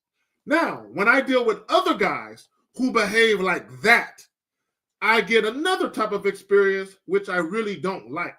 So what happens is when women are talking to men, whether that man is fine, sexy, handsome, cute, okay looking, whatever the case may be, what happens is because of their previous experiences, they start to see a pattern of behavior unfold, right? As far as how the guy behaves. So based on their previous experiences, they say to themselves, normally when I deal with a guy that behaves like this, it's a guy that can fuck me real good. You know what? I think I might fuck with him. Normally when I deal with guys that behave like this, they're assholes. They're narcissistic. They're liars, right? So if she's dealing with one of those guys and he's very, very handsome, because of her past experiences, she's going to equate her bad experiences with his behaviors. And even though he looks a certain way, she ain't fucking with him, right? The problem with you guys is you haven't learned to do the same when it comes to with women. We're going to get back to this video. It's very important because we ain't got much time. Gentlemen, check this out. So what we're saying to y'all guys, listen to us. We're saying to y'all guys, when you love yourself unconditionally and you learn yourself to a T to become an opportunity for dick, women are not only going to throw the pussy at you, but just like that woman that said, now I want to go back to that video because I want to break that down because it's very important for them to see this. Not this silly ass shit. Let me remove that shit. I want y'all to go back and wait, listen, watch. And I want to get some flowers planted in my garden, but looking at your car, you don't offer that service. So what other services do you offer? Like I told you already. Everything. Listen, I'm a grown-ass woman, and I ain't been fucked in a year and a half. I'll stop right there. So what I'm saying to y'all guys right here, did he say anything about dick or fucking or pussy or sex? He didn't say anything. And this is what we keep trying to tell you. This is why, Zach, this is why when we set up dates, we never get to go on the date. Because eventually they're going to recognize we're a man. And guess what they're going to do? They're going to let their hair down. And look, I haven't been fucked in a long time. I haven't played with my pussy. Or they'll talk about all I do is play with my pussy because I haven't found anybody to fuck yet. When a woman feels sexually safe around you and recognize you're that guy, they are going to divulge sexual information first, Zach. See this guy, Jesus Dada? You see him? Hey, Jesus Dada. Jesus Dada. What we're going to do for you two guys right here, we're going to be, for 2025, we'll put you two on the clock. Because this ain't for, listen, hold on for you. First of all, listen, this is not for you two guys. So I'm going to give you two guys a minute to call in. If you don't, we'll get rid of you. And I'll tell you why. I want to do you a favor. I'm here and Zag are here to show guys how to get pussy without doing anything. And apparently y'all don't want to learn, and it's cool. It's cool. So we are going to escort your bitch asses out in 30 minutes. Put them on the clock, True and Adam. So y'all got 30 seconds to call in or y'all got to get out. And listen to me. I wish y'all two guys the best of luck. And I hope that you find what you're looking for. But this ain't for you. This is for those that want to learn the game, who want to learn sex, and who don't want to challenge the master. So with that being said, hey, J-Dog, goodbye. And whatever the fuck your name is, 3 Chair, whatever your name is, goodbye. See that, guys? We're doing them favors. We're not going to fight. No, hey, gentlemen, it's 2025. If you don't want to be here, you got to go. Erico, keep pressing my hold real quick. See, I just want to say something. Is he on hold? Yeah, he's on hold. Go ahead. Okay, real quick. I want guys to understand something. These scripts, these movie scripts or television show scripts where they show women like this, who do you think are the ones writing the scripts? Women. Right. Women, dumbass. There's a reason why these types of things appear in movies, because these things are art imitating life. This shit happens. Go ahead, fam. I show them through the text messages all the women throw the pussy. The same thing. I want to get my pussy ate out and everything. 317, what's your name and what's your question? What's up? This Chris. You told me to call in. Hey, how old are you, young man? I'm 25. You 25. And you know why you listen to us? Because you know you can't get any pussy. And you don't know how to fuck. Right? What's so funny? Why you giggling like a little girl? Because you listen to us. You listen to us. I'm just tuned in. No. You ain't tuning in. No. You think you know it all, motherfucker. You're listening to us because you know that you can't do the shit we can do. That's why you're tuning in. I do exactly what y'all talking about. Wait. Then, hey, look. Then you don't need to listen to us. Then, see that? You don't need to listen to us. All right, take care. You don't need to fuck with it. Get the fuck going. You don't need to listen to us. Get the fuck on. See, listen, guys. See, Zag. See that I show them all the time. Women saying shit all the time, begging for dick. I have tons, and I show them over and over, Zag, over and over again. Everything I saw in that video in actual real time. So, and let me just explain this to guys, right? If you've dealt with enough women, you're gonna have interactions similar to that in the movie. Is it gonna be just like that where you're saying those exact words? Of course not. But once you've dealt with enough women, this is what guys don't understand. Right? This is what guys don't understand. When you're the type of guy where you epitomize sex, you're the walking, talking embodiment of sex, you're gonna encounter women where you just make them feel a certain way and they can't wait to sample you sexually. So what happens, because you're not pressed for it and because you're not thirsty for it, you're not going out of your way to say, girl, I want to fuck you. Girl, come over tonight so I can bend you over. Because you're not doing those things. What you're doing is you're just being yourself. You're having a conversation with a woman. You're planting some seeds. All you're doing is planting some seeds. And then, Steve, you walk away, you go about your business, and then you wait for those seeds to sprout. So what happens is, because you are who you are, inevitably, there are going to be women who come up to you and they basically say, hey, I want that. Give me that already. They're not going to say it in that way, but they're going to express their desire for you to make something happen with them. 559, what's your name and what's your question, sir? Hello, sir. This is Regine Parker. My question is, how is y'all's reputation like throughout college? Okay, you know what my reputation was? I was a whore and a slut and an asshole and a dick. Yeah, so I'm being dead ass here. Why you wait, sir? How old are you, dog? Why are you cackling like a little girl, dog? Why are you laughing like a girl? No, I'm asking seriously. How old are you? Cooler. No, how old I'm are you? 19. Then why are you giggling like a little girl, dog? You asking a man question. I'm being honest with you. They hated me. They knew they stay away from him to a point where where the college girls would say, "Can I speak to you after class? I see you talking to all these other girls. Is something wrong with me? Am I not attracted to you?" Exactly. So caller, I didn't go to college right after high school. I went into the Army. I went to college. We went to I went to college later when I was like in my late 20s, early 30s. I went to college then. But my point is this, right? I had a whorish reputation in high school. Oh yeah, and I had a whorish reputation when I was in the military, right? So back when I was in high school, I moved out when I was 17, right? When I was going into my senior year, the summer before my senior year, I moved out, right? So there were women who felt like, I don't know if I can fuck with Kerry because he has his own crib and he's going to want to fuck. And I'm hearing all of these things about him, right? So I had that reputation, right? When I got into the military, right, as soon as I touched down, right, I was fucking immediately, right? So I had a reputation of, damn, this is the type of guy, he really ain't dating nobody like that. He's just running through them. So I had a reputation as a male whore.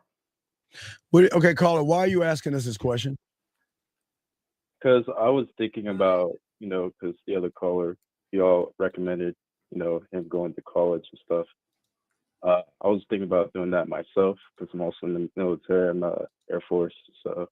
Okay, but I don't know your question of your reputation. Why are you asking about the reputation? Oh, yeah, that part. Yes, sir. Yes, sir. Basically, because I started listening to you guys like when I was like a senior in high school. You shouldn't be listening to kind us. of like that way. You shouldn't be listening to us. Yeah.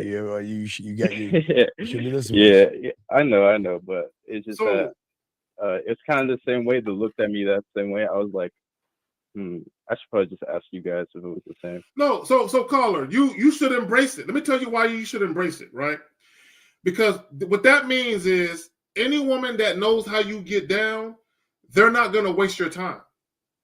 If they want more from you than what you've been rumored to give, they know more than likely that you're not to be played with. Like, I can't play with this guy. I can't lead this guy on. I can't make him think that he can wait for sex and date me. No, if I'm not fucking or sucking, then he ain't gonna fuck with me. Yeah, I had a simple motto I created. If I'm not coming, you're not coming over. The end. There you go. That's it. That was it. And women challenge us sometimes, and I walked them, escorted them out. Now, sometimes I would shock them to say, you can come over if you want, because I know you want to cook something for me. We don't have to fuck, but they fuck anyway. And that's what I keep trying to tell you, man. Y'all don't understand. Women make all the darndest excuses to get that dick. Excuse me, when you have good dick. My favorite, Steve, is, hey, girl, look, you can come over. You ain't got to do nothing you don't want to do. Just like that, just in that tone of voice. You don't have to do anything you don't want to do. Oh, hey, Zach, what about, you know what? Hey, are you busy? I'm at the grocery store, and I know you're out of your cereal, you know, my little cereals or Pop-Tarts and shit. You know, I want to bring it back. Look, if you just want to fuck, just say you want to fuck. Steve, I'm not there for... You know I've been bad and all, and they come over and all that shit. That's why we say women are very passive and indirect, because they'll think of an excuse. Hey, I was just in your neighborhood, and I'm just gonna drop by and just say hi. I won't stay. Have you missed? Do you ever miss me or think about me while they're straddling on you and shit? Exactly. Like they be fiending for dick, but they don't want to come out and say it, because y'all got to remember, women have an ego too, right? Women have an ego, and the last thing a woman wants to say is, "I missed your dick. Did you miss her?" Hold on.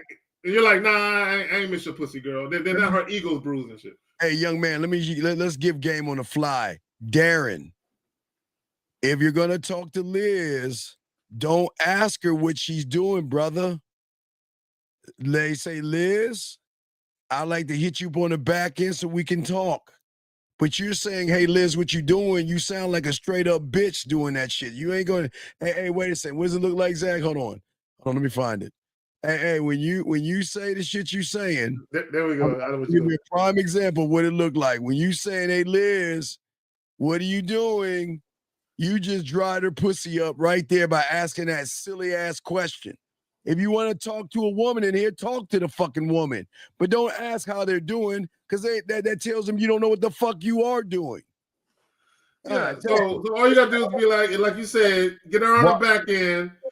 Yeah. And she might say, you know what, okay, I'm interested. You know, drop your Instagram or whatever. And then you drop it, then let her contact you on the back end. All right, young man, we'll throw you back in, young man. Okay? Good luck to you, buddy. All right, appreciate you. All right, guys. Last round of questions. About to wrap this up. Let me see if we other question we have, Zag. He says, why do I doubt myself at times when I make decisions? I don't know if you want to answer that. I'll just tell you, you don't love yourself. You don't honor yourself. You don't cherish yourself. You have no sense of self-worth. You have no sense of self-value. You don't believe that you are deserving of great, memorable experiences. Right. Hey, we appreciate it, brother. Hey, thank you, Jay Speaks. We appreciate it, dog. We appreciate the kind words, dog. We like the AJ Jonathan. Wait till tomorrow. We have our dog 1950 on, man.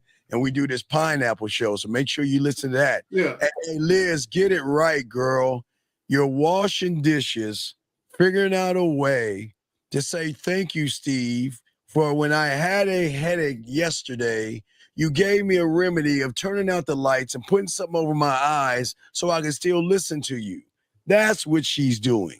Yeah, and she said she washing dishes. All you got to be like, You know, I see you like sticking your hand in wet places. We got something in common. Hey, and I can show you my wax on and wax off, baby girl. I don't wax that ass on and wax that ass off. I'll take away that headache, girl. Hey, see, that's that shit you talk to him. Look. As soon as you hit them with that sexual innuendo, and they don't respond or they ignore you, they're telling you they're not interested. So you get a response. Yeah. Hey, and that's the way I want you to pinch those nipples, just like that, in that little circle, right? So, hey, circle to the right, just like that. That'll be our circle to the right. Pinch your nipples for daddy. This guy says, "Is it game if I'm talking to other women, even have a girlfriend?" Bitch, you don't know. No, you're a cheater. You're a liar. Oh, you ain't got no game. Please be quiet. Please, guys. Let me say this, and I hate even talking about this. If you're lying to women to get pussy, you don't have no game. I don't even think he has a girlfriend. I think he's lying. If you're lying to women to get pussy, you don't have it. Look, guys, being a real player, a real certified bona fide player, that means is this. Not only are you dealing with multiple women, but all of them know that you're dealing with multiple women and they don't care. They're cool with it. So that's basically you're dating on your terms. Women, all the women know they're not the only one and they still fucking with you. That's what a player does, right? If you have a girlfriend and you have side chicks and you're fucking other women, then you're just a liar and you're a cheater. That's what you are. You're not a player. At all, man. So stop that shit, dog. You ain't no play. You ain't got no game, young man. You fucking, I don't even think you have a woman and shit. So please stop acting like you game the fuck up. But anyway, for y'all other guys out there, like we were saying before, gentlemen, you can have women offer their bodies to you. But again, like we're saying, as we wrap this up, what makes a man the one she'll beg to keep in bed is the man that knows how to make her feel sexually safe. Hold on, J Dog says, you missing it, girl. Because we telling you all things, the kind of things to do with your body. You missing out. Liz Delgado, I could be like, I'm gonna be over there in a minute, and we're gonna have a real blackout. No, we're gonna light some shit up. We're gonna have a real blackout. We're gonna have a blackout to light that ass up. Or you're gonna see the whites of my eyes and my teeth when I'm smiling down at you and shit. That's all you're gonna see, girl. Yeah. In the dark. Yeah, all you're gonna see is this. You're gonna see this, and you're gonna see the whites of these eyes. Yeah, girl, yeah. Hey, Liz, you can always thank me later, baby girl. You know that. You can always thank me later. Hey, Jay Speak says, and how to deal with what? Jay, what deal with what, buddy? We got you. Deal with what? We got you. Let us know. Deal with what? This is why we keep trying to tell y'all guys, man. Women love to have fun with men. They love flirting. Liz loves our voices. I know she loves my voice. You know, she's already admitted she loves listening to my voice. And I'm not trying to put Liz's business out there because there is no business, but I can't tell you, Liz, how many times Liz wanted to get off the show the other night, Zag, and she just couldn't stop listening to my voice. She couldn't stop doing it. So, gentlemen, if that's what's going on right now, what you think gonna happen if I get on Liz, holler at Liz on the back end, Zag? Hey, Zag, I'm a one it dark. Hey, look, let me tell y'all this, and that's the key, real quick.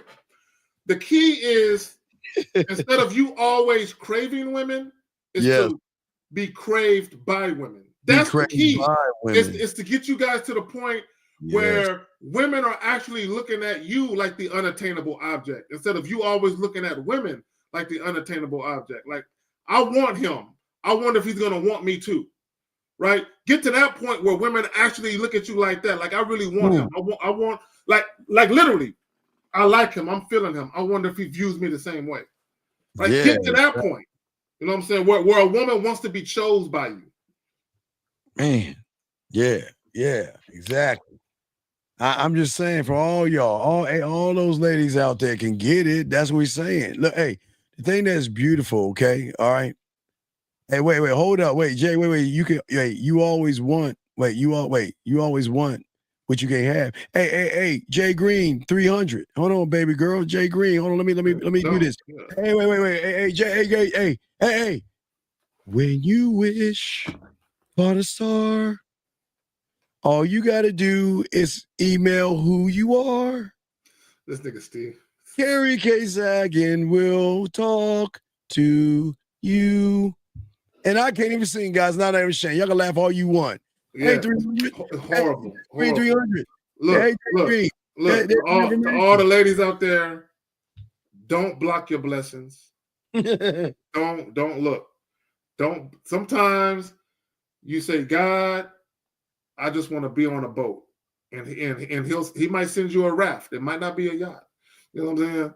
He's sending you something. Don't block your blessings. Yeah. So you can get it. You just got to move towards it. 300. And there you go. Hey, don't move away. Go to the light. Hey, like Poltergeist. Carol Ann. Go to the light. Go to the light. Go to the light. At the end of that light, there's something miraculous waiting for you. Something miraculous. Go to the light and see what's gonna be happening dark. Yeah, there you go. There you go. No. You can have the lights on if you want to. No, Jay Green. Hey, look. That's the Instagram, right? KZaggin20? Yeah, Instagram's KZaggin20. Hey, there you go, Jay Green. Hey, Jay Green. Jay Green, go to the light. IG, KZaggin20, girl. Go to the light, baby. It's there for you. Come home and enjoy a man. This is your women, your opportunity to enjoy a man that can make that pussy purge. And guys, you see how arrogant y'all, we talking shit, and look at the lady, hey, Zach, y'all, they offended, they love that shit because they so not used to, they're not used to that, Zach. They're not used to they're not used to men being themselves and not giving a fuck what nobody think. Oh yeah, absolutely. Just standing on business, bro. Look at him. Look at AJ. Hey, no judgments. Hey, Jay Green and Liz. See that, guys? Hey. And this is hey, guys. That's what you want them called. See that right there? See, they both say the same thing. Silly. And you know what? It won't. Look. It won't be silly when it really happens. There's some real shit going down in the dark. No. Keep your boots on. You won't be shaking. No. All those butterflies will go away. It's just a little bit of conversation. Yeah, butterflies will go away. Yeah. A little conversation. Butterflies will go away. Yeah, just bring your little A game with a smile and just holler at my dog right here and it'll be good. Yeah, I know it feels fun. Let it happen. Let it happen. You ever tell a chick when she's tense because you're about to put it in and she's all tense and you place your hand on her stomach and you say, relax, breathe, relax, breathe. Yeah. You're gonna feel a little bit of pressure, right? Just a little, but don't tense up. Just there you go. Relax your muscles. Relax your muscles. Right? Because the more you fight it, Jay Green, the more friction. Right. The more pleasure and pain is good, but the more you fight it, the more friction you're gonna feel. Don't fight it, Jay. Yeah. Jay Green. Just think about the fun you have right now, girl. See, gentlemen, see how fun it is, guys. Y'all guys look at Jay Green, Liz, be like, oh my gosh, she's so beautiful. What do I? Hey, Jay, let us go. Let it be taken out. See, and once you stop fighting it, once you stop fighting it, you're like, I think I can take it now, and you're ready. Pressure bust pipes. You ready? Hey, but pressure makes diamond dicks, baby girl. Come on, diamond dick. Come on, girl. Busting pipes. Hey, don't you have some plumber skills in your resume, Carrie? Hey, I tell you, I'm gonna get a t-shirt and I'm gonna say representative of the Alaskan pipeline. You know what I'm saying? There's gonna be some pipes. You know what I'm saying? Yeah, that's what we saying, man. Oh no, you. Hey, wait, Jay Green, call in real quick. Let's hear that shit. Call in, Jay Green. Call in. Come on, talk some shit. Come on, let's hear. Hey, I just want to point out real quick. See, Jay Green. Shout out to Jay Green. Shout out to Jay Green. A lot of times when women are in a relaxed situation, yes, and you being you, because we're throwing all types of sexual undertones and overtones all up in this motherfucker. And she's like, you know what, you're getting me in a mood to talk about some shit. Look, let me tell y'all something. And I've said this before. One of women's favorite topics of discussion is sex. Women love to talk about sex. Yes. Right? At any job you have, when you see a congregation of women, at some point they're going to talk about sex. Right? At some point they're going to talk about sex. In that little group that they're in, they're going to talk about it. Yeah, Jay Green, make that real call. Let's hear you talk that shit, girl. Make that call so we can send you some information to tell your girlfriends tomorrow at work, saying I called up these two motherfuckers and girl, we had such a good time. Yeah, come on and talk that shit. That's what I'm saying, guys. Hey, that's how y'all talk to these women. It's cool. Hey, guys, you gotta have fun. It's gotta be fun. It's gotta lay back. It's gotta be exciting, Zag. And that's how you win. That's how you win in this game, okay? But hey, Jay Green, we'll give you less than a minute, Jay Green. If you want to call in, we'll talk to you. But other than that, we're gonna wrap this motherfucker up. But hey, Jay Smith, you see that? Oh no. You hey, we'll bring your voice out of you. Wait. Hey, do you have to have a voice to go? Hey, Steve. And when you are that attentive lover. See, Jay Green, when a man is attentive, right? He can hear the moan. He knows the right there moan. Keep doing that moan. And he also knows you hit a spot that didn't feel too good. You went a little too deep moan. Like there's a different type of moan that a woman has. So that way when you hear that switch in moans, you're like, did I hurt you? Just a little, you know what? My bad. Then you slightly shift her over a little bit, and you reposition the entry point, right? Then you go back in, and you be like, "Is that better?" So you got to pay attention to the moans. They tell you shit. Oh, this motherfucker here, dog. Oh my god. Oh man. Hey. And see that, guys? They love that band.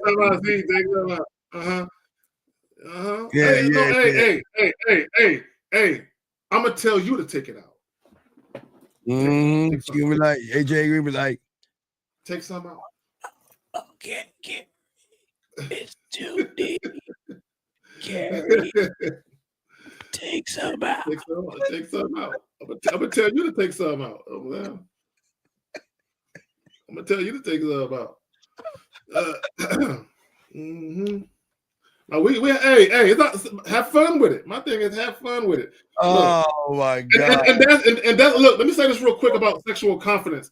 That's another aspect of sexual confidence. Oh, where when you are in the throes of passion with a woman you just met. I'm not talking about a woman that you fucked 4 or 5 times already. I'm talking about a woman you literally just started dealing with, and you're literally talking to her like that, where you can see that she's in a little bit discomfort. You're like, my bad, girl. Want me to take some out? And you guys are actually having that banter during that moment, and where you're comfortable speaking in a certain way. That's on. Yeah, skip your ass around that house. Bake them cookies. Yeah. Well, when you say why is that, Jay Green, I'm not sure what you referring to something Steve said or something I said. You have to elaborate. Yeah. Hey, now CJ Green. Now wait a second. That's a little bit behind where you're asking a lot of us right now. Stop. I'm feeling some kind of way. That's behind the scene conversation. That's behind the scene right there. So Jay, you just gotta hit up my dog. KZag20 on IG, say what's up to him, and he will answer that question privately. Vitamin D, you mean E. You know, guys, vitamin E is good for busting nuts. Vitamin E, not D. I go E. Vitamin E. Oh, okay, my bad. I thought you was talking to I thought you was talking to us. You was talking to Stormy. My bad. Okay. Oh, Stormy saying he said he like his women silent. Oh yeah. Hey, dog. Nah, bro. That means you ain't fucking. Okay, no, I don't like women who talk too much because look, let me just say this. If you're dicking down a woman and she can have a regular conversation with you, you ain't working the shit like you need to be working it. A woman should not be able to while you fucking her. So today was a long day. Yeah, the balls pissed me off. A woman should not be able to have a real conversation. It should be broken up. Like hold on. I'm trying to say something, right? It should be like that. So a woman should not be real talkative, but there's nothing wrong with a woman talking to you. Stormy and Friends, like a woman telling you, like when you hitting it and you can hear that wet flip-flop sound, and she tells you it's talking to you. Like when a woman literally tells you, oh my God, it's talking to you, right? Or when you in there and she tells you it's your fit, right? There's nothing wrong with women saying certain things to you. That's what I'm saying. Not at all, man. But gentlemen, y'all just get to see women have fun here. Y'all can have fun. Just learn the game and talk to the women, man. We got the Pineapple Show tomorrow, guys. So make sure y'all check that out. Zach, we gotta do our check one time on that before we go. You know what I mean? I got you. No doubt. All right, guys. Wait a second. Hey, dog, you can't fuck from Australia. Hey, dog, we're closer. Do you think Liz is gonna fly down under or go a few states over? She's not going to Australia for that shit. She's gonna say, no, hey, Carrie, where you at? I want to make some cookies. I want to make some cookies for you. He's down under. All right. Hey, good day, mate. And stripping the Barbie. Claire. Guess that's how they talk and shit. All right, guys. We're going to wrap this up, guys. We appreciate all you guys out there. Appreciate yourselves. We'll see y'all tomorrow on that Pineapple Show, man. We